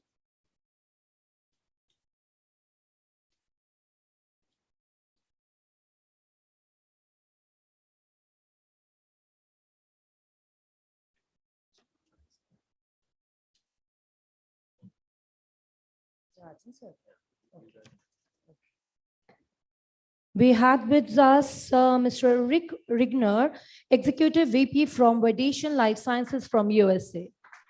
Please give huge round of applause, ladies and gentlemen, for the panelists of the session.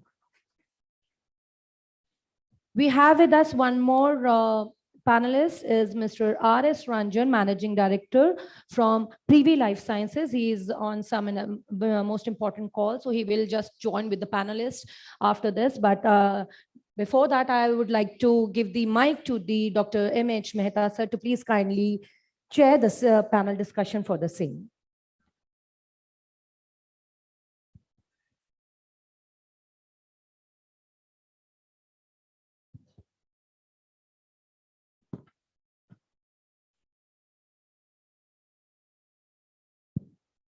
Thank you all. I think we are coming to a very important and concluding session.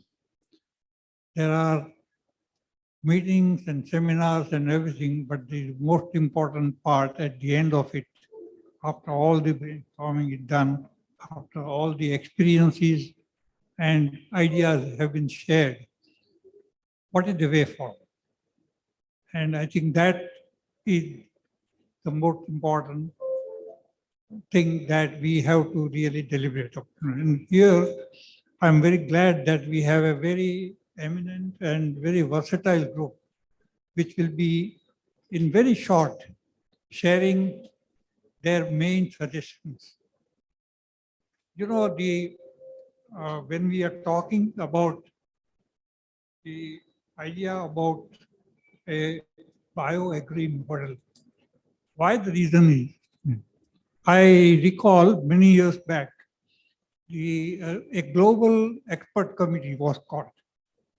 At the PMO, we had meeting first and then later on, Most of them were, three of them were from outside, only myself was from India. And we deliberated quite a lot. And then at the end, when the meeting was at the top from the PM side, a very simple two-line statement came. They said, yes, we all agree that eco-agriculture or organic farming or whatever you name it, regenerative farming, natural farming, agroecological approach is very good. We don't need to debate on that and don't waste your time also on that. Tell us how to. Tell us how to scale up a more eco-friendly approach on a large scale which reaches the smallest person. And this is the major challenge that we are really confined with. In the morning, I just mentioned that the various terms need not be contradictory. They have to be complementary for a common approach. And that's why, as you know, we have the National Working Group on eco-agriculture and organic farming with the mandate of making a roadmap and action plan for moving from green to evergreen evolution, sustainable evolution. There are so many things that can be said, but here I would request each of my panelists, and we are aware that we have shortage of time, to just very briefly tell first in about 2 or 3 minutes about their main suggestions for this kind of transformation, the balanced way, the often what we call the middle part of moving from the green to evergreen evolution. May I start from Mr. Praful Garge? Thank you so much, sir. It's a privilege to participate in BioAg, one of the best networking platform, which is encouraging the applications of biologicals in India. So as we have discussed in the BioAg for sustainability, innovations are important, regulations, policy level smoothness is important. But moreover, one of the most important thing I would like to focus is agrochemicals literacy amongst the farmers. In the green revolution, we ask the farmers to use the fertilizers, use the pesticides, and deliver us the produce to mitigate the food security. But we didn't taught them, we didn't skill them for the appropriate applications of the chemical pesticides and fertilizers. And that has that is one of the reasons we have gathered here again for the sustainability and the food safety concern, which is only possible with the help of biologicals. So what BioMe is doing, we are delivering R&D services to BioAg industry. Simultaneously, we are delivering skills and training to the farmers for the agrochemicals literacy. Appropriate application at appropriate timing is very much important in biologicals. Indian farmers are combining pesticides, fungicides, micronutrients, all of one time, and they're spraying it onto the crops. So when we observed onto the field that farmers are using biologicals, they're using trichoderma to control the fungi, but at the same time, they're using fungicides along with the trichoderma, so they're not going to get the results. At the same time, they're using Beauveria, Verticillium, Metarhizium. They're using fungicides and other molecules with them. They're spraying antibiotics onto pomegranate to control the blight, but at the same time, they're using bacillus to control the blight. So this type of illiteracy amongst the farmers is one of the major reasons why biologicals are not leading into the Indian market. So extension level, policy level, we should initiate the farmers awareness trainings, agrochemicals literacy. So this could be the one of the way to sustainable approach where the biologicals could do impact, because if they are able to use it wisely, they're going to get the results and they'll get fond of the products and they'll again buy the products. So that will deliver not only food security, but also food safety. And this is what I wanted to say again. Thank you all of you so much. Thank you so much, sir. Thank you. May I invite now Dr. Renuka Diwan to share her views and the main point.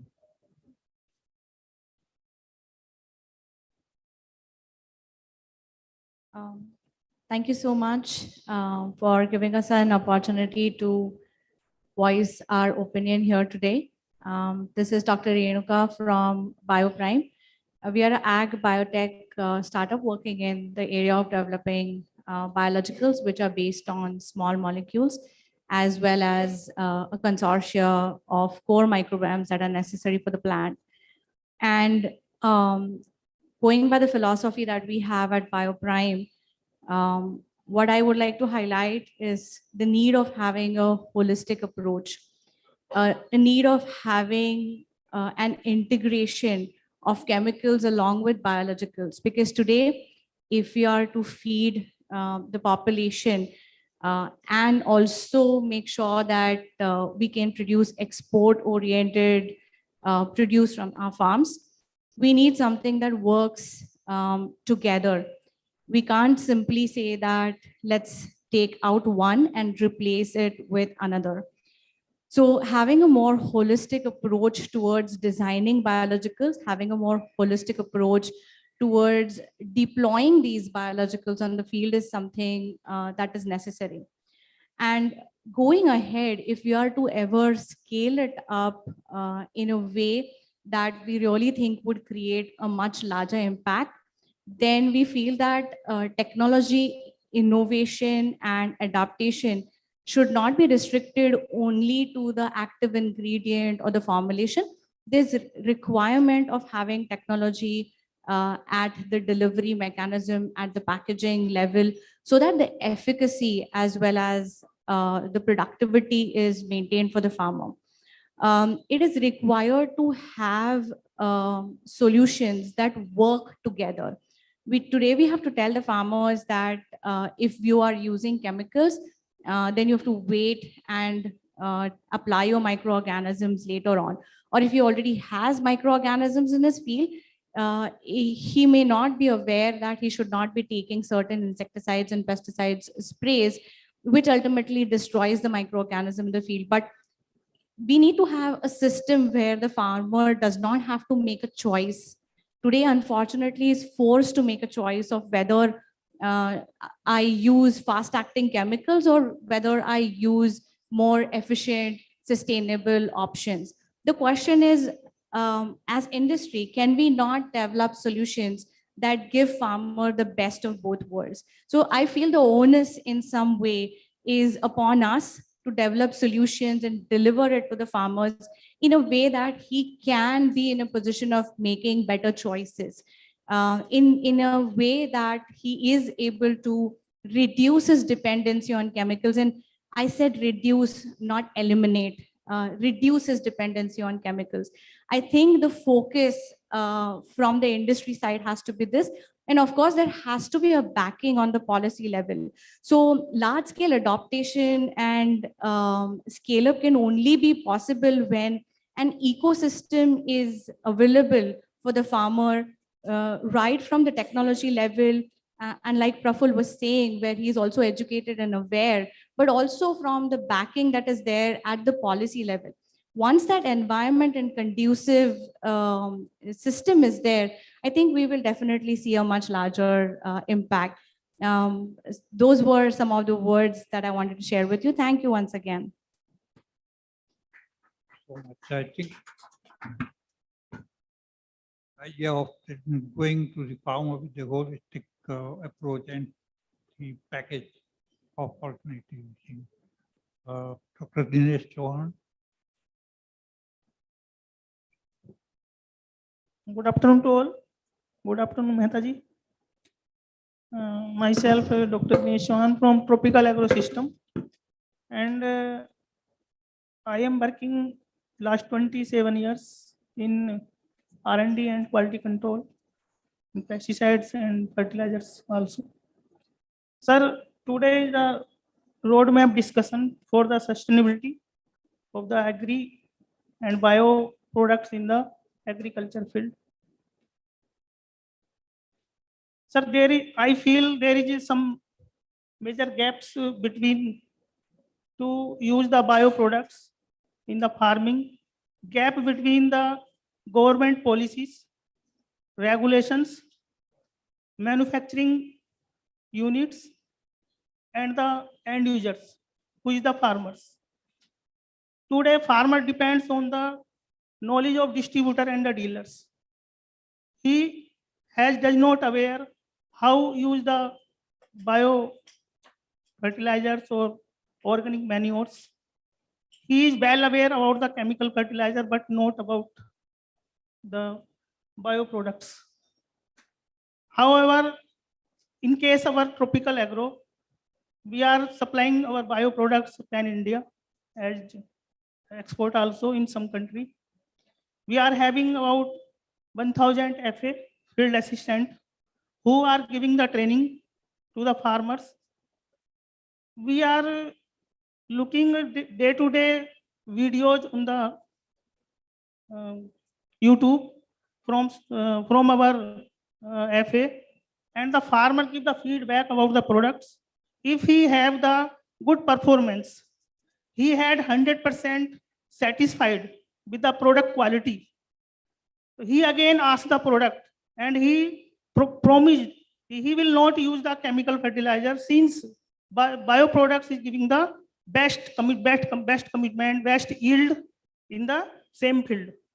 So, sir, here I am feeling that to sustain to make the strong policy and the standardization of the product, means specifications of the product. Where is the gap of these such type of products? In the case of pesticide, we are specific recipe, compositions, and the method of analysis.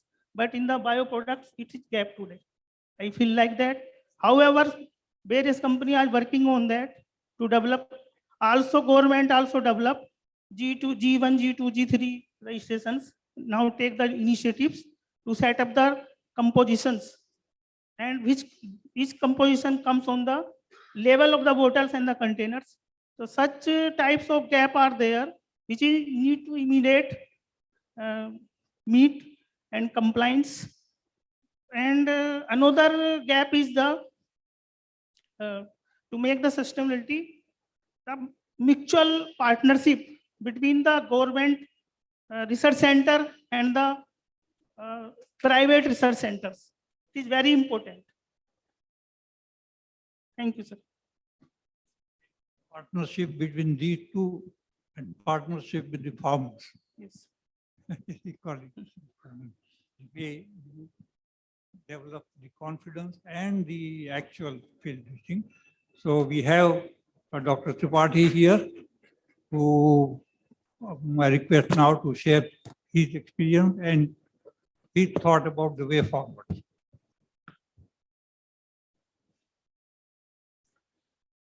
Thank you doctor Mehta साहब। मैं हिंदी में बोलना चाहूँगा, चूँकि एक हमारे विदेशी मेहमान भी हैं और मैं पॉलिसी मैटर पे बोलूँगा जो कुछ कड़वा भी हो सकता है। मैं बोलना चाहूँगा कि सन 2001 में गो ऑर्गेनिक नेशनल सेमिनार ऑर्गेनिक पे हुआ था। मैं वहाँ भी वक्ता था, बोलने वाला था। 21-22 साल बीत गए, आज भी गो ऑर्गेनिक हम कह रहे हैं, कॉन्फ्रेंस कर रहे हैं लगातार। लेकिन जब बजट देने की बात आती है तो तब जो 18,000 करोड़ का था, अब 1,75,000 करोड़ का केमिकल फर्टिलाइजर पे बजट है। सारा पैसा उठा के आप एनपीके को दे देते हो और कॉस्ट इफेक्टिव की बात आती है तो जो बेचारी कंपनियां बना रही हैं ऑर्गेनिक पे ले जाना चाह रही हैं, और कोरोना ने प्रूव कर दिया कि अब ऑर्गेनिक फूड, हेल्दी फूड जरूरी है। ऐसी स्थिति में कैसे कॉस्ट इफेक्टिव हो पाएगी, पहली चीज बड़ा सवाल है। जहां किसान आज भी नहीं जानता कि 40 किलो यूरिया जहां डालना है मेहता साहब, वहां 100 किलो डाल रहा है। आज इतने सालों बाद, 60 साल बाद भी हम वो अवेयरनेस ग्राउंड लेवल पे पैदा नहीं कर पाए। वहां इतने हाई टेक्नोलॉजी की तैयार प्रोडक्ट की जानकारियां सही तरीके से डालना, पहली जरूरत वो है। दूसरा, जो प्रोडक्ट का रजिस्ट्रेशन कर रहे हैं, जो तरीके हैं, और लैब टेस्ट पे हो रहा है, फिर कमर्शियल में जा रहा है। इसके साथ ही किसान ग्रुप्स जो हैं, चूंकि मैं बेसिकली फार्मर हूँ, तो किसान ग्रुप के यहाँ आप खेतों पे इसको सफल दिखाओ। आपके प्रोडक्ट ग्राउंड लेवल खेतों में सफल दिखने चाहिए, तब ये अपने आप आगे बढ़ेंगे। दूसरा, सरकार के लेवल पे बेहद जरूरी है कि ऑर्गेनिक सेक्टर पे केवल झुंझुना न बजाए, बल्कि प्रॉपर फंड दे। और ये फंड किस तरीके से ये केमिकल जो फर्टिलाइजर बना रहे हैं, स्टिमुलेंट बना रहे हैं, माइक्रो फार्मर जो इफेक्टिव माइक्रो बना रहे हैं, इनको कैसे फंड देगी, इसकी कोई पॉलिसी मुझे नहीं दिखती नेशनल लेवल पे, पहली चीज। दूसरा, ये बाबा डम से ऑर्गेनिक को निकालो। होलिस्टिक अप्रोच केवल सेमिनार में बोलते हो। किसान के पास क्या है, सूक्ष्म जीव डालो, अमृत पानी डालो। कोई बोलता है बायोडायनेमिक केवल 20 ग्राम डाल दो, 1 एकड़ में हो जाएगा, 20 ग्राम डालेंगे। भाई आप 100 क्विंटल प्याज निकाल रहे हो उस जमीन से, और 20 ग्राम डाल के आप कैसे हर साल निकाल पाओगे। और कोई बोल रहा है कार्बनिक खेती है, अहिंसक खेती है, वैदिक खेती है। हर बाबा एक अलग अलग क्षेत्र में, अलग अलग प्रदेश में बैठे हैं ऑर्गेनिक फार्मिंग के। ग्लोबल लेवल पे आप जा रहे हो, ऑर्गेनिक फार्मिंग, सस्टेनेबल फार्मिंग का रोड मैप बना रहे हो, तो आपके पास स्टेट कट पॉलिसी होनी चाहिए, और साथ साथ सब्सिडीज होनी चाहिए, और ये खेतों पे भी सफल होना चाहिए। धन्यवाद।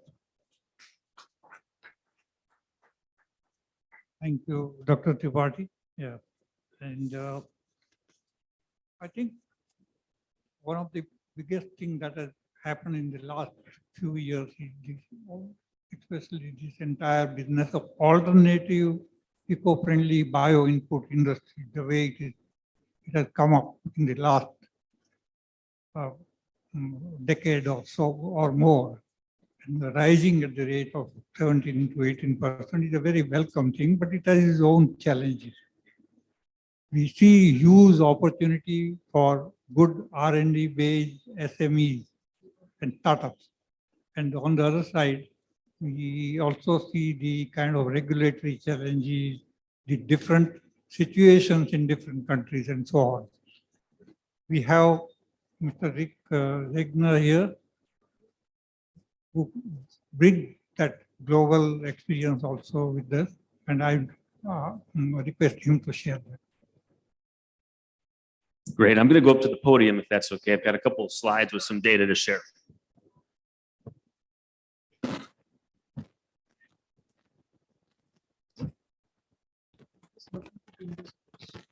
Where's this presentation?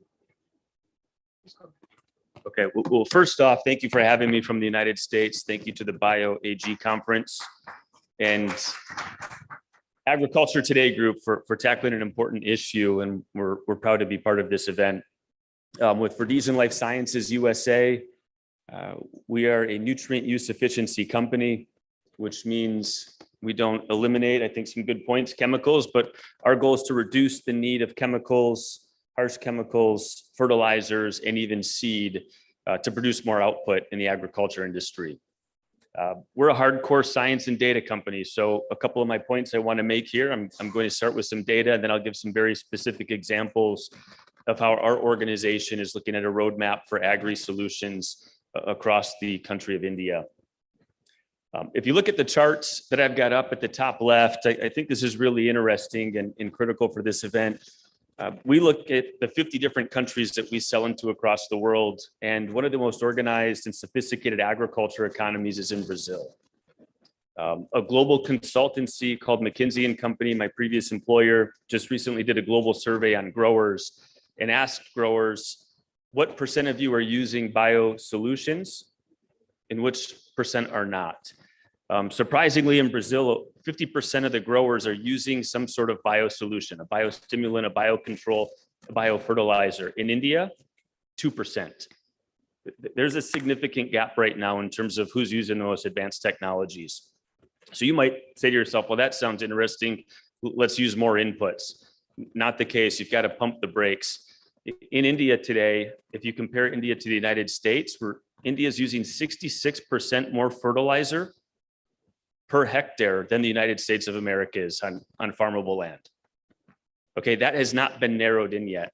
So there's an imbalance in the different inputs that we're using. And I think the outputs on the right-hand side of the screen, if you take apples as an example, which is a good representation, India's production of apples kgs per hectare is 74% below that of the United States, but they're using 66% more fertilizer. So you think about fertilizer doesn't necessarily mean you get more production and yield. You've got to use the right balance of inputs, which likely includes some sort of biosolutions. I'm going to hit on this really quick. Fertilizer is one of the main areas that we think needs a fix across the country of India. India is the #1 importer of urea in the world. And what's critical here is that we're using a significant amount of this fertilizer across the country, yet we're not seeing the benefits. The more urea you put on, the more nitrogen, the more phosphorus, whatever fertilizer it is, doesn't guarantee you higher product. We saw that in the previous chart. And what do we think's holding back a transition across this economy? And that's the subsidies that are provided to the farmers. Today, the cost of urea is about $2,500 a bag, or 2,500 rupees. Growers are paying $270. The rest is subsidized. That's a roadblock for using biostimulants and different bioagri inputs. And we see it daily. Someone says, I'll put an extra bag of urea down versus trying this biostimulant or biosolution. It's something that we need to fix. Additionally, if we want to turn India into a company or a country that has food security and is potentially exporting products, we've got to change the chart here that shows a 16% cumulative average growth rate of fruit and vegetable imports coming into India every year. Having just passed China in population, this probably isn't slowing down. It's going to accelerate unless we use the agriculture land more efficiently and use more efficient agriculture inputs. I'm going to provide one input here from the country of Ecuador that I think highlights this as well. We were at a forum yesterday. We were talking about India being one of the world's largest producers of bananas. And how do we export bananas to other countries around the world, potentially the European Union? Well, I can tell you, we work closely with Ecuador, and Ecuador exports a lot of bananas to the United States and the European Union. They've been working on replacing harsh chemicals with biosolutions over the past 3 years because the European Union has banned this chemical from being used as a fungicide. I've heard that fungicide mentioned here in India probably 15 times in the past 3 days. So think about that. Ecuador's been working on this for 3 years. They're ready to knock this chemical out. India's got to leapfrog companies or countries like Ecuador if it wants to be in a position where it's turning into an export power and providing enough food for its own supply. So what does this mean? What are some things that we think need to change within the industry? One, accelerating awareness and education. One of my panel colleagues mentioned education, not just what's out there, but when, where, and how to use it. We find that critical. The same product isn't used on the same crop in every situation. And we've got to accelerate and scale those efforts. That means every single stakeholder needs to be involved. And I'd ask for hands, but I think I've got about 60 seconds maybe left, so I have to be fast. But do we have representation from the farmers in this room? Do we have representation from the food companies, the channel that's selling the product, manufacturers? Everyone's got to be involved in that evolution. And if you look at the United States, where I'm from, PepsiCo, Kellogg's, you name some of the big food companies, they're leading these efforts themselves and they're involved with us. Disrupting the unsustainable fertilizer practices. It's creating a roadblock across the industry. What could we do? Reduce the fertilizer subsidies and potentially diverting those to using bioagri inputs that are going to give better outputs for the farmers and increase income. And then focusing on the right results. One thing I'll say it's not a challenge, the growers and the retailers. We have found that this country is extremely progressive and wants to use the best technologies when they're made aware of them and educated. It's a lot different than other countries around the world. So last but not least, I'll leave this up here. There's 4 areas that we think tackling these issues can improve. The one that I'll double down on that we haven't talked a lot about is increasing farmer income. We know there's probably an opportunity to at least double that. And that doesn't just come from yield. It comes from the quality of the crop, the shelf life of the crop, the fruit or vegetable, but also the nutrient content. And then the environmental impact is something that'll come for the entire Indian economy. So there's a couple of my thoughts. I appreciate the time. Thank you. Excellent. I think from all in the 3 or 4 points which come out, emerge very strongly and all that. I think before we kind of finally think, I'm informed that there is a shortage of time, but can have 2 or 3 short questions or comments. Anybody has?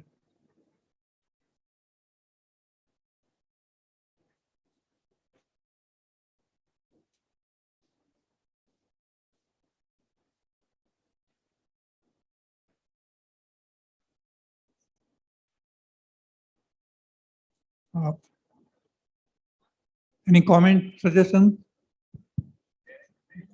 Yeah. Yes, before I give it. At the outset, thank you, and it's a privilege to join such a august panel and so many other learned participants. My apologies for walking in a bit late. Listening to everybody intently, and more so listening to Rick and watching his presentation more intently, I'm tempted to share a few things here. I think we are talking about a sustainable roadmap, going into the future. The important question to ask is what got us off the road? Because in our country, to do respect for nature, pray to nature, and do farming which is absolutely in line with nature was something that we inherited over thousands of years in terms of practice. So having said that, whatever influences because of greed happened, that's where we went off the road. So now we are trying to get back on the road and revive old practices which are in tune with nature. Now it's fear which is driving us now, and the impact of climate changes and the vagaries that we are experiencing. It is the fear which is driving us now, which is unfortunate. But I can tell you that technology is a great healer, and if you have technology which has solutions, for example, we have developed a molecule which is using the stabilization of orthosilicic acid, and that is a very good transporter where it ensures that even if there is soil degradation and there are other challenges, it is able to ensure that the essential micronutrients are absorbed by the plants. And we've been getting good success because our endeavor lasted 10 years of R&D before we got those breakthroughs. And today, as we speak, not only in India, we are impacting in at least 12 states. We also reached out to United States of America with our research, development, demonstration, and deployment. So today, the products that we make out of here, when it reaches US and it is being used in the blueberry farms and the tart cherry farms, in the Honeycrisp apples and strawberries, not only is it increasing the bricks, the shelf life, taking care of the SWD menace, it is absolutely certified by eco certification as well as by OMRI. So, when the intent is genuine to do something which is sustainable, we have a program called Re-Earth in which we are addressing the soil degradation. If the intent is genuine and the whole world comes together, there's no road that cannot be crossed or no hurdle that cannot be jumped. That's my belief, and I think we need to work together as people who have the responsibility of passing on the planet to the next generation. Thank you. Yeah. If any of the panelists has any short. As I just talked about the agrochemicals literacy, among the corporates, scientists, and policy related persons, here is one farmer today, coincidentally also has his birthday, Mr. Ajit Gholap. Sorry to interrupt you, sir. Our minister is already on the way. He's just as a 30 downstairs. seconds. So we have to conclude the Yes, panel discussion. Because we have the felicitation also as well. So that is why I'm really so sorry that I'm interrupting you in middle of you are sharing your experience with the Yes, august audience. I I'm just really so conclude sorry, by but saying- due to the paucity of the time, we have to do it. Fine, only 30 seconds. Okay. So the farmer has an organic soil carbon of his soil is more than 2%. He's taking 100 tons of tomato production in 1 acre and 25 tons of onion production in 1 acre with the help of biologicals. He's Mr. Ajit Gholap, also present among us. So this is one of the example, Okay, agrochemicals very good. replace. I think I know this. Uh, one thing which we can do, as you know, we will be making the roadmap, and there are two or three things which are coming out very clearly. One is the kind of balanced middle path of transformation, which earlier we had discussed this, calling it a 2020 model of years introduction and increased use of the biologicals. Number two is that maybe regional wise we will have different models because of the different agroclimatic conditions and so on. So this is the another thing here. We will be making this kind of roadmap, and all of us are part of that kind of future exercise. So you are most welcome to send across your suggestions either directly to me or to the organizers here, so that we will take up the final roadmap preparation. I thank you all for the wonderful and very important. Thank you so much, panelists. Thank you so much, panelists on the days. Now I would like to request Ms. Zaman Almas, Assistant Editor, Agriculture Today's Group, to please kindly felicitate the honorable panelists with the plant sampling.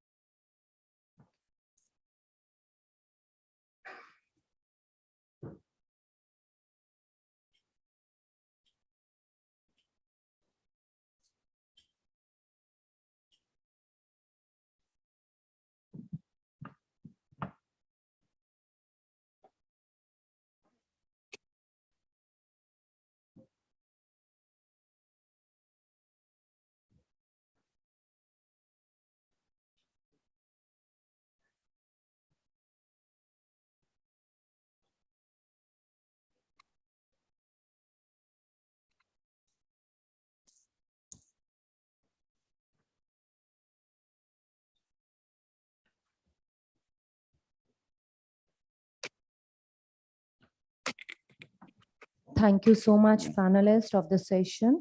And I'm really so sorry that I just stopped you in middle of you are sharing your experience and you are basically guiding the August audience. But due to the paucity of the time, I'm really from organizing committee, I want to say apologize from my side, but this is the fundamentals. Thank you, sir. Thank you so much.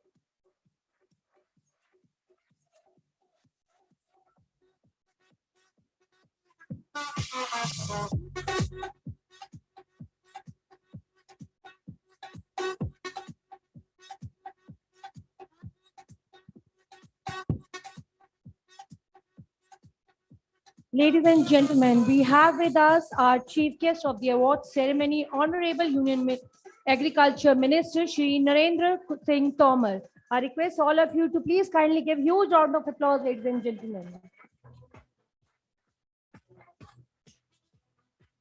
We have with us Dr. Ashok Dalwai, CEO of NRAA Government of India. I request you, sir, to please kindly join with the dignitaries on the dais. Thank you so much, sir. We have with us Mr. Agam Khare, sir, founder, Absolute. I request you, sir, to please kindly join with the dignitaries on the dais. We have with us Mr. Rick Rigner, Executive Vice President, International, Verdashian Life Science, USA. We have with us Dr. Savar Dhanania. He is a Chairman, Rubber Board, Ministry of Commerce and Industry, Government of India. We have with us Dr. M.J. Khan, Chairman, Indian Chamber of Food and Agriculture, as well as I request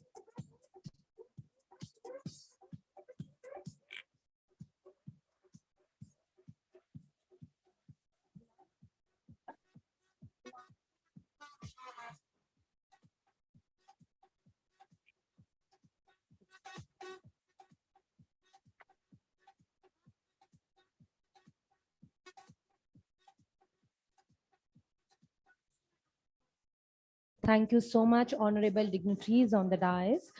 Before commemorate our award ceremony, we would like to request Dr. M.J. Khan, Chairman, ICFA, to please kindly give the welcome address to the august audience.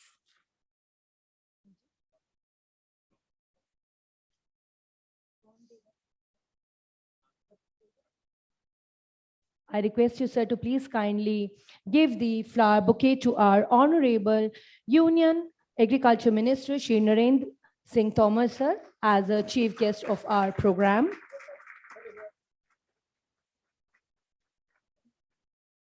I request you, sir, to please kindly give the flower bouquet to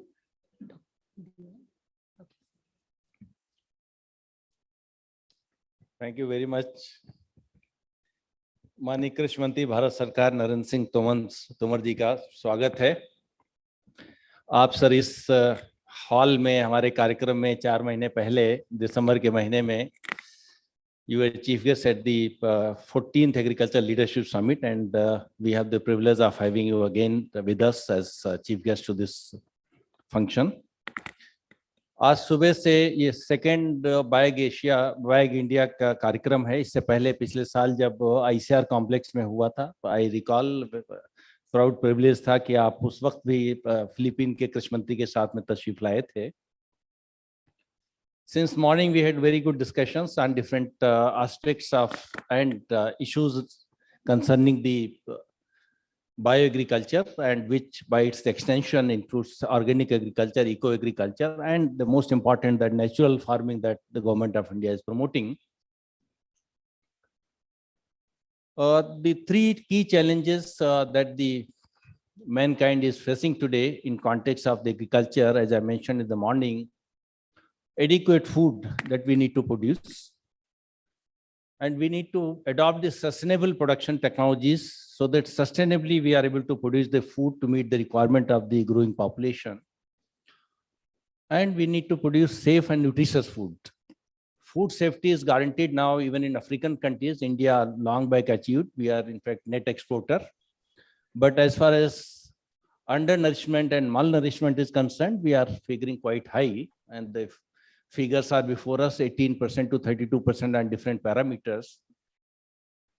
But of late, the greater challenge on account of the climate change that is before us, and of course with the depleting natural resources and the new kinds of pest infestation and the built up, there are more challenges that the mankind is now to face.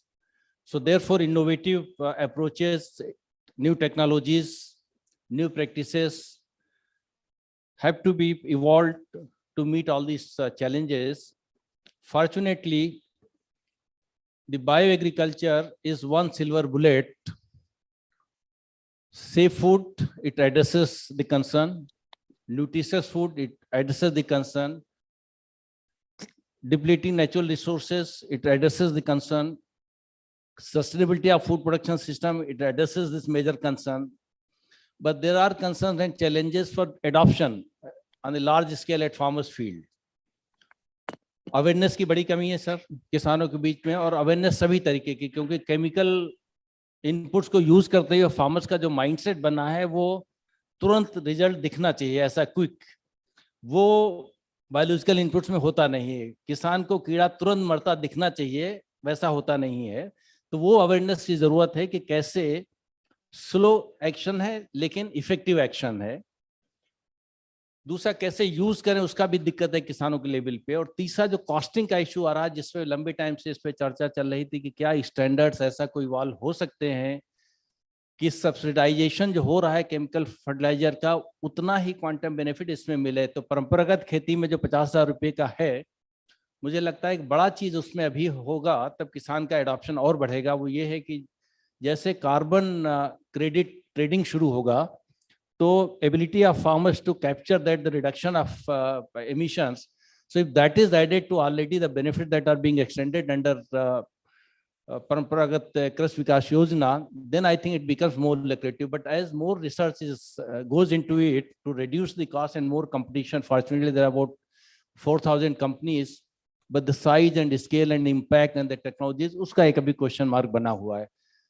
My understanding is, and this is also a suggestion and proposal, Honorable Minister, आपके लिए कि अगर public funding इसमें थोड़ा और बढ़ा दी जाए research में, technologies में, because जिस level पे research technology development होना चाहिए उसमें अभी कमी है, जिस level पे awareness create होना चाहिए farmers के level पे उससे ज़्यादा कमी है। तो in fact campaign इसके around चलाने की ज़रूरत है, so that it gets more popularized among the farmers. For example, अगर बायो स्टिमुलेंट को यूज करना है या सॉइल एनरिचिंग प्रोडक्ट्स को, तो अगर नमी नहीं होगी सॉइल में उस वक्त वो डालेंगे तो उसका 100% इफेक्ट नहीं आएगा।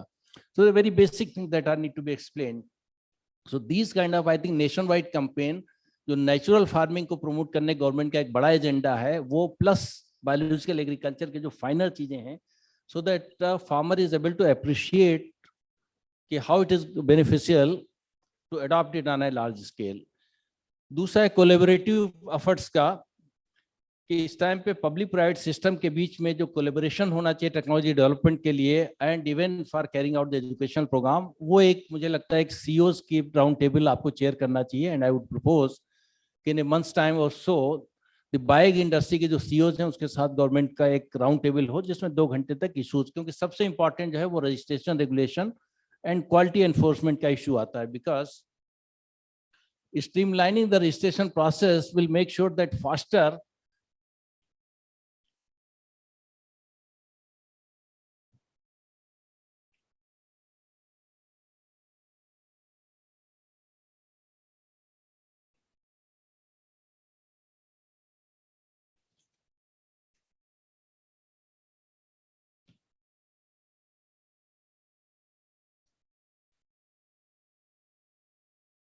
तो स्ट्रीमलाइन करने की बहुत जरूरत है। Regulations need to be effective but streamline, simplified, and to an extent possible the standardization of the formats and the whatever documents are to be submitted, so that industry is helped out in terms of completing the documents faster and compliance. And lastly the most important, क्योंकि farmer का awareness एक part है, trust इन पे is more important. Trust की कमी इसलिए आ रही है क्योंकि fly by night operator there large number, तो क्वालिटी एनफोर्समेंट जो स्टेट्स को करना चाहिए that is not happening. So this is one of the very important, जहां पे सेंट्रल गवर्नमेंट को स्टेट गवर्नमेंट्स की एक मीटिंग सिर्फ इस पे कन्वीन करना चाहिए कि how the farmers trust and confidence in bio input is restored or improved by enforcement of effective quality. Because Uttar Pradesh, I remember many years back, about 10 years back, we had drawn some 30 samples, out of that 28 had failed pesticide ka, and probably in bio inputs mein the same thing will apply. If you today get the testing of 50 samples done, 45 may not come up to the standard. So quality enforcement will lead to faster adoption because the farmers trust will be greater. So these are some of the issues, but जो ज़्यादा important है वो registration regulations से related है, जो different panel discussions में आया है. Fortunately, there is a greater cooperation now, and a lot of new technologies that are developed elsewhere in the world are coming to India. So if this process is speeded up, probably farmers will get more and better technologies and better inputs, and that will lead to faster adoption and overall greater impact. Organic MAP, we are only about less than $1 billion of export and less than 4 million hectares of land under organic cultivation, and about 1,000 million tons का, I'm sorry, 1 million metric tons का production है organic का. तो इसमें India के इतना विशालतम एक भूभाग को देखते हुए बहुत सारा एरिया नेचुरली ऑर्गेनिक है, तो मुझे लगता है कि इसमें बढ़ाने की जरूरत है. Let me thank you all my senior colleagues and respected guests on the dais. Chairman Rubber Board, Dr. Dalwai, Mr. Rick and Agam Khare. And thank you all of you for being part of the discussion since morning. Thank you.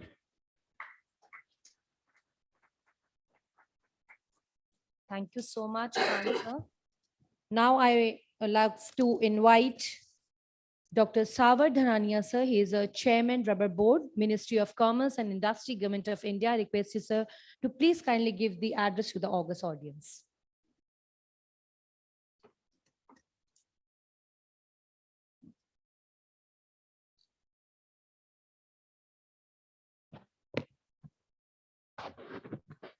माननीय मंत्री महोदय, भारत सरकार के कृषि विभाग के मंत्री नरेंद्र सिंह जी तोमर और मंच पर विराजमान इस सफल आयोजन के आयोजक और खास करके डॉक्टर खान, जिन्होंने मेरे को यहाँ पर आकर आपके सामने बहुत सी बातें जानने और कुछ बातों के कहने का मौका दिया. ऑर्गेनिक फार्मिंग, इकोलॉजिकल इक्विलिब्रियम और सस्टेनेबल, ये जितनी भी बातें हैं आजकल बहुत ही प्रासंगिक बनी हुई हैं. अगर हम कोई भी जो है अगर पैदा करें, वो हमारे क्रॉप हो, फूड क्रॉप हो, चाहे जो है वो हमारी दूसरी क्रॉप हो, उसके अंदर में रबर को भी मैं इंक्लूड करता हूं, तो सबसे ज़्यादा महत्वपूर्ण ये है कि जिससे जो है वो एनवायरनमेंट की कोई क्षति नहीं हो, एनवायरनमेंट से किस ढंग से हम कार्बन सिक्वेस्ट्रेशन कर सकें, हम जो है ग्रोवर्स को कैसे फायदा पहुंचा सके, कार्बन क्रेडिट को कैसे हम मोनेटाइज कर सके, और उसके बाद जो है कैसे वो हमारी प्रक्रिया जो है वो सस्टेनेबल रहे. इसके ऊपर में मेरे को लग रहा है कि सारे दिन से बहुत जो व्यापक विचार विमर्श हुआ है और आप लोग जो है कहीं ना कहीं इसके ऊपर पहुंचे हैं. मैं तो बहुत बाद में आया, लेकिन बहुत से सीमित स्टॉल यहाँ पर देखकर मैं जो है वो अभिभूत हो गया. और एक स्टॉल में जाने के बाद जैसे मैंने उनको पूछा कि आप कैसे कर रहे हैं प्रोडक्टिविटी बढ़ाने के लिए या और बाकी करने के लिए, और खासकर रबर के लिए, मेरे को इतना तात्कालिक उत्तर मिला, मैं तो आश्चर्यचकित रह गया, हतप्रभ रह गया. और डॉक्टर खान को इसके लिए मैं बहुत ज़्यादा बधाई भी देना चाहूँगा, अभिनंदन भी करना चाहूँगा. और ये देखकर कि यहाँ पर भी रबर के क्षेत्र में काम करने के लिए लोग जो है वो उत्सुक हैं और इसके ऊपर में काम कर रहे हैं.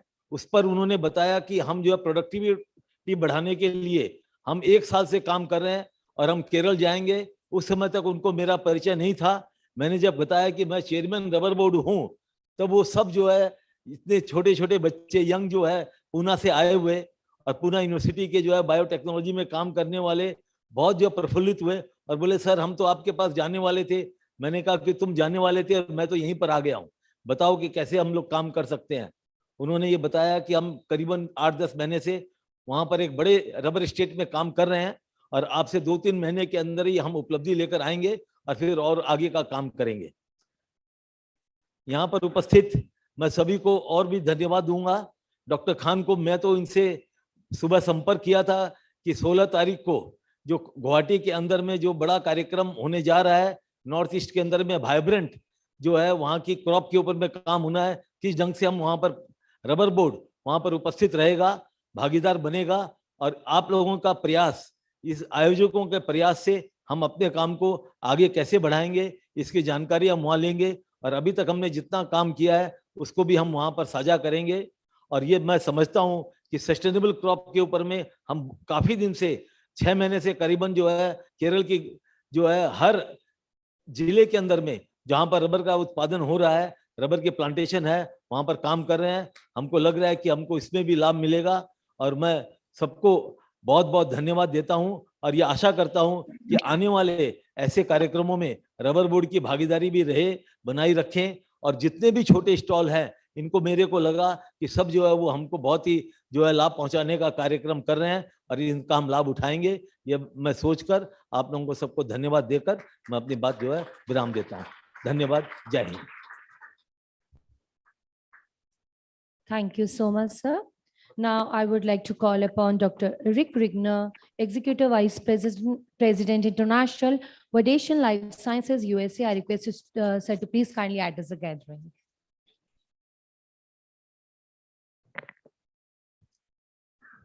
Thank you again to the BioAg conference for the opportunity to participate. And sir, it's a pleasure to be in your presence today. I've spent the past 4 days talking with numerous stakeholders across the agriculture industry, and sustainable agri-inputs has been the #1 priority. Sustainable agriculture inputs can correct a number of things here and improve a number of things here in India and countries around the world. That includes food security, right, reducing the dependence on imports, improving the dependence on imports of nutrition. It can be an economic impact. It can improve farmer income tremendously. It can increase nutrient availability, and these products can also create a more sustainable agriculture environment that will improve soil health, air quality, and water quality. We've got an opportunity here in India, and I know I'm an outsider, but there seems to be an imbalance in the agri-inputs that are being used today. You saw my presentation earlier where 2% of farmers in India are using some sort of bio solution today or bio agri-input, compared with Brazil where they're using 50%. That's a 96% reduction in the use of the newest technologies that are sustainable, drive farmer income, crop quality, et cetera. And in terms of fertilizer, India is using 66% more fertilizer per every hectare of farmland than the United States. 66, 2/3 more than the United States. In the output per crop, in some cases is 75% less than that of the United States and Brazil. So there's a significant imbalance on the agriculture inputs, and it represents a large opportunity with the right products that can be corrected. And we, as Verdesian Life Sciences USA, with our team here in India, are excited to be part of the solution and help drive this agenda. Thank you.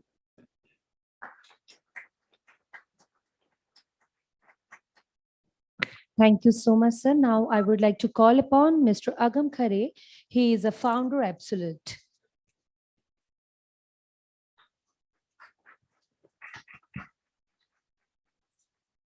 Thank you all for joining in this August gathering and this very important conversation on how will the bioagriculture shape up over the next few years, the decade. Thank you, Dr. Khan, for organizing such an important event and everybody on the dais. Thank you, Mr. Minister, for being here.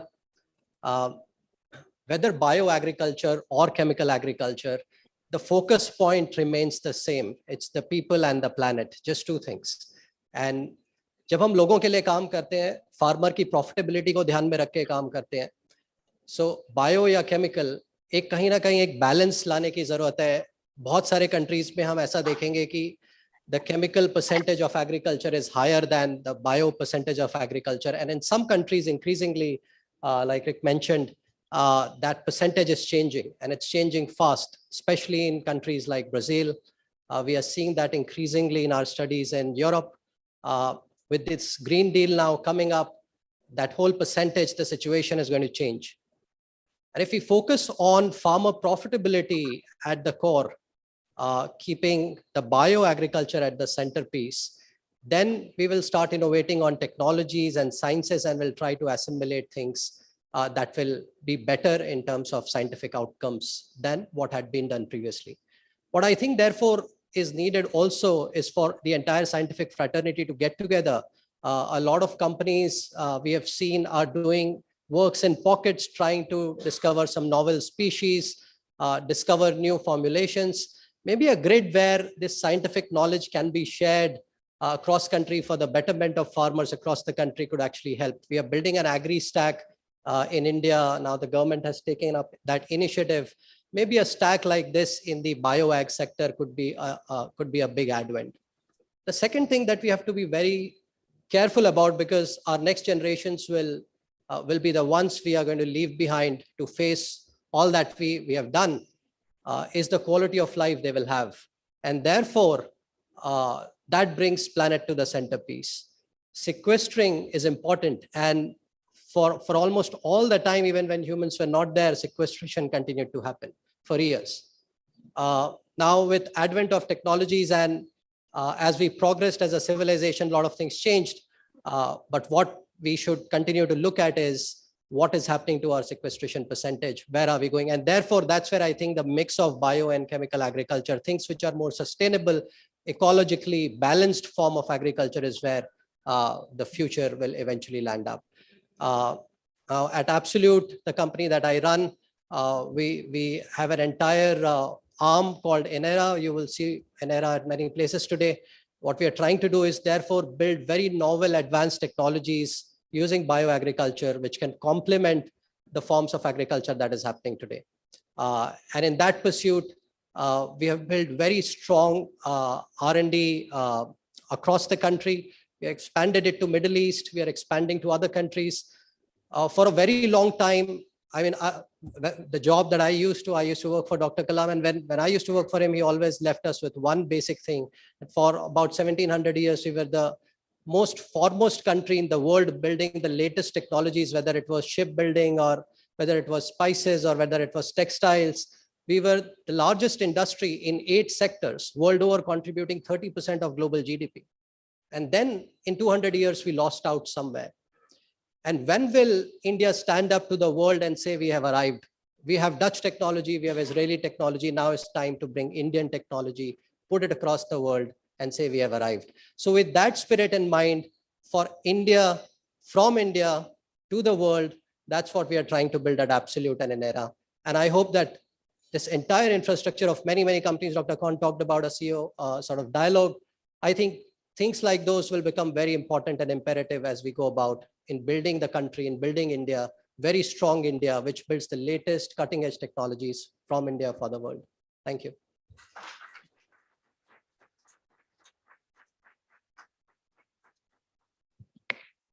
Thank you so much, Agam Khare sir. Now I request Dr. Ashok Dalwai sir, CEO, NRAA Government of India, to please kindly add us a gathering.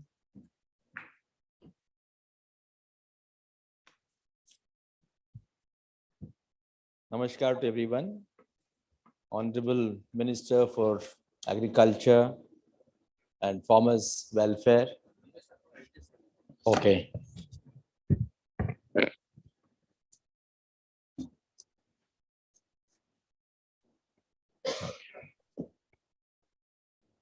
I hope everyone is hearing me now.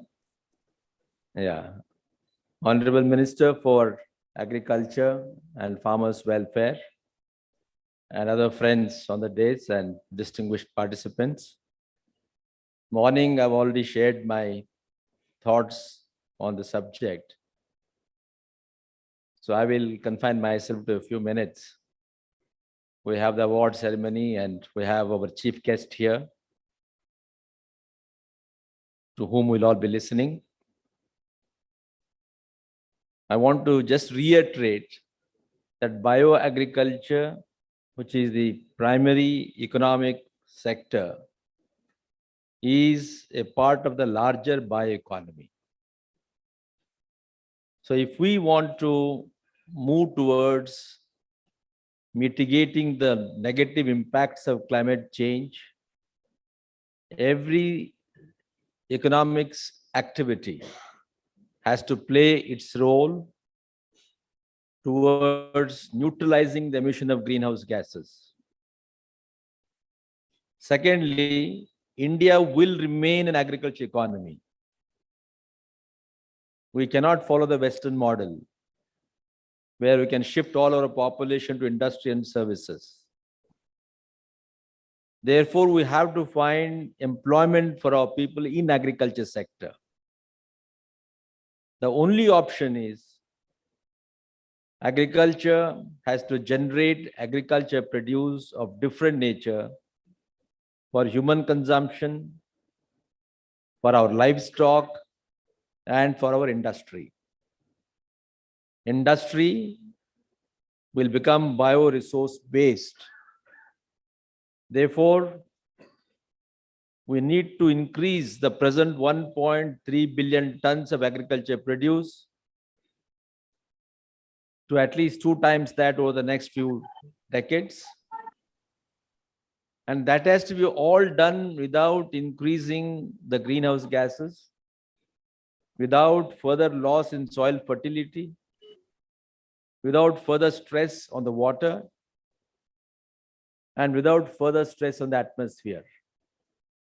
Therefore, we will have to shift from the intensive agrochemical based agriculture to a more sustainable form. However, keeping in mind that we will be 1.6 billion by 2050, and that we are home to the largest percentage of livestock and only 2.4% of the land, only 4.2% of the global utilizable water, we will have to increase our productivity by adopting alternate technology. And that alternate technology will require a new science. So the major focus of our research and development in both private and public sector will have to be on a new science and technology. So all of us have to work towards this. And the more important aspect is that how agriculture can generate jobs. Today, agriculture is actually contributing not less than 30% to our economy. Only because we are not counting all that is generated outside the fields, we're showing that agriculture is only 18%. Agriculture will now start generating more and more jobs as we adopt secondary agriculture. Secondary agriculture, which takes care of utilizing all the resources, not just the primary produce like grains or tubers or fruits, but also the biomass through the bioprocessing will be generating more and more jobs. Second, resource use efficiency is very important. Therefore, adoption of nanotechnology, adoption of digital technology, all these will be the step towards the final bioagriculture. Bioagriculture will take a few years or a few decades, but in the interim, we will have to adopt integrated nutrient management, integrated pest management, integrated farming systems, integrated livelihood systems. So this will be the first step towards the final arrival. And India has to be a leader because we are a tropical country. Climate change is going to impact India the most, whereas the temperate climates like USA, Europe may sometimes benefit from the climate change because they'll have better temperature, whereas we will be suffering more. Therefore, we will have to shift towards low duty crops like millets, pulses, oilseeds, dryland horticulture, small ruminants within the livestock sector. Therefore, there has to be a whole shift in the kind of agriculture we will have to practice. All of this will be supported by research and development. And government, of course, has already taken initiatives through organic farming, natural farming, millet mission, horticulture mission, livestock mission. And for the first time, we are moving towards a food system. So far, we were focusing mostly on production. A food system which is defined as production, aggregation, processing, distribution, retailing. So all these components are now being taken care of through better allocations to the Ministry of Food Processing, creation of corpus funds like Agriculture Infrastructure Fund, corpus funds for Ministry of Fisheries, Annual Husbandry. So these are all the new initiatives of the government. So I'll only stop here and end up by saying that we will move to the final agroecology through the process of integrated nutrient management and integrated agriculture management. Thank you very much, and I congratulate all the award winners. And it has been my privilege, concept, to have chaired the jury in deciding the awards, and it will be a good incentive for people year after year. Thank you.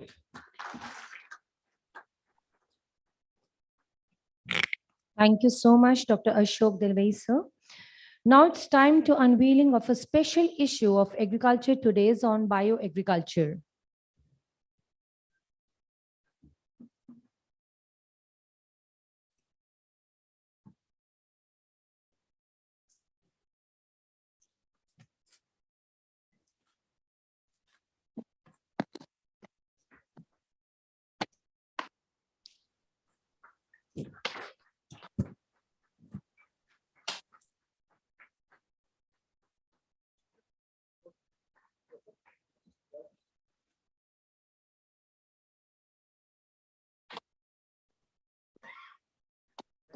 Thank you so much, honorable dignitaries on the dais. Now, ladies and gentlemen, it's time to give the presentation of BioAg India Award 2023. For this, I would like to request audiovisual team to please kindly play the presentation for the same.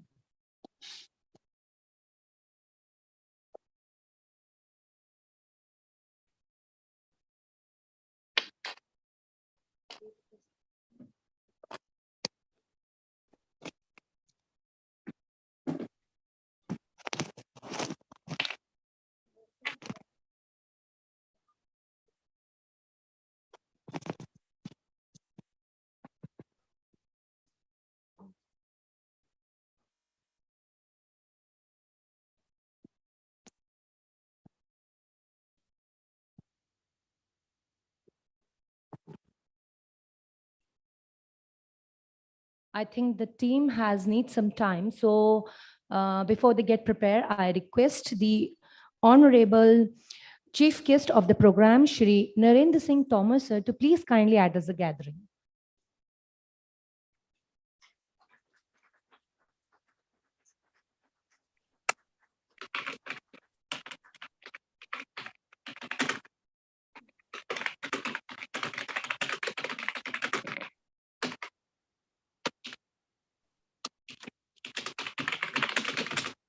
Agriculture today group द्वारा आयोजित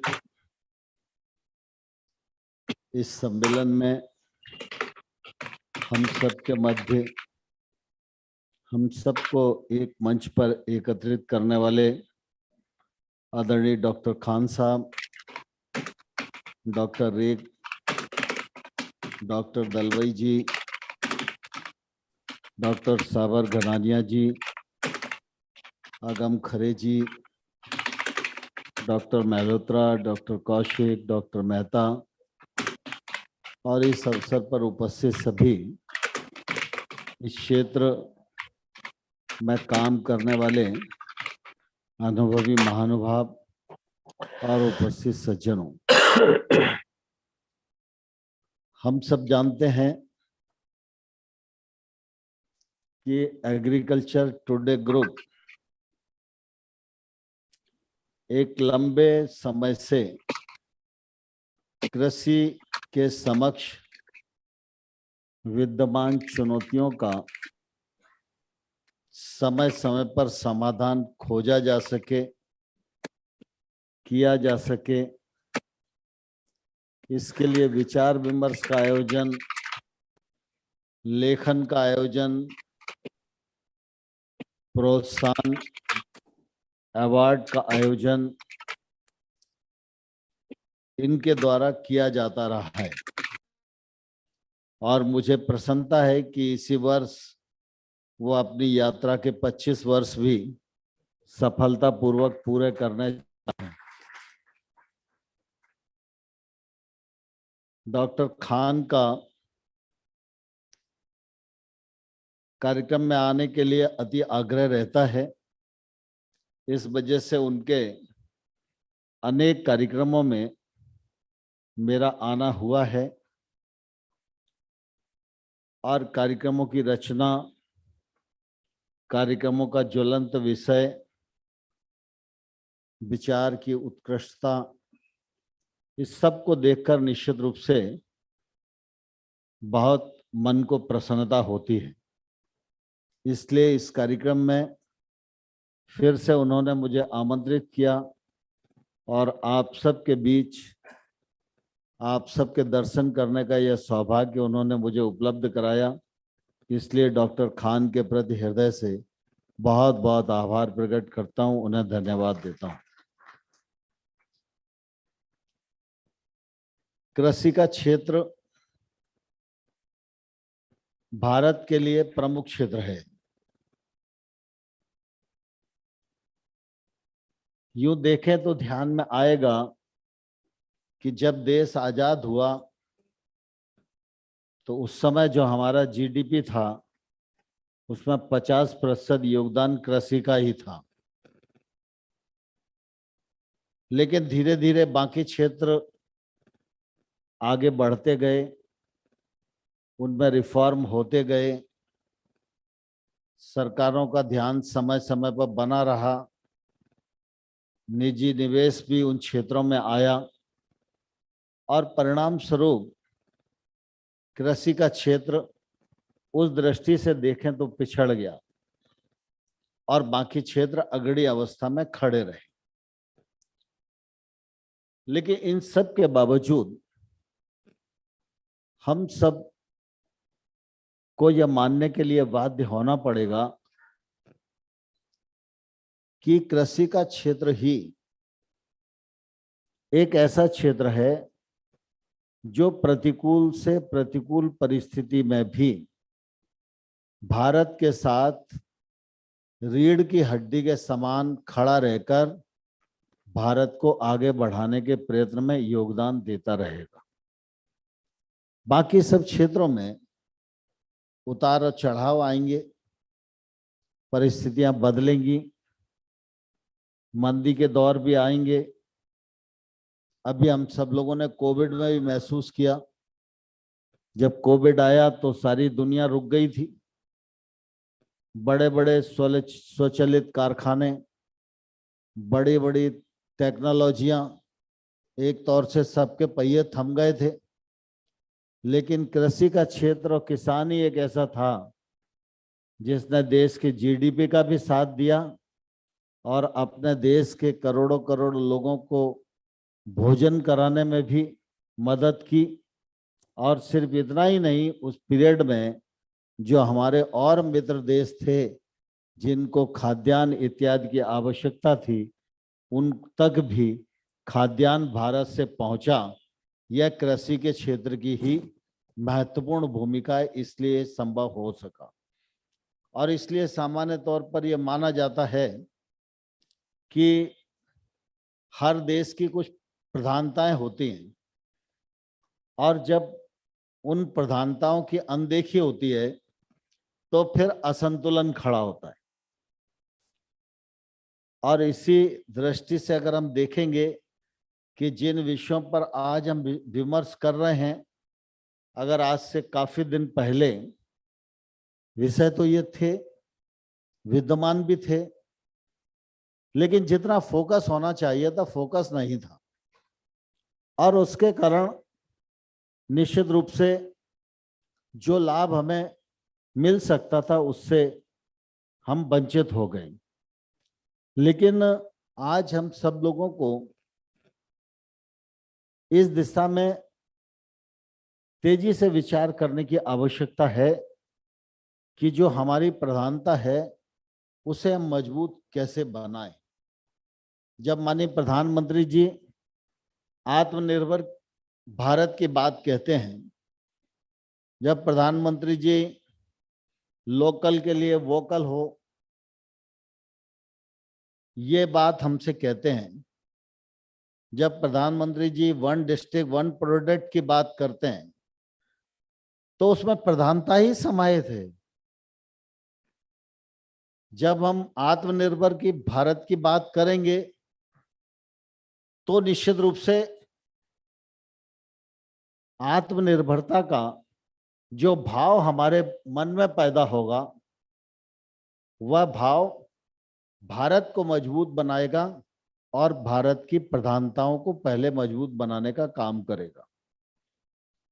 जब हम one district one product की बात करेंगे तो भी हमारे ध्यान में आएगा कि हमारी प्रधानताओं को मजबूत बनाने वाला यह कार्यक्रम है। और इसलिए वर्तमान परिस्थितियों पर कृषि के क्षेत्र में थोड़ा अधिक ध्यान देना यह आवश्यक भी है और समय की मांग भी है। मुझे इस बात की प्रसन्नता है और गौरव भी है कि एक समय था जब हमारे पास अन्न की कमी थी। उस समय हमारे तत्कालीन प्रधानमंत्री लाल बहादुर शास्त्री जी ने देश को एक दिन का उपवास करने का आह्वान भी किया था। खेती अच्छे से की जा सके इसलिए उन्होंने प्रधानमंत्री निवास में भी हल चलाकर कुछ उगाकर देश को एक प्रेरणा देने का काम किया। परिणाम स्वरूप हरित क्रांति का उदय हुआ, केमिकल फार्मिंग प्रारंभ हुई। हमारे वैज्ञानिकों ने बहुत अनुसंधान किए, किसान ने बहुत परिश्रम किया और उसी का परिणाम है कि आज हम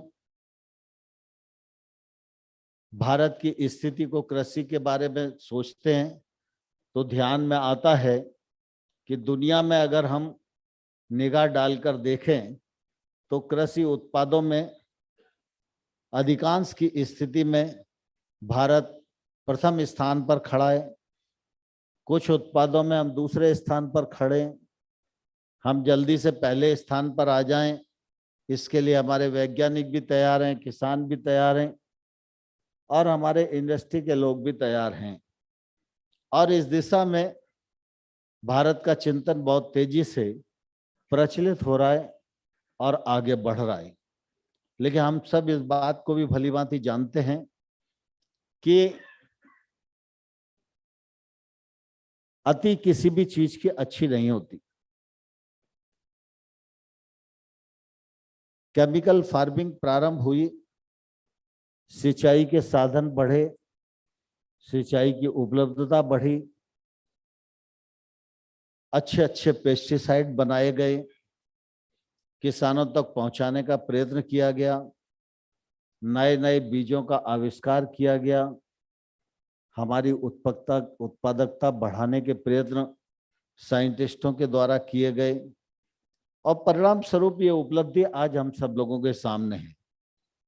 लेकिन इस परिस्थिति में भी हम देखते हैं कि जो व्यक्ति अंधाधुंध फर्टिलाइजर का उपयोग करके बड़ी मात्रा में उत्पादन करता है तो उत्पादन को दूसरे राज्य को या दूसरे जिले को बेचता है।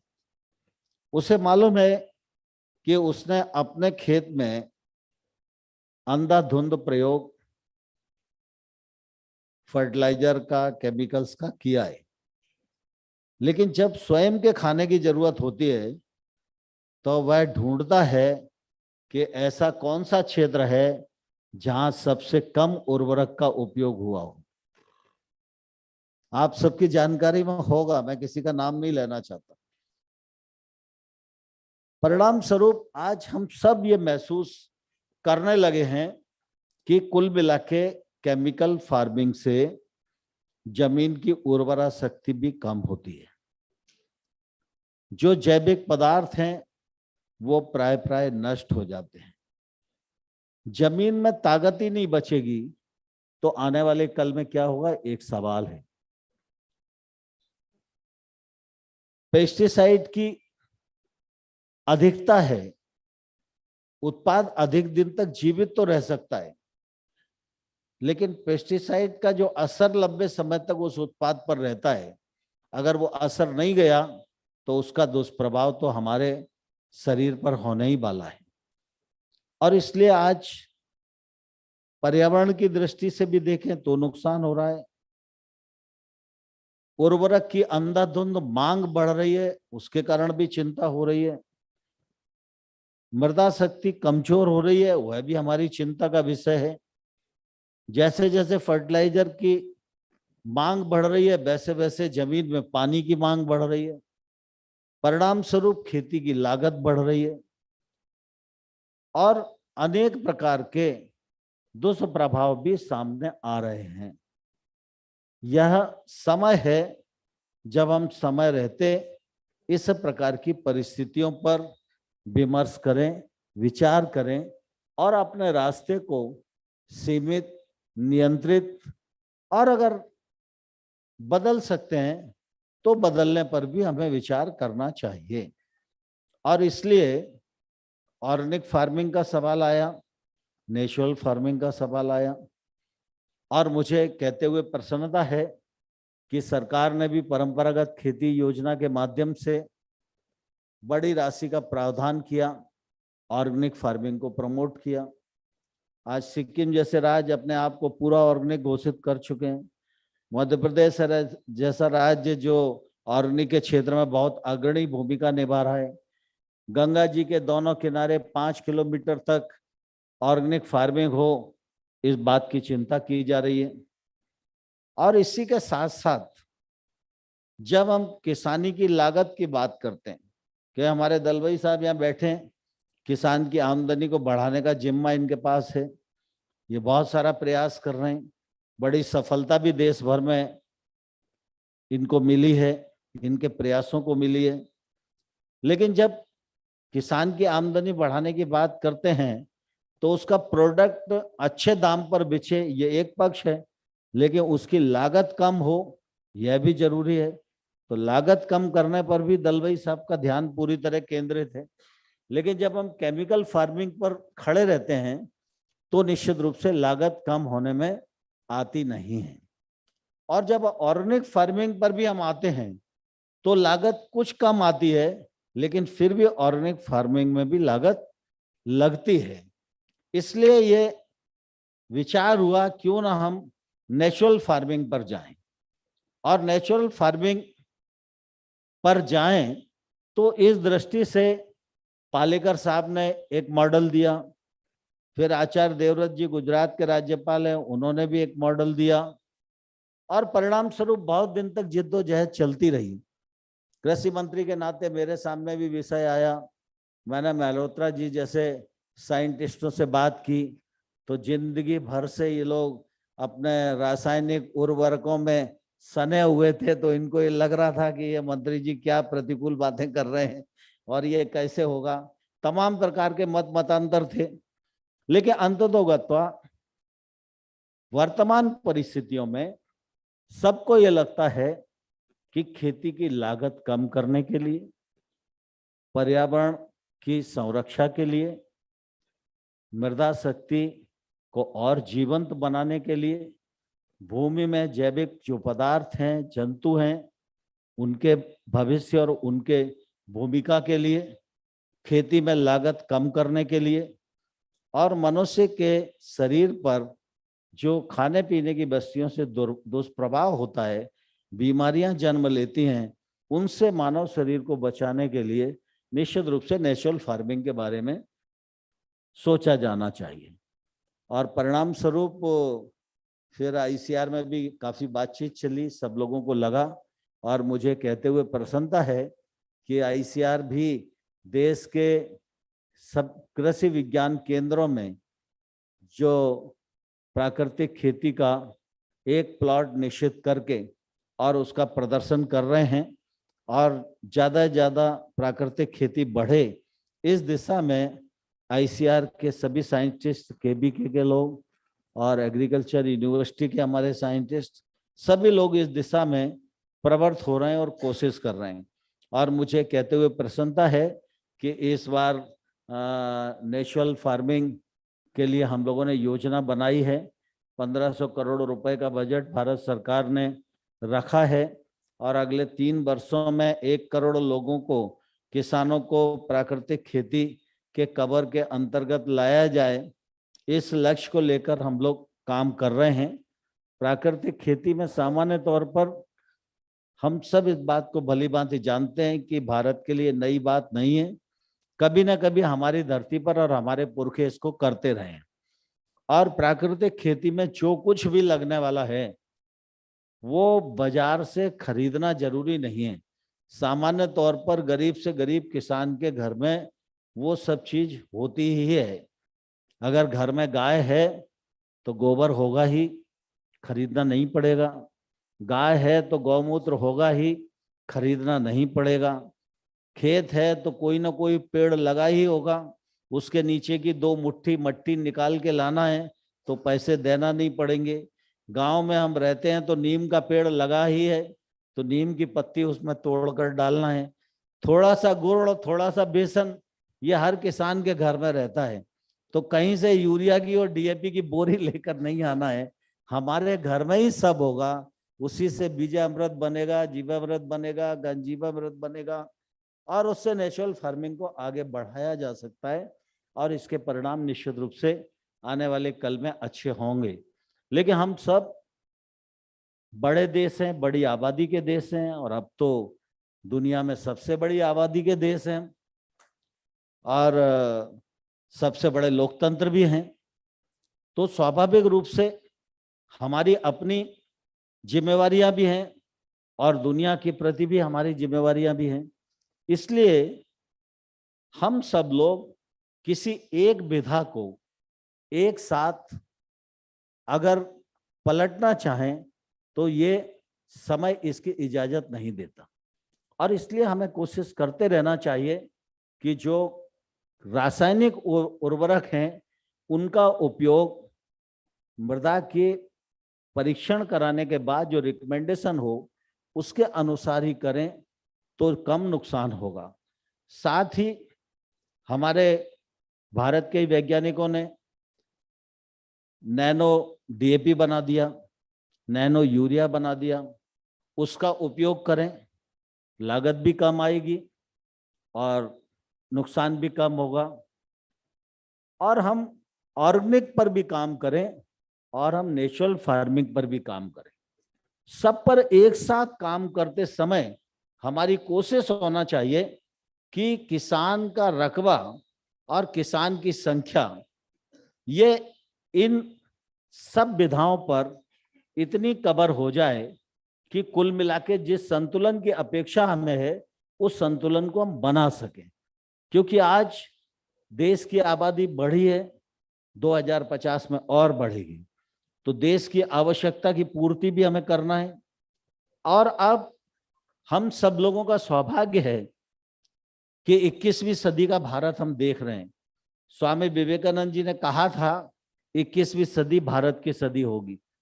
तो हम सब लोग जो इस सदी में मौजूद हैं वो बहुत ही सौभाग्यशाली हैं कि एक जमाना था जब ये माना जाता था भारत दुनिया में मांगने वाला देश है, लेकिन आज हम गर्व से कह सकते हैं हम मांगने वाले नहीं, दुनिया की मांग को पूरा करने वाले देश हैं। इस मुकाम पर आज हमारा देश खड़ा हुआ है और इसलिए दुनिया का बड़ा तबका आज भारत से सहारे की भी अपेक्षा करता है, भारत से टेक्नोलॉजी की अपेक्षा भी करता है, भारत से मैन पावर की अपेक्षा भी करता है और भारत से खाने पीने की वस्तुएं भी समय पर मिल जाएंगी, इस प्रकार की भी दुनिया की बड़ी अपेक्षा भारत से है। और इसलिए कृषि का क्षेत्र हम लोगों के लिए महत्वपूर्ण है। कृषि के क्षेत्र में हमको विमर्श करते समय संतुलन बनाने की आवश्यकता है, ऑर्गेनिक और नेचुरल फार्मिंग को बल देने की आवश्यकता है और कृषि में आने वाली पीढ़ी टेक्नोलॉजी के प्रवेश के परिणाम स्वरूप कृषि क्षेत्र में आकर्षित हो और रोजगार के अवसर कृषि का क्षेत्र सृजित कर सके। इस दृष्टि से निश्चित रूप से हम सब लोगों को विचार करने की आवश्यकता है। हमारा विचार सही मार्ग पर रहेगा तो हम देश की आवश्यकता भी पूर्ण करेंगे और दुनिया की आवश्यकता की पूर्ति भी भारत करने में सफल होगा। इस कॉन्फ्रेंस में आप सब ने लंबे समय तक विचार विमर्श किया है और मैं समझता हूं बहुत सारे सुझाव आए होंगे, बहुत सारे निष्कर्ष आएंगे। मैं खान साहब से कहूंगा, मुझको या दलवई जी को आप निष्कर्षों से अवगत कराएंगे तो हम लोग कोशिश करेंगे सरकार में उनका कैसे उपयोग कर सकते हैं। आप सबको बहुत बहुत धन्यवाद। जय Bharat.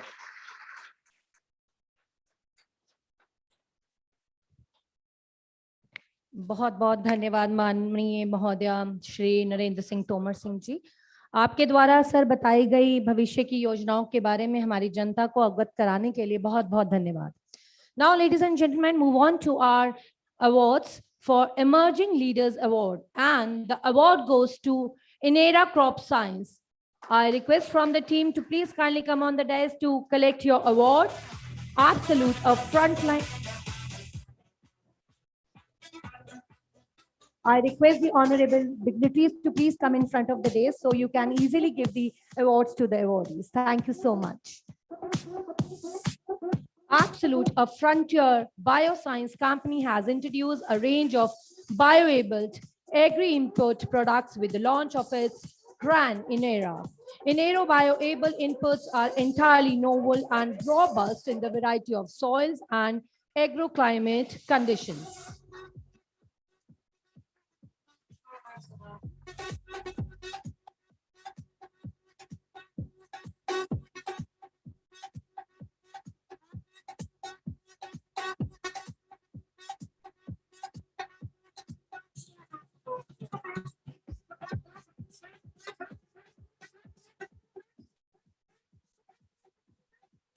Best BioAg Startup, and the award goes to BioPrime.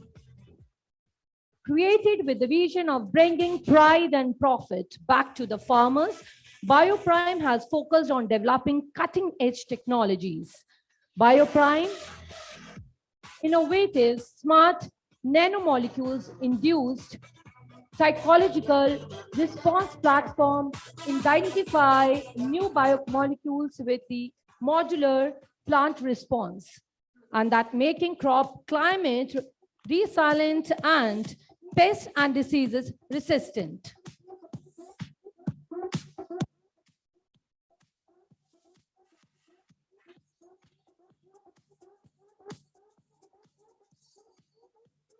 Congratulations, awardees. We have with us next Best Biopesticide Product, and the award goes to Agriland Biotech. I request the awardees to please kindly come on the dais. Born from an idea of creating positive impact in the world of agriculture, Agriland Biotech Limited today now proudly holds the status of limited company that promotes by technocrat with an experience of over 25 years in the area of research and development of environment-friendly plant production products. Congratulations, awardees. We have with us another best biostimulant product, and the award goes to UPL. Team from UPL, please kindly come on the dais. UPL, an icon for technology growth and innovation. UPL is a global leader in a sustainable agriculture solutions with more than 50 years of the experience. They are emerged a #1 in biological solutions. UPL. Congratulations, awardees. Best company in R&D, and the award goes to IPL Biologicals. Congratulations, team. IPL Biological, working with a vision of providing chemical-free solutions. IPL Biological Limited is primarily engaged in technology development and commercialization of industrial important bioproducts. Congratulations, awardee.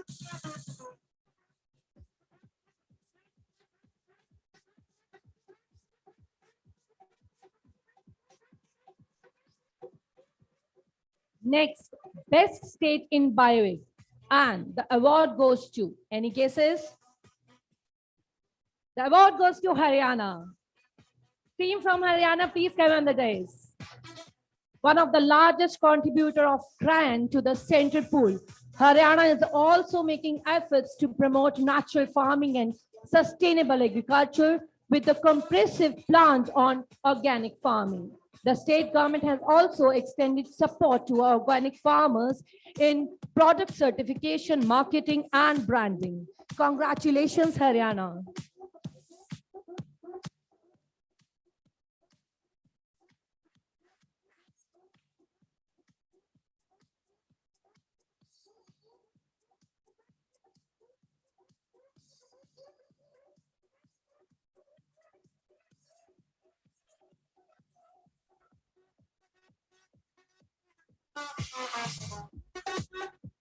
Now, next award is Best Farmer Award, and the award goes to Dr. Raja Raman Tripathi ji.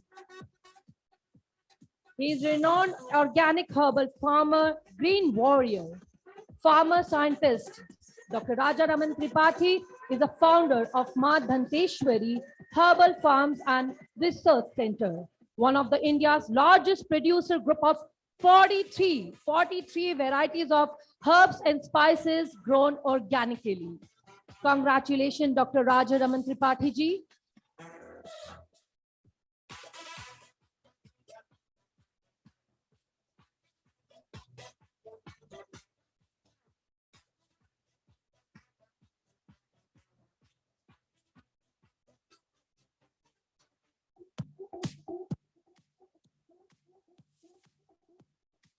Now, the next award is for Lifetime Achievement Award.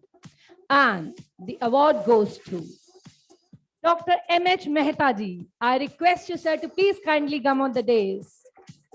Dr. M.H. Mehta is a globally recognized for his leadership to Asia and African countries in propagating eco-agri-revolution, earning about 17 patents and setting up country's first semi-commercial plants for biofertilizer and biopesticides. Congratulations, sir, for Lifetime Achievement Award. Dr. M.H. Mehta, sir.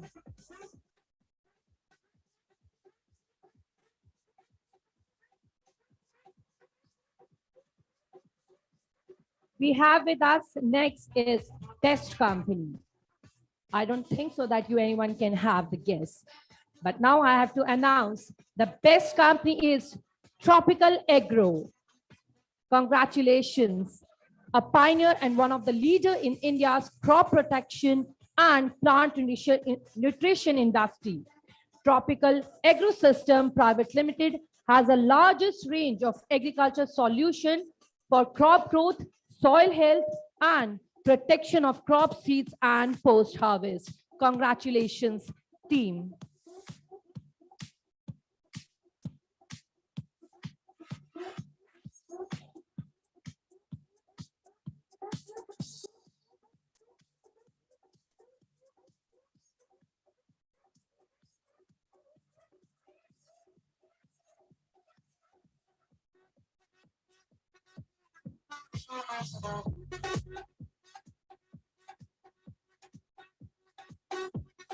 We have with us next is Global Leadership Award.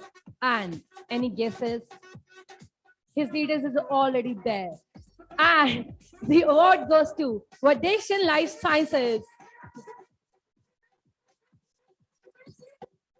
They are the pioneers in the crop, a biotic stress management and nutrition uses efficiency solution.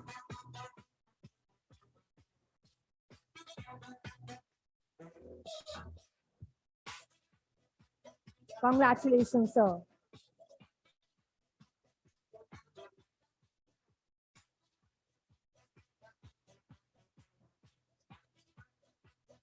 Now, the next category is BioAg CEO. And the award goes to Debarata Sarkar, sir. Congratulations, sir. With the more than 26 years of experience in the international agriculture sector, with a proven track record as a C-level executive, Dr. Debarata Sarkar has held important leadership roles and his global experience in P&L management is excellent. Congratulations.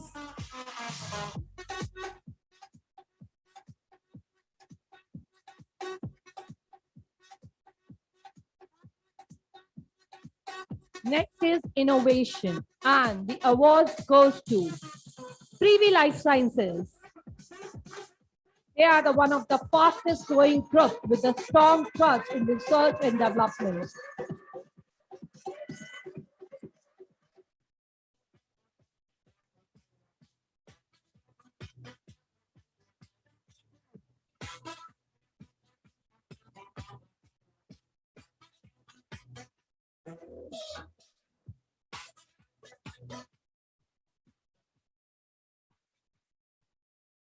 Congratulations, awardee.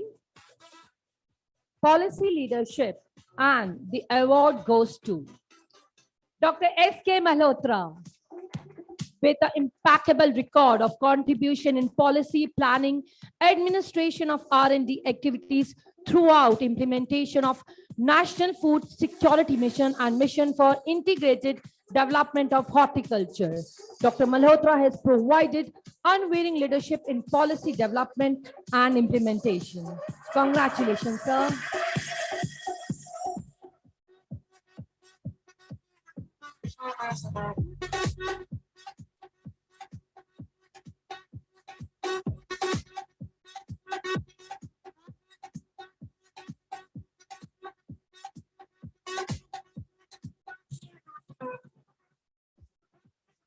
And the category is for market impact, and the award goes to BioState. BioState India Limited started its agro business with a biostimulating called Biozyme, a flagship and a pioneer brand. Biozyme has made a significant mark as the largest selling plant growth stimulate for 35 years.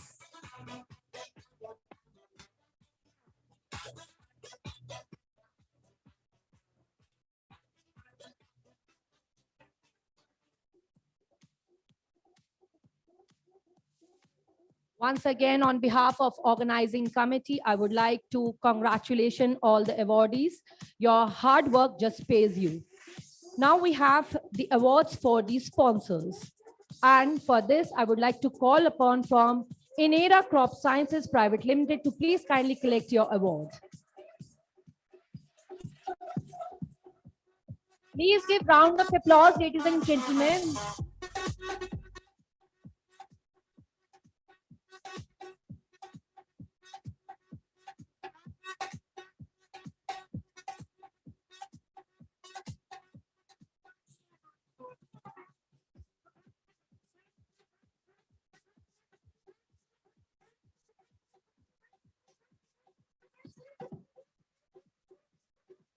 Thank you so much, sponsor. Without your support, I don't think so that we can be easily organize this huge conference. Thank you so much.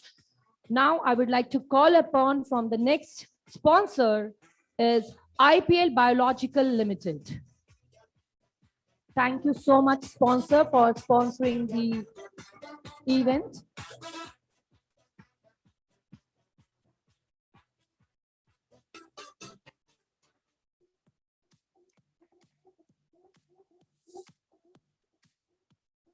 Our next honorable sponsor is BioPrime Agri Solutions Private Limited. I request the sponsor to please kindly come on the dais and collect your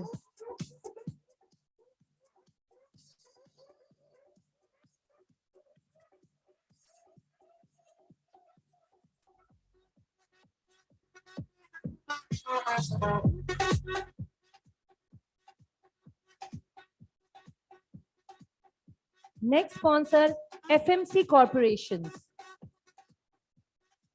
I request from the team to please kindly come on the dais. Next is Privy Life Sciences Private Limited.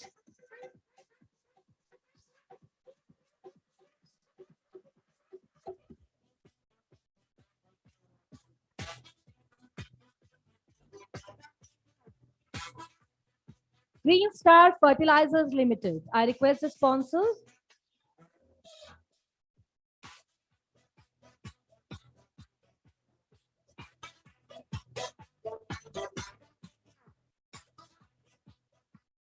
Next sponsor is Elga Energy.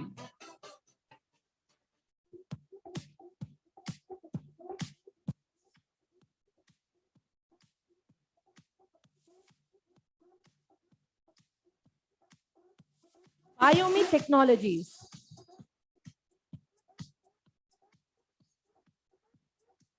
Is anyone is from Biomi?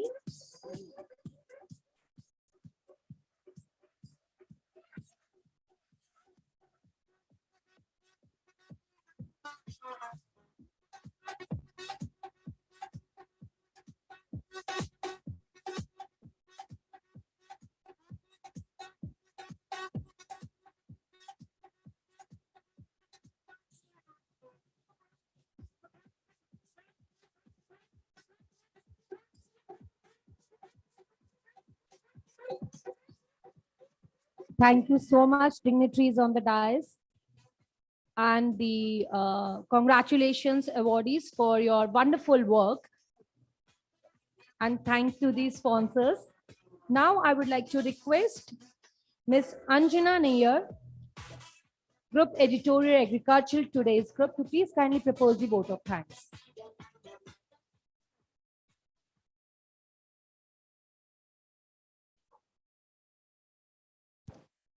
Good evening, everyone.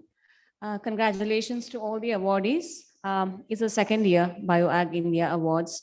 So basically it means with what objective we conceptualized BioAg India Awards, it has been realized. And seeing by the enthusiasm, I'm sure that you all expect a lot from us, and we have been delivering that to you. So first of all, I'd like to extend my gratitude to our Minister, Union Agriculture Minister, Shri Narendra Singh Tomar ji, who took out some time from his busy schedule, and he gave priority to us. Thank you, sir, for coming here and gracing our event. Your support to Agriculture Today Group has been phenomenal, sir. I would like to also extend my gratitude to Dr. Sawar Dhanania, sir, for coming here and being I heard that you were quite surprised by the biological inputs that you had seen. And thank you, sir, for coming here. And then Mr. Rick Reiner, sir, thank you. Thank you for being here. And Agam Khareji for extending the support to our event. And Dr. Ashok Dalwai, sir, thanking you for coming in the morning event and going back and then again coming to be with us. And Dr. MJ Khanji, sir, special thanks to you, sir, for being a creative side. And thank you, Manasi, for the excellent comparing, and the entire AT team for making this event a reality. And thank you, audience. Thank you.